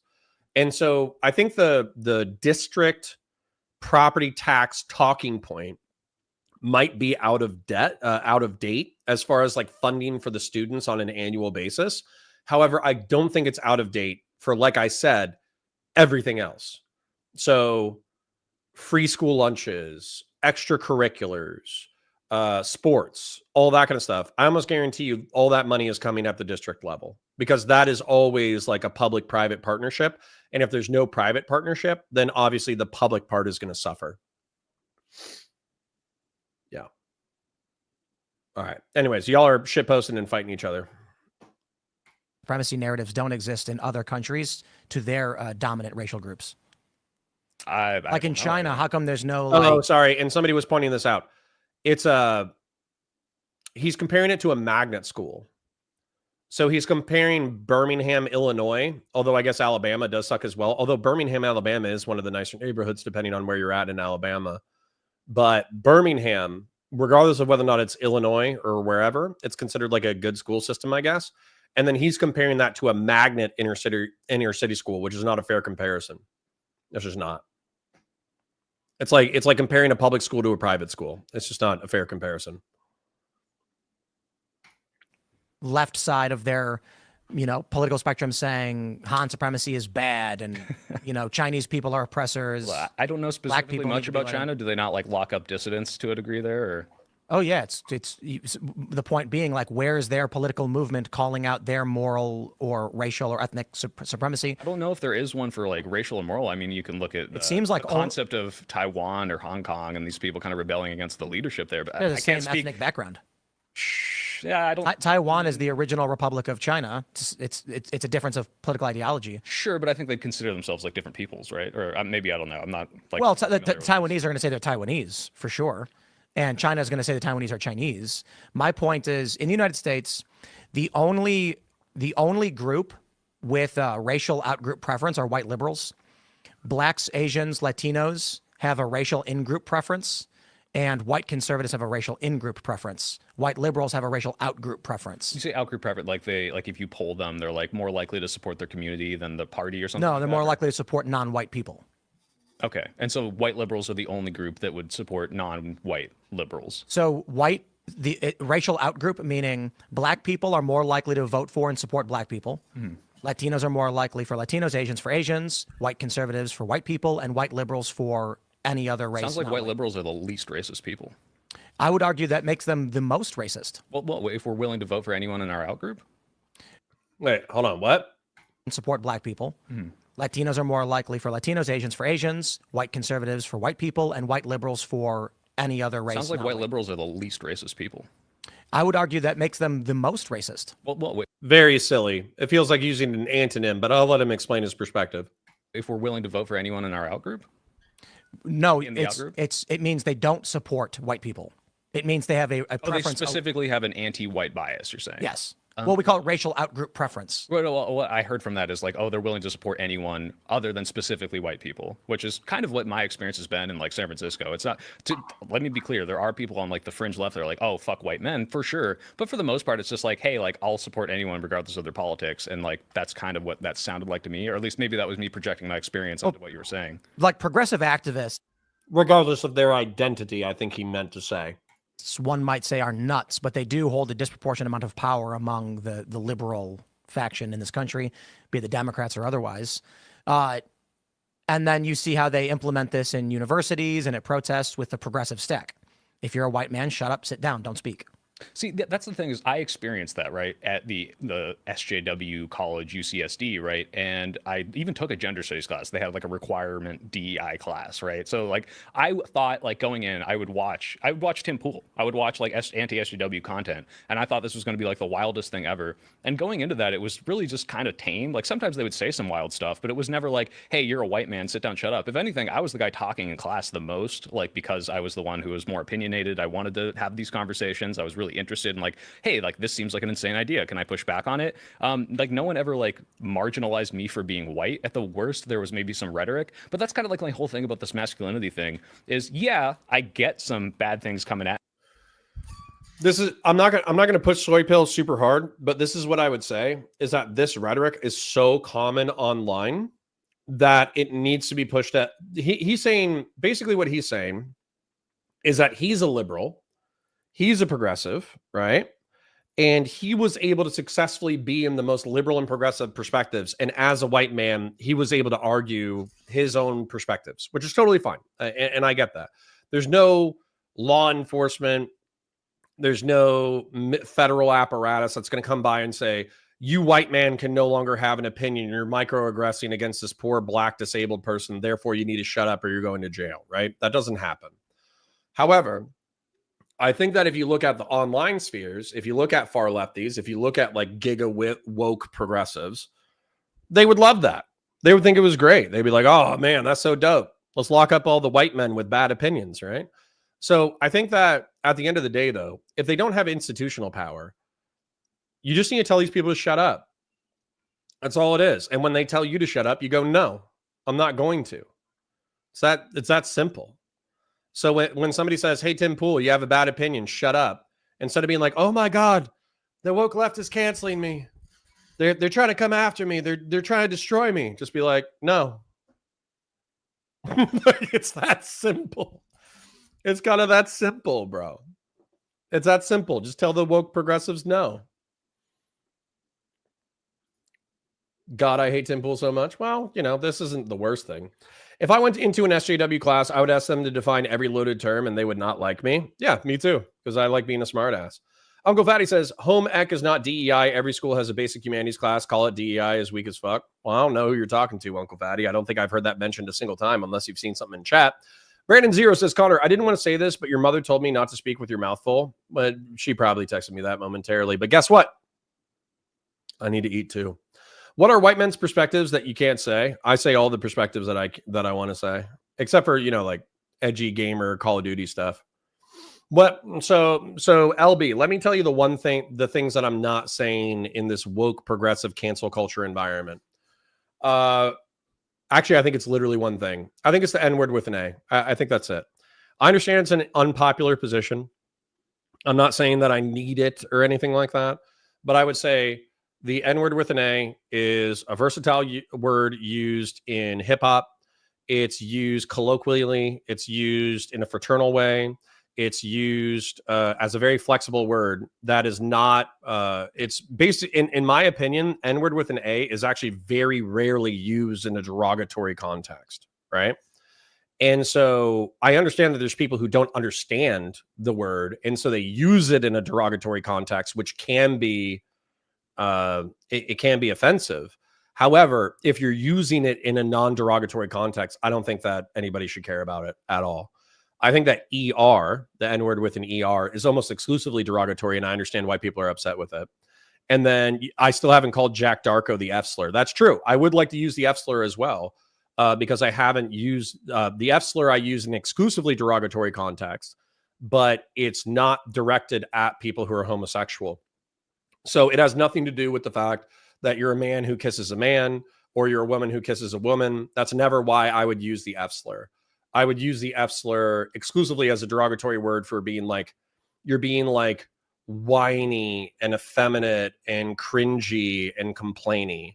And I'm questioning your integrity and masculinity.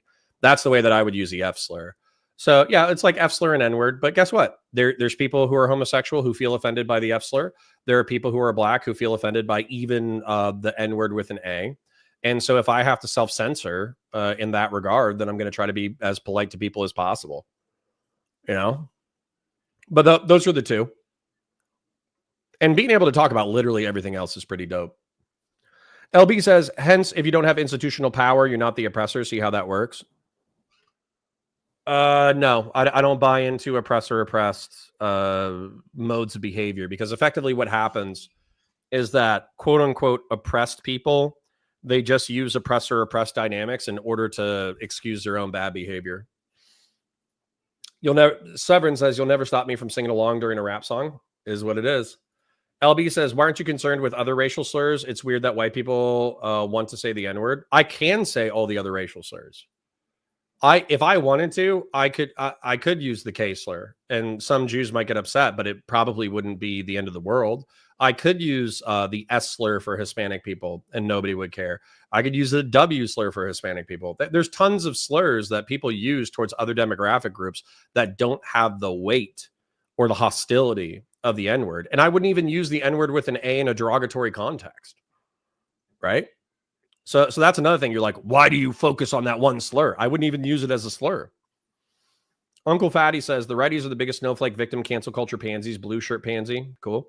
Seven says, mostly super racist people do that and aren't actually familiar with the soft N-word. Yeah, they use ER, or they use A in an ER context.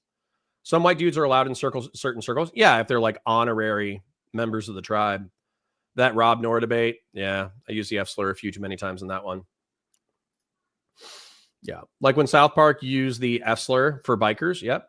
So are you saying there's something wrong with being feminine? No, but I think we all know that there can be people who are like, whiny and complainy and naggy and cringy and concern trolly. And I think using the F slur in that context is appropriate, but I understand it's offensive to homosexual people, so I won't. Yeah, Biz D says, I call my alarm clock the F slur, right? In Wakanda, they're the oppressor. Yeah, so hold on. Yeah, so Mellow D, this is actually kind of a funny thought experiment. Somebody said that within the context of oppressor oppressed, obviously white Americans and Europeans dominate in the Western world. But Han Chinese people dominate in China. There isn't white supremacy in China. There's Han supremacist. So at what point, even as a white guy or even as a black person, when you're flying to China, at what point can you start being racist to Chinese people? And if you're a moral person, the answer is never.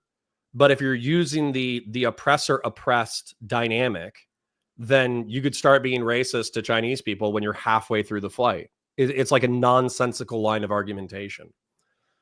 LB says, if you can't get an abortion because the government says so, that's oppression. I would say if you can't get an abortion under 18 weeks, then that could be governmental oppression. But I still think that you should be culturally pressured not to have an abortion. Connor dropped Jap earlier when he was talking about King of the Hill. Yeah, because it was within the context of Cotton Hill fighting a war against the Japanese, and he got his shins blowed off, and he uses racialized terms. I very much doubt the Japanese community is going to be offensive about me using World War II derogatory commentary in the context of a comedy show. It's probably not going to happen. Whatever 4690 says, Mayor of Chicago admits to only hiring black folk, and of course got away with it. So who had the power there? You know, woke people doing woke shit.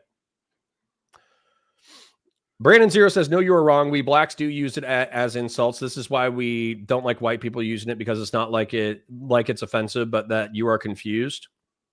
I don't think so.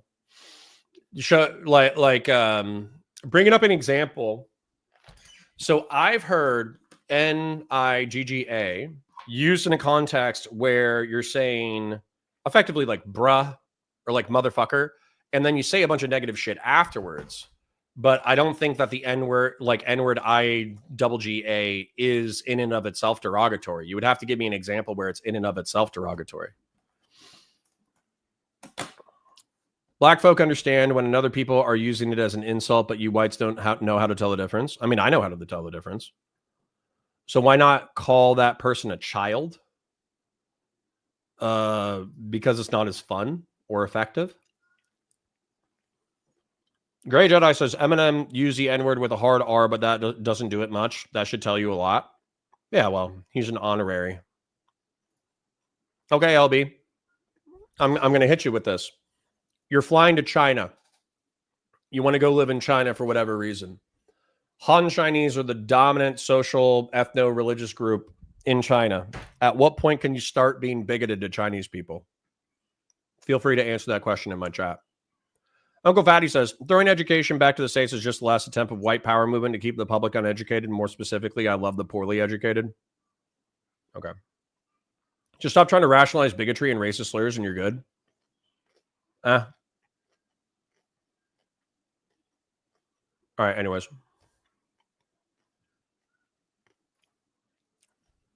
LB, I agree with you. This is why I want to solve systemic racism. LB makes an important point. White folk have been fascinated with the N-word because it's the biggest taboo. As long as racism exists, you can't say it. And this is why I want to end racism. I want to end racism so we can all use racial slurs. LB is 100% correct. Anyways, back to the content. That's enough slur discourse.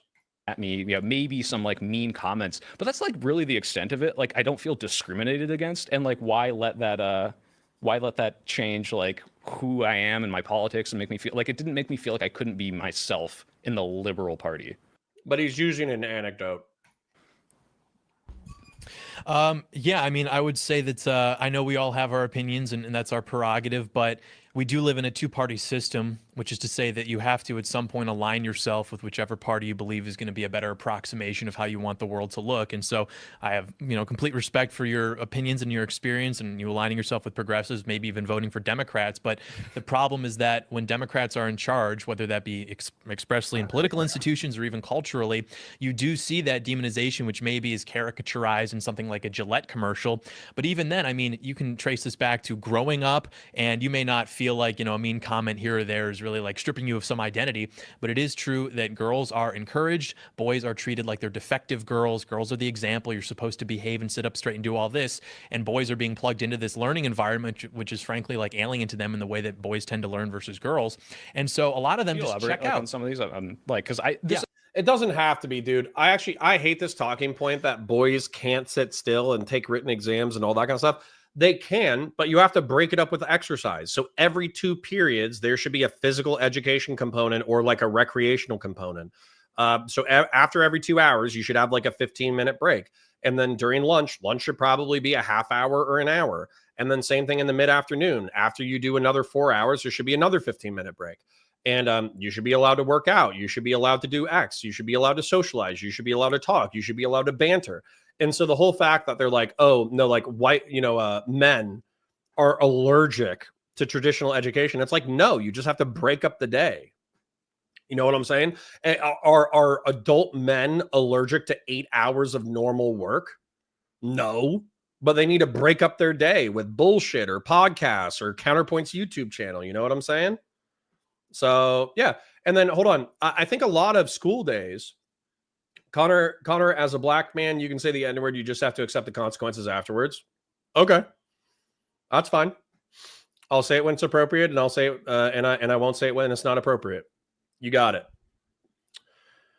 So anyways, but the point is, I think a lot of school hours are 7 hours, but there is almost no employment shift that is 7 hours. So if you increase lunch to an hour, and then if you gave them 15-minute breaks at the 2-hour mark and at the 6-hour mark, then effectively you would be extending the school day to like 8 or 9 hours, which I know is a pain in the ass for the teachers and the students, but you also give working class Americans and middle class Americans the ability to drop off their kids at school, work a full shift, and then come pick up their kids without having to spend money on daycare. So to me, that just makes like perfect sense. LB says, Connor, you have no idea what goes on in school. We do exactly that in the classroom. Adults need to figure out how to adult. Sure. But LB, don't presume my experience. Not only did I go to public school for 18 years, but I also was a school resource officer, and all of my coworkers and peers and friends were teachers. And we dealt with discipline issues. I worked in the schools for like a year and a half. No, Connor, get your teaching degree and come back. I might. If this whole streaming thing doesn't work out, that might be my next job. I always wanted to be like a social studies teacher. I think that would be based. Did you ever check out Scott Galloway? He had a great performance on his last Piers Morgan show. No, but if Scott Galloway is on Piers Morgan, I'll 100% check that out. I'll add it to the docket, especially if there's other people there that we know. All right. Like I said, my middle school was the most progressive private middle school you could ever go to, and I was never. I'm gonna fast forward. Do we even care about schools? I want to talk about slurs. These black community leaders is, why did the Democrats do a 180 in a matter of 4 years? The Southern strategy. That some people try to make the argument that they were trying to win, but that doesn't change how an entire block of racists suddenly were not racist anymore. Well, we're talking about racists become unracist, or did the politicians themselves? Yes, they didn't like Robert Byrd. They didn't evaporate from the political landscape. They just all of a sudden said, you know what? We agree. We're not racist anymore. Okay, sure. If the argument is that, I'm not saying they're right. I'm saying that's the critical race theory argument. Sure. It seems kind of like a weird conspiracy theory, but the whole point I'm trying to bring up is look, if we just talk about white privilege or privilege in general, you don't feel privilege. I don't feel, if I was a 1960s white guy, I'm not like, oh boy, there's no problems in my fucking life because I'm not, forced to go into the left door instead of the right door, and I don't. I don't have white privilege at all. I'm mixed race. Well, hold on. I mean, do you agree that? And Tim's white passing, and he knows what white privilege means. There's a steel man and a straw man, okay? The steel man is that there are just sometimes, as a white person, where it's just easier to be white than it is to be another minority group. It's just easier, okay? When you're Asian, you get bullied as an Asian. You get told that you're good at math. You get told that you eat weird shit. You get bullied and made fun of. Now, being Asian is, you can be in like an honorary white where you're expected to make money and be educated and you're treated socially well and all that kind of stuff. But there's still some level of like anti-Asian bigotry. Same thing with women. Women are often taught to not be assertive, to not be, academically focused, to not do this, to not do that. That's changed in recent generations. But at the same time, there's still like baseline prejudice against women being abrasive and aggressive and all that kind of stuff. So that's kind of like male privilege in a way. And then same thing with like black folk, like people make presumptions that can be positive stereotypes, but they also make plenty of negative stereotypical assumptions. And so no, like pretending like, oh, I'm mixed race, therefore I have no white privilege. It's like, no, Tim's white passing. He's like half Korean, half white. Why is it easier to be white, Connor? Hence systemic racism. That's exactly what it is. We don't disagree. I just think that there's a steel man of systemic racism and there's a straw man of systemic racism. The straw man, especially from conservatives, but also some progressives will play into it, is that like every system in America is like, are you a white guy? Everything's easy for you now. Like, that's not how it works. Life is a pain in the ass for working class and middle class folks alike. There's just some things that it's easier to be white in. So yeah, that's it. That's all it is. So don't play into the straw man of it. If we're accepting the concept of white privilege in the 60s, that you don't feel privilege if you did have it then. You don't feel like, oh, everything's better. You just don't have it worse, right? I think yes. What I would say, just to clarify, is ethnic majority access is probably a better way to put it. Sure. And you don't feel that until it's gone, right? And that's kind of what's happening on the left with men, where it's like we had a big in-group preference for so long, and now because we're focusing on all these other groups, I'm not getting the focus. Me, white men, big muscular guys, people discriminate against me insofar as they're like, oh, like, is that guy here to invade my space? I've been in like, they would go to these like feminist talk circles and in college, and they'd be like, what are you doing here? They give me looks because they're like, you're not like us. You don't look like us. And that feels like, oh, well, shit. Like, because we've focused and put the spotlight on these people who never did have it before, now I don't have it. It feels like something's been taken away from me. That's just the same problem regurgitated for a new generation. Right. And I'm just saying, choosing anyone based on race is the problem.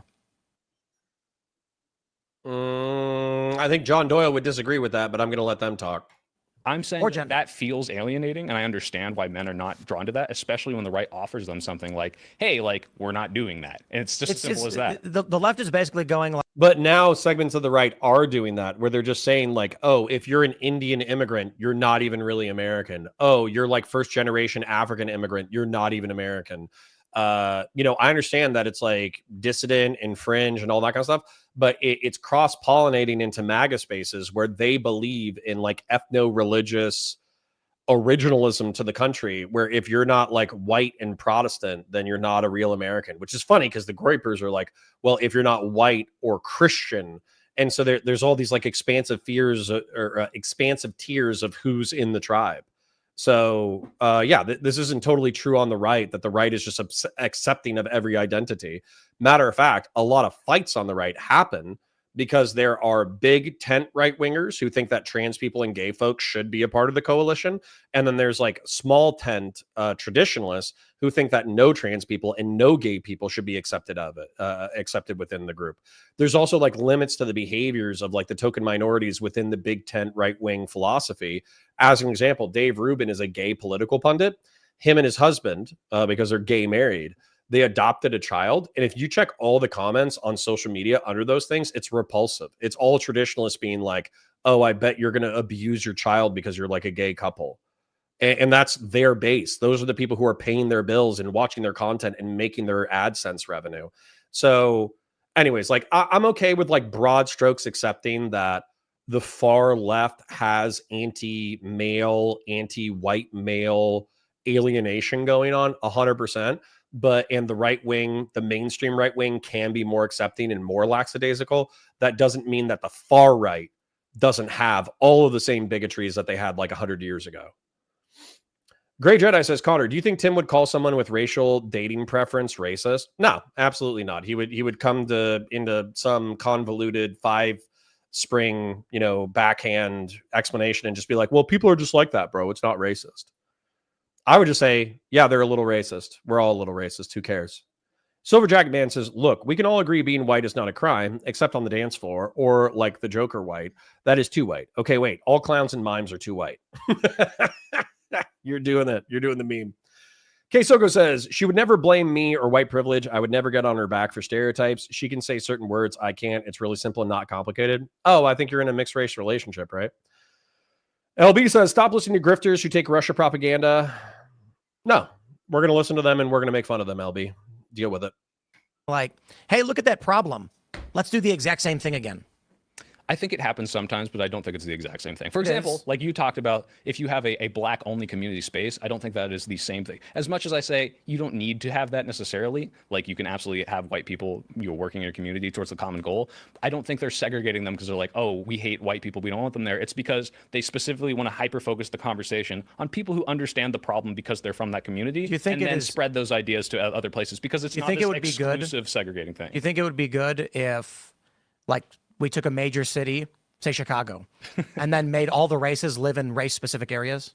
No, that they kind of do that already now. Actually, that's the point. Yeah, kind of already. That's actually the structure. Naturally, the level of segregation as it exists now is actually greater than it was even in the '60s, pre the outlawing. That might be neighborhood segregation, but we're talking about, hey, you can't go in the same bar. You right? Can't, yeah, but do you know? Hold on. Over the other. You're from San Francisco? Yeah. I gotta. I want to make. LB says most white people don't want to be in black spaces. You know what's funny, LB? I know that's true. And there was a funny story. This was before we had kids. Wife and I went out and we went to this like little tea shop tiki bar it was on the right side of town, but it was near the train tracks with like the rough side of the nice side of town, I guess I should say. The rough side of the nice side of town. And so in the tiki bar, all the clientele were black and they were doing karaoke and they were doing hip hop. And my wife got in trouble, but because like I deployed with like all black guys, I was like, oh man, I can get my card back.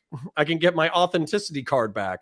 So I just like proceeded to do shots and like I wanted to go like talk to people and like hang out and vibe. And my wife was a person who was like, no, let's get out of here. And then the owner, because I think the owner was upset that they had like white clientele who came in and got turned off by majority black clientele, and they were white. And so they actually walked up to us while we were going to the parking lot and they were like, oh yeah, just let you know, it's not normally like this. Like we just had a karaoke night and then these people showed up and they're a little rambunctious and this kind of thing.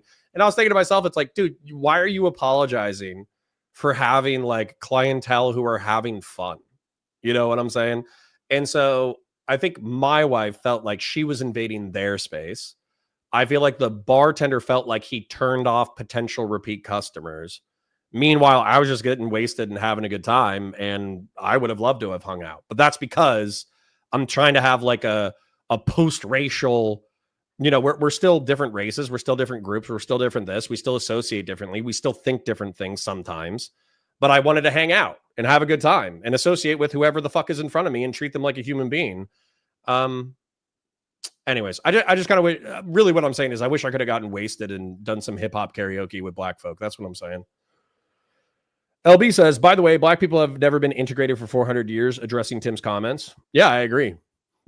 They were left as their own thing until the 1960s. And then we've spent 65 years arguing about whether or not integration and assimilation is the correct course of action, or whether or not legal segregation, but cultural segregation, if that's the way to go. And we've never resolved that conflicts.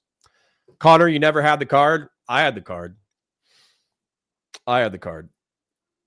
I'll tell you. You want me to pull up pictures? Man, I wish I could. Maybe I could pull up some pictures. I don't want people to. I don't want people to dox my Google Drive. But I got. Let me see if I can log into another one. Give me a second. I'm going to argue with LB about whether or not I had the card. So let me go here. Is this the right profile? I think this is it. drive.google.com. I'm going to show you my boys. I'm going to show you my boys. Life management, pics, videos. Marine Corps, Cali, Iraq, leave Oki, San Diego. I'm going to do Iraq. All right. Don't hack my shit. I'm just going to show you all my shit real quick. So this is my unit. I forget this captain's name, but we had a white captain. This was my gunnery sergeant. This is my sergeant. Here's the guy who always got in trouble. Here's our Hispanic members. And then here's me, like the one white guy in the unit. Can you guys see this? Good. Again, all my black friends. Look at all my black friends. This is, anyways. Here's red. Can I enlarge this shit? All right. Here's red. R-E-D. R-E-D-D. So I'm napping because we're working 8-hour days, 6 days a week. And we also get half days on Sundays. So we're basically working, I don't know, 8 times 6 plus 4. That's what we're working. So every day we're working. And so during lunch, I take naps and I smoke cigarettes. Connor, the fact that you don't understand why you can't say the N-word is why you can't get a card right now. Nope, I had it. I had it. As a matter of fact, Red is probably the reason why I had it, because he tried to sexually assault me. And my friends photographed it while he's trying to sexually assault me. That's Red. That's Rivera. There's my Mexican warehouse guy. There's Robinson. Robinson was from Houston. He grew up in a rough side of town. Some of his friends got killed. This is Red and I sexually assaulting Villa. You know, Villa was our favorite Mexican guy. So we were, you know, assaulting him. This is me assaulting Red. This is my buddy Prack doing like a body slam. This is when we had to do an inventory. We spent like 12 hours. Did I quit smoking? Yeah, I quit smoking. It was a pain in the ass. This is me in Iraq after a dust storm, and effectively the entire place looked like Mars. This is Van Loo. Van Loo was a fucking champ, dude. This guy, I wouldn't fight this guy if I had a fucking gun. If I had a gun and this guy was 10 feet away from me, I wouldn't shoot him, because I would expect to shoot him with the full magazine, and I would expect him to grab the pistol and beat my skull in with the pistol. That's how hardcore Van Loo was. That was my buddy. I'm trying to think of his name. Come on. It's on the tip of my tongue. It's on the tip of my tongue. Lang and I. He was mixed race and a stoner. This was me before I gained all the weight. The ceremony, the captain, us dancing in fire. I had the N-word. This is me at my max power. This is a bus. This was before I put on any weight or started lifting. The bus was so hot. It was like 130 degrees in the bus. I thought I was actually going to die on that bus. That's my switchblade knife. This is us reenacting a time that I let somebody pass out and die. This was me when I was lifting and eating a shitload of food. All right. Anyways, you get the point. I have black friends, and I was able to use slurs at this point. So, anyways, don't hack my shit. What are those guns? I had an M16A2. So anyways, did I quit smoking? Yes, I did. Hold on. I'm going to check in with chat. We're going to keep moving with the content, but I just wanted to point out that I did have the N-word pass at some point. Jack Darko says, wait, if you had the card, can you just show it to us? It wasn't physical. It was spiritual. K Soko says, Connor, the token white guy, a.k.a. cream filling in an Oreo. Indeed.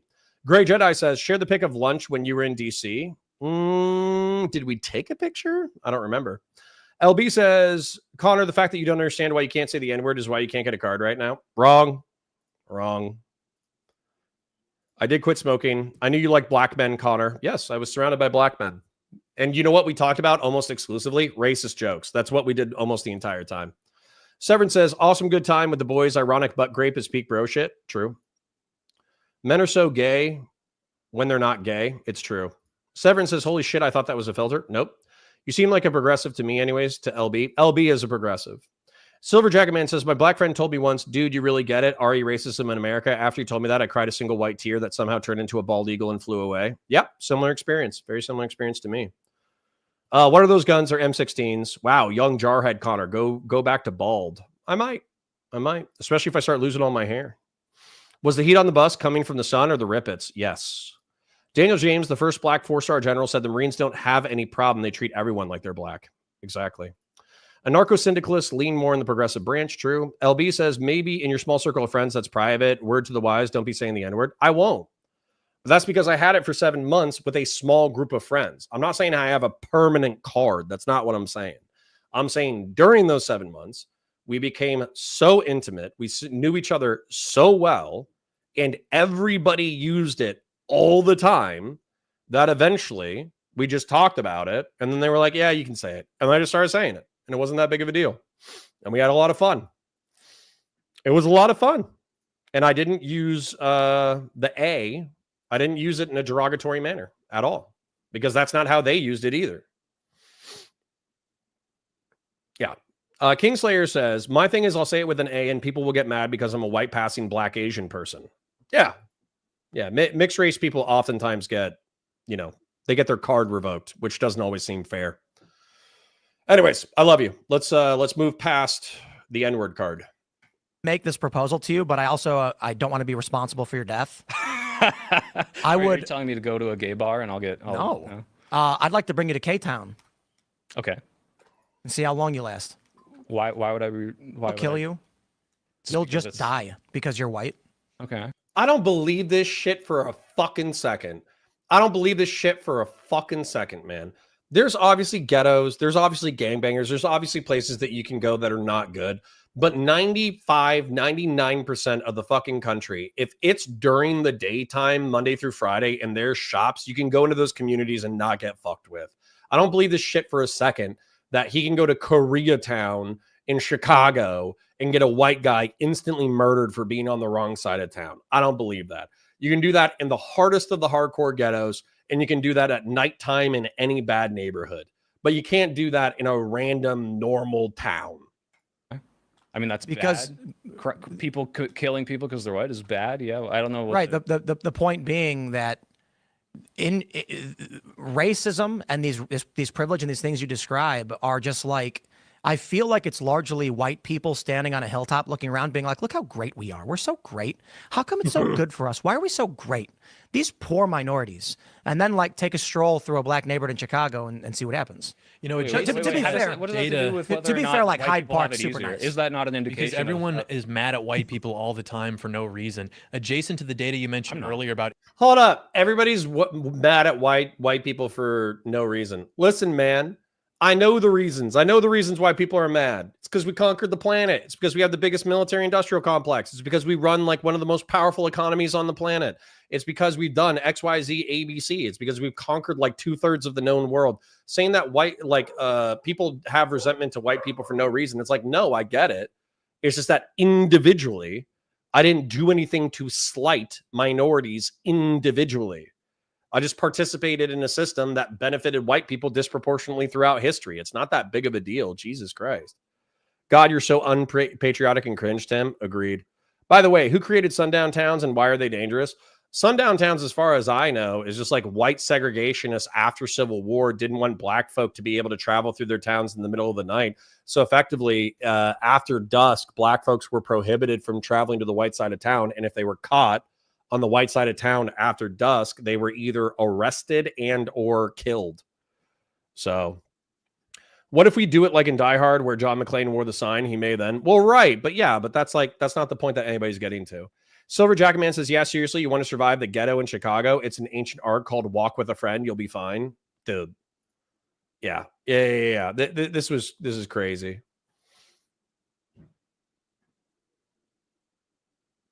Yeah.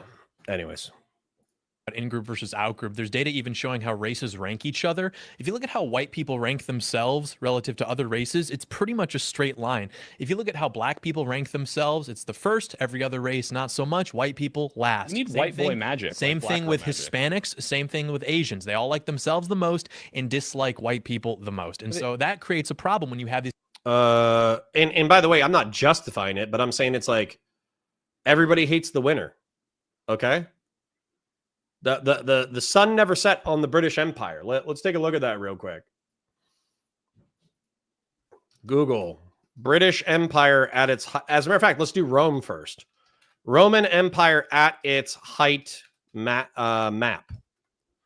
So the Roman Empire at its height included large swaths of Anatolia in North Africa and Greece and Northern Europe. Then British Empire at its height. This is the British Empire at its height. So we had Canada, United States, British Guiana, large swaths of Africa, India, Pakistan, Bengal, Australia, parts of like Malaysia, Singapore, Hong Kong.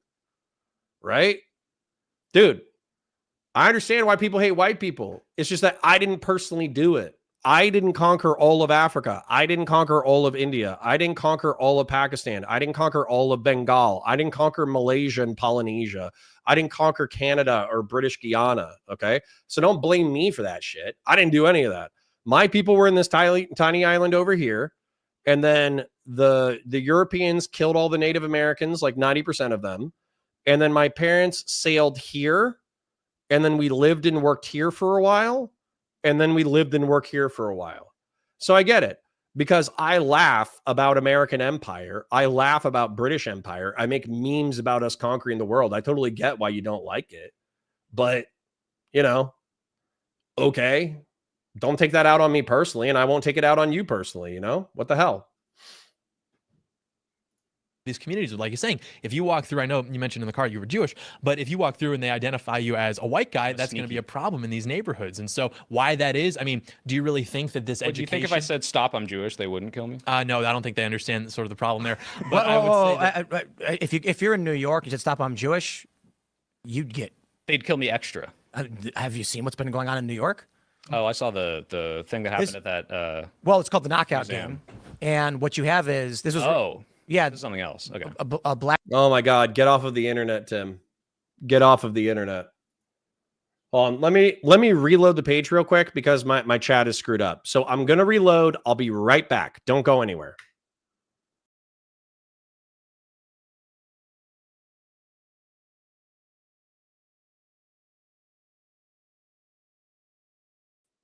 I told you not to go anywhere. You better not have gone anywhere. But the point is, just because the knockout game exists, what, like a few dozen hoodlums knock out people in New York, it's now like impossible to live in New York. You're going to die the second you step off the subway. Of course, that was that lady who was literally set on fire in the subway. But I swear to God, dude, like people have no sense of scale. They have no sense of scale. Bad shit happens all the time, and we can see it because of videos. I understand that. I understand that bad shit's happening. And if somebody did the knockout game, then you should beat the shit out of that person and arrest them and incarcerate them. Especially if they injure anybody, you should incarcerate their ass. But at the same time, acting like you're just walking down New York City and there's just tens of thousands of people waiting to punch you in the side of the face is just not true. It happens. It's a thing that happens. Getting pushed onto the subway tracks. It happens. Schizophrenics fist fighting you. It happens. People getting set on fire. It happens. But thinking that that's everybody's lived experience every single day is just cope, and it's crazy. Tim Pool has no sense of scale is the best way that I can steel man that position of like, did you hear about the knockout game? They would punch you super hard for being a Jew. And it's like, what the fuck are you talking about, man? Oh, black men, I was thinking about teenagers, have been going around New York attacking Jewish people. Yeah. Wow. That's been going on I remember that was an Obama era thing as well. But the point I was trying to make there is if we can agree that, say, minorities are not getting the same access to education that white students are, which maybe I would disagree with, but let's pretend that's... Dude, we're not even talking about why men are leaving the left. That's how they... liberals or soy boys reject masculinity, debate me. And we've spent like 30 minutes on, you know, racial histrionics in America. It's very frustrating. I'm going to let them go for like no, you know what? Screw that. We're running out of time. I'm going to fast forward. Let's see if they hit another topic, because if they're still talking about like, it turns out that there's a racial preference for your own tribal group, and we should just play into that. That's cringe. Shut up. The reason I bring it up is that What happens is the progressives will look at the outcome and then Okay, determine. now I got progressives feeling too comfortable in my chat. Let's bully the progressives. Homicide by race per capita. So, in 2023, the black population experienced a significantly higher per capita murder rate than the white population, with black males being particularly vulnerable. Specifically, the homicide rate amongst black victims in the U.S. was 29 per 100,000 compared to 4.2 per 100,000 for white victims. This disparity highlights a concerning racial disparity for homicide and victimization. So the reason why we care about this, Uncle Fatty, how come we don't just call it all regular crime instead of white on white crime, is because honkies are doing it at a rate of 4.2 per 100,000. Meanwhile, Europe and the developed world is doing it 2 per 100,000.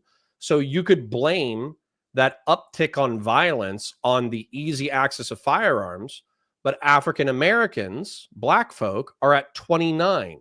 Which is what? 29 divided by calculator.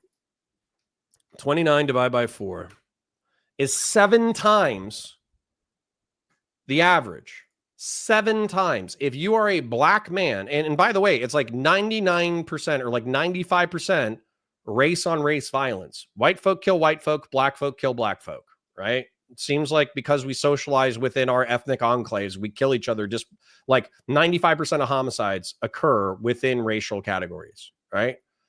And so if you're 7 times the national average, we can agree on all the things you want to do. Early childhood education, better nutrition, better education, better job opportunities, all that kind of crap. But the reason why they call it black on black crime, the reason why they racialize crime, is because it's 7 times the national average. Even if you want to do all the progressive policies in the world, I'm with you. Let's do it. Let's solve these problems. But you need to acknowledge that a thing is a problem before you do a problem or before you attack a problem. Maybe men aren't that bright, only half kidding. Well, yeah, even when we're very smart, we're very stupid. Oh. Right. Don't even look at racial disparities in fatherlessness. Yeah, of course. Oh my God. Who was that guy who said he used to say the hard R and he meant R slur? Yeah. I think that was, God, what was his name? He's a computer guy. I forget his name. Thank you for the K pass, Eli. I appreciate it. Connor. Allah wishes Jeremiah Johnson, don't say slurs. Don't tell me what to do. Are we 1315, folks? What's going on? We're not 1315 in order to 1350 and say, yeah, we just need to be segregationists, because that's what John Doyle says. But I don't want the progressives to not acknowledge that a problem is a problem. It's a problem. Let's deal with it. How many of those black deaths are drug gangs? Probably like 80%. Homicide is not regular crime. Look at the numbers on white SA and colored SA and religions. LDS just capped at 1.5 billion for past transgressions. Sure, let's do it. Sexual assault by race statistics. Sexual assault affects individuals of all races, with some groups experiencing higher rates than others. American Indians and Alaska Natives have the highest prevalence rate, followed by black and white individuals. Hispanic, Latina individuals also experience higher rates of sexual assault than Asian Pacific Islanders. And if we look at this, American Indian, Alaska Natives are at 35. Black folk are at 18, white are at 17, Hispanic are at 11, and Asian Pacific Islander at 7. So what was the point there, Uncle Fatty? Were we trying to say like white's bad? Yeah, of course, there's plenty of bad whites. That's not what I'm saying. But I'm saying like we deal with this problem. We acknowledge it's a problem and then we deal with it. Yeah, it was Linus Tech Tips. Good point. Is there any correlation between poverty level and crime rate? I'm sure there are. Men are leaving the left because that is the number one source of soy and estrogen. Well, I'm feeling it. We did segregation already. Yeah, agreed. So let's stop it. Let's stop it. Let's build up everybody's community. Silver Jacket Man says, so beware the Eskimos. Is that the takeaway? Because I'm down with that. No. The takeaway is let's build up all communities across the entirety of the United States so we can give all human beings the maximal level of opportunity possible. That's what it is. And the only reason why we should racialize it is so we can like create custom solutions to custom problems. Anyways, I love you, but Tim and John Doyle are slowly wearing down. I have like a frontal lobe. I have like a prefrontal cortex that stops me from going insane. And John Doyle and Tim Pool are slowly wearing it down. So let's give them a little bit more opportunity to wear me down spiritually. The system is Eskimo is a slur, you racist. Nobody else cared. Inuits, if you want to go for it. sexist. So they'll say, hey, hold on. How come only 7% of the fire department in the city is female? They're clearly discriminating for some reason. They then look through it and they say the discrimination comes from the job. Okay, that's it. I can't do it anymore. These are like generational, decade-old straw men from positions that almost anybody with common sense doesn't even acknowledge anymore. When it comes, like anybody who's progressive or liberal doesn't think that firefighters should be 50% male and 50% female. All they think is that if a female passes the male-oriented test for physical fitness that meets the rigors of the job, then the female should not be discriminated against for the job. That's like any sane liberal, any sane progressive believes that. So the fact that I have to contend with a 50-50 representation argument in 2025 is a war crime against my intellect. Okay? It's a fucking war crime. Do those people exist?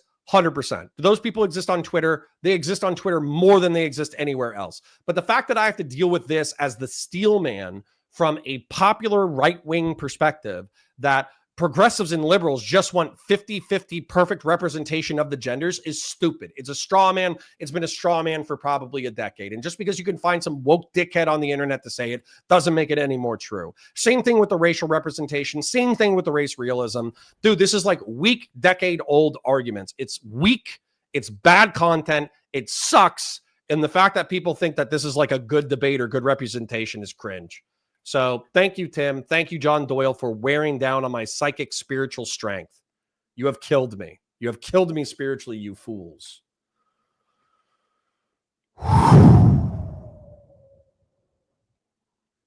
Anyways, how's chat doing? Let's engage with chat and then let's watch a clip of The Expanse. And MAGA loves it. Yeah.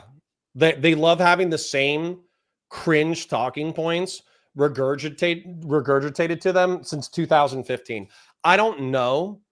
Like, do you understand how tempting that is, right? Like, as a center right guy, to just go broke, go woke, go broke. Did you hear about the Disney actress that said something misandrist? Did you know that minorities can sometimes be racist?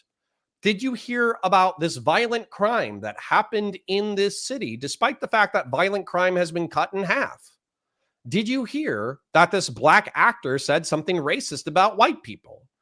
Do you know how much cash you can make by just saying that shit over and over and over again? It's actually insane. And I can't believe that it hasn't worn thin as a style of content. It's exhausting. It's exhausting. Cameron Mosley says, here's my pro-white argument. I like that white people like constitutional liberal capitalism. Sure. But if we can get minorities in order to like constitutional liberal capitalism, then I would welcome those minorities in as my liberal constitutional brothers. Liberal Silver Jacket Man says, as a programmer dude, I dream of 50-50 representation. Whole lot of dudes here at work. Half of them are trans. Lol. All right. That was a stereotype. My bad. ET says, real solutions to real problems are oftentimes very complex and are usually required to be implemented over multiple election cycles. But when most politics are election cycle centric, you're not wrong, ET. Call them slurs. People riot. True. I would feel better if I could use the F slur, but I'm not allowed to because I'm, it's a limit on my free speech. Yes, Expanse, let's go. True. Big in Gaming says, time to go build up the British Empire again in Hearts of Iron 4. True. I'm surprised they abandoned Reagan. Yeah. It's because he's too fiscal conservative, and he also slashed all the social safety nets that allowed schizophrenics to populate our streets. He also, what did he do? He was pro-gun control, and then he also did like path to citizenship or amnesty for a bunch of illegal immigrants. So all of that is not acceptable on the distant right anymore. Cameron Mosley says, that Snow White remake didn't do so well, right? Sure, it didn't. And good for them for not doing that great. And she shouldn't have said all the Miss Anders shit that she said. But is that like a news cycle that I have to repeat for the next like half decade? Do I need to talk about like Disney making shitty programs? Because the truth is, here's what it is, man. This is what it boils down to. I agree with you that there are progressive creators who are making trash movies and trash TV that totally suck. I agree with you 100%. But the reason why they suck is not because they have women inside it. It's because it's dog shit writing. Their motivation sucks, their politics sucks, their representation sucks, and their writing sucks. But their writing is the part that makes it worse.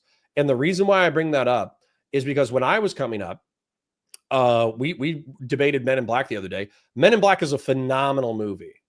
Nowadays, you could make the argument that the only reason why Will Smith was a protagonist was because of DEI inclusive, like anti-racist bullshit. Ripley from Aliens. If she was presented today, there would be people on the internet arguing that she was a DEI inclusion because the protagonist of a action horror series was a woman and she was displayed as competent. But you know what happened with both of those characters? They were so well written that nobody gave a shit, right? So I agree with you. There's progressive freaks in Hollywood who are pumping out bad content. However, the problem is not necessarily representation or having a black protagonist or a female protagonist. It's dog shit writing. Finn in the new Star Wars could have been brilliant. Rey in the new Star Wars could have been brilliant, but they did terrible rioting. Did you hear about the riots in LA? Yep, it's cringe. Don't riot. I second the Expanse. We're in the churn now, Connor. My Baranta. Oh man, that's sick that we're building like a sci-fi community too. I like that. The worst thing is Connor's that they never come up with any solutions, that always just kind of write off that they're never offer any kind of alternatives unless you're Eric July. Yeah, you know, their solutions are to endlessly criticize it and complain and pretend that we're on the verge of an apocalyptic rapture in which they're going to lead you through a glorious civil war that's going to reestablish, you know, whatever you want, right? If you like strip clubs and liquor, you'll get endless strip clubs and liquor. Effectively, it's like a Rorschach test. It's a Rorschach test for whatever you want. Better comic books, better movies, better TV shows. If you're like a culture bro, boobs back in video games. They never actually show what the solution is. John says, when you said the Disney stuff, I thought of The Loser, the Critical Drinker. Yeah, and I watch Critical Drinker on occasion because sometimes he has good points and sometimes he doesn't. Time to watch the RA clip. Gotta de-stress after pool. Sure. I think there's somebody who wanted me to read their article as well. There is a way that you can do that. Say the F slur. The cost is hefty, though. Sure. And you can think of Ron Reagan's ass for that. Yep. All right. Anyways, seems like we got a lot of claps in chat for that one. Severin says, what are your least favorite Star Wars movies? Probably the new ones. I love Rogue One. Rogue One's my favorite, obviously. Anyways, let's watch The Expanse. I think somebody wants me to read their article. I'll read their article. See if you guys like it. Give me a second. I'm so pissed off I'm getting heartburn.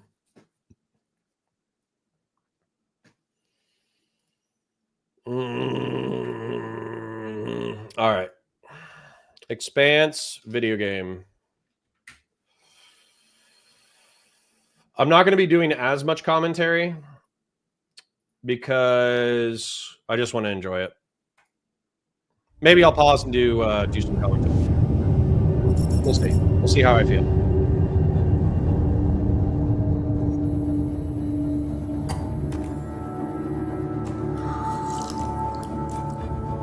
Zafar, pull up NavTech. Just a sec. Got it. Taki. We gonna find out about your Kopang right quick, okay? Just want to do him justice. Stuck his neck out for us. Least we can do is get him out alive. We've got big enough guns to make justice, all right? Oh, Michael. To a man with a hammer, just about everything looks like a nail. Aim for show. Time to say oh yeah with our hammer. Missile range in 1 minute. Brace yourselves. We're going for a spin.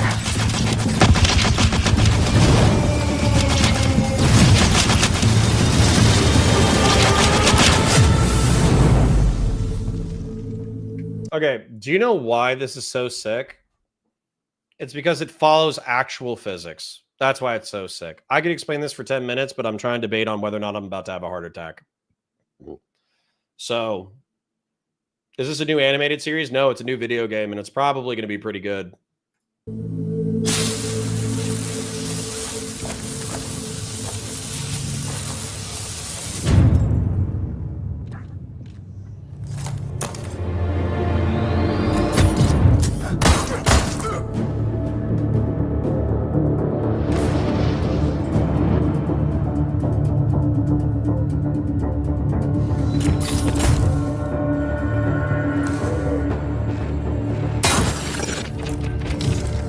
Zafar, did you get a signal? After the large haul down this corridor, they shut down this part of the facility.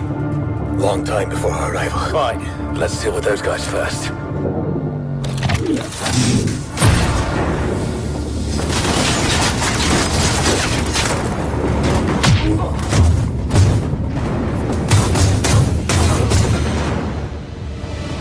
In Yolota. They never look up.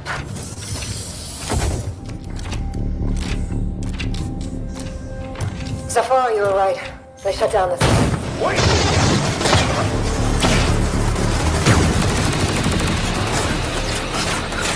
Yolota! I need backup! Hold on, I'm coming! I'll cover you.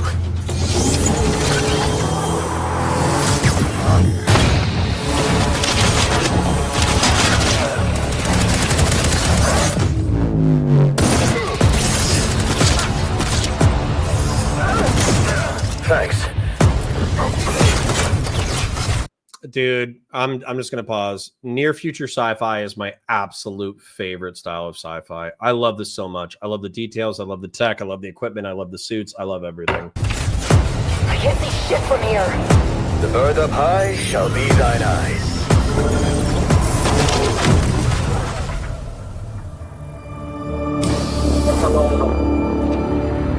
What the hell happened here?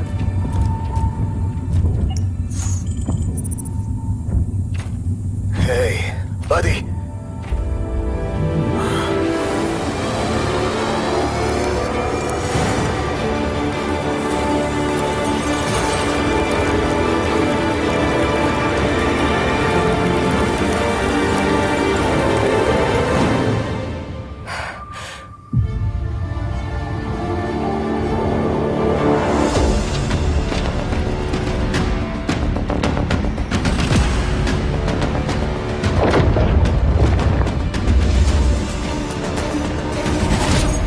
Glad you're still breathing.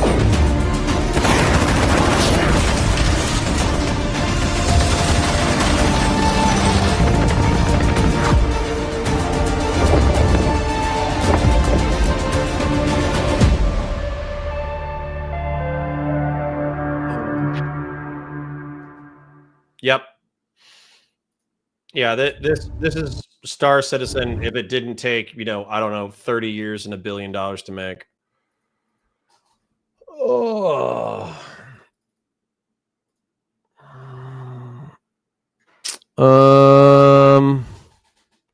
Okay. Origin. I'll do it on. Sorry. I'm gonna do this tomorrow because I actually feel sick, and I feel gross. I feel like I'm gonna have a heart attack or I'm gonna throw up or something. Tim Pool might have pissed me off that much. Tomorrow in the morning or tomorrow on the home channel. That's when I'll cover it.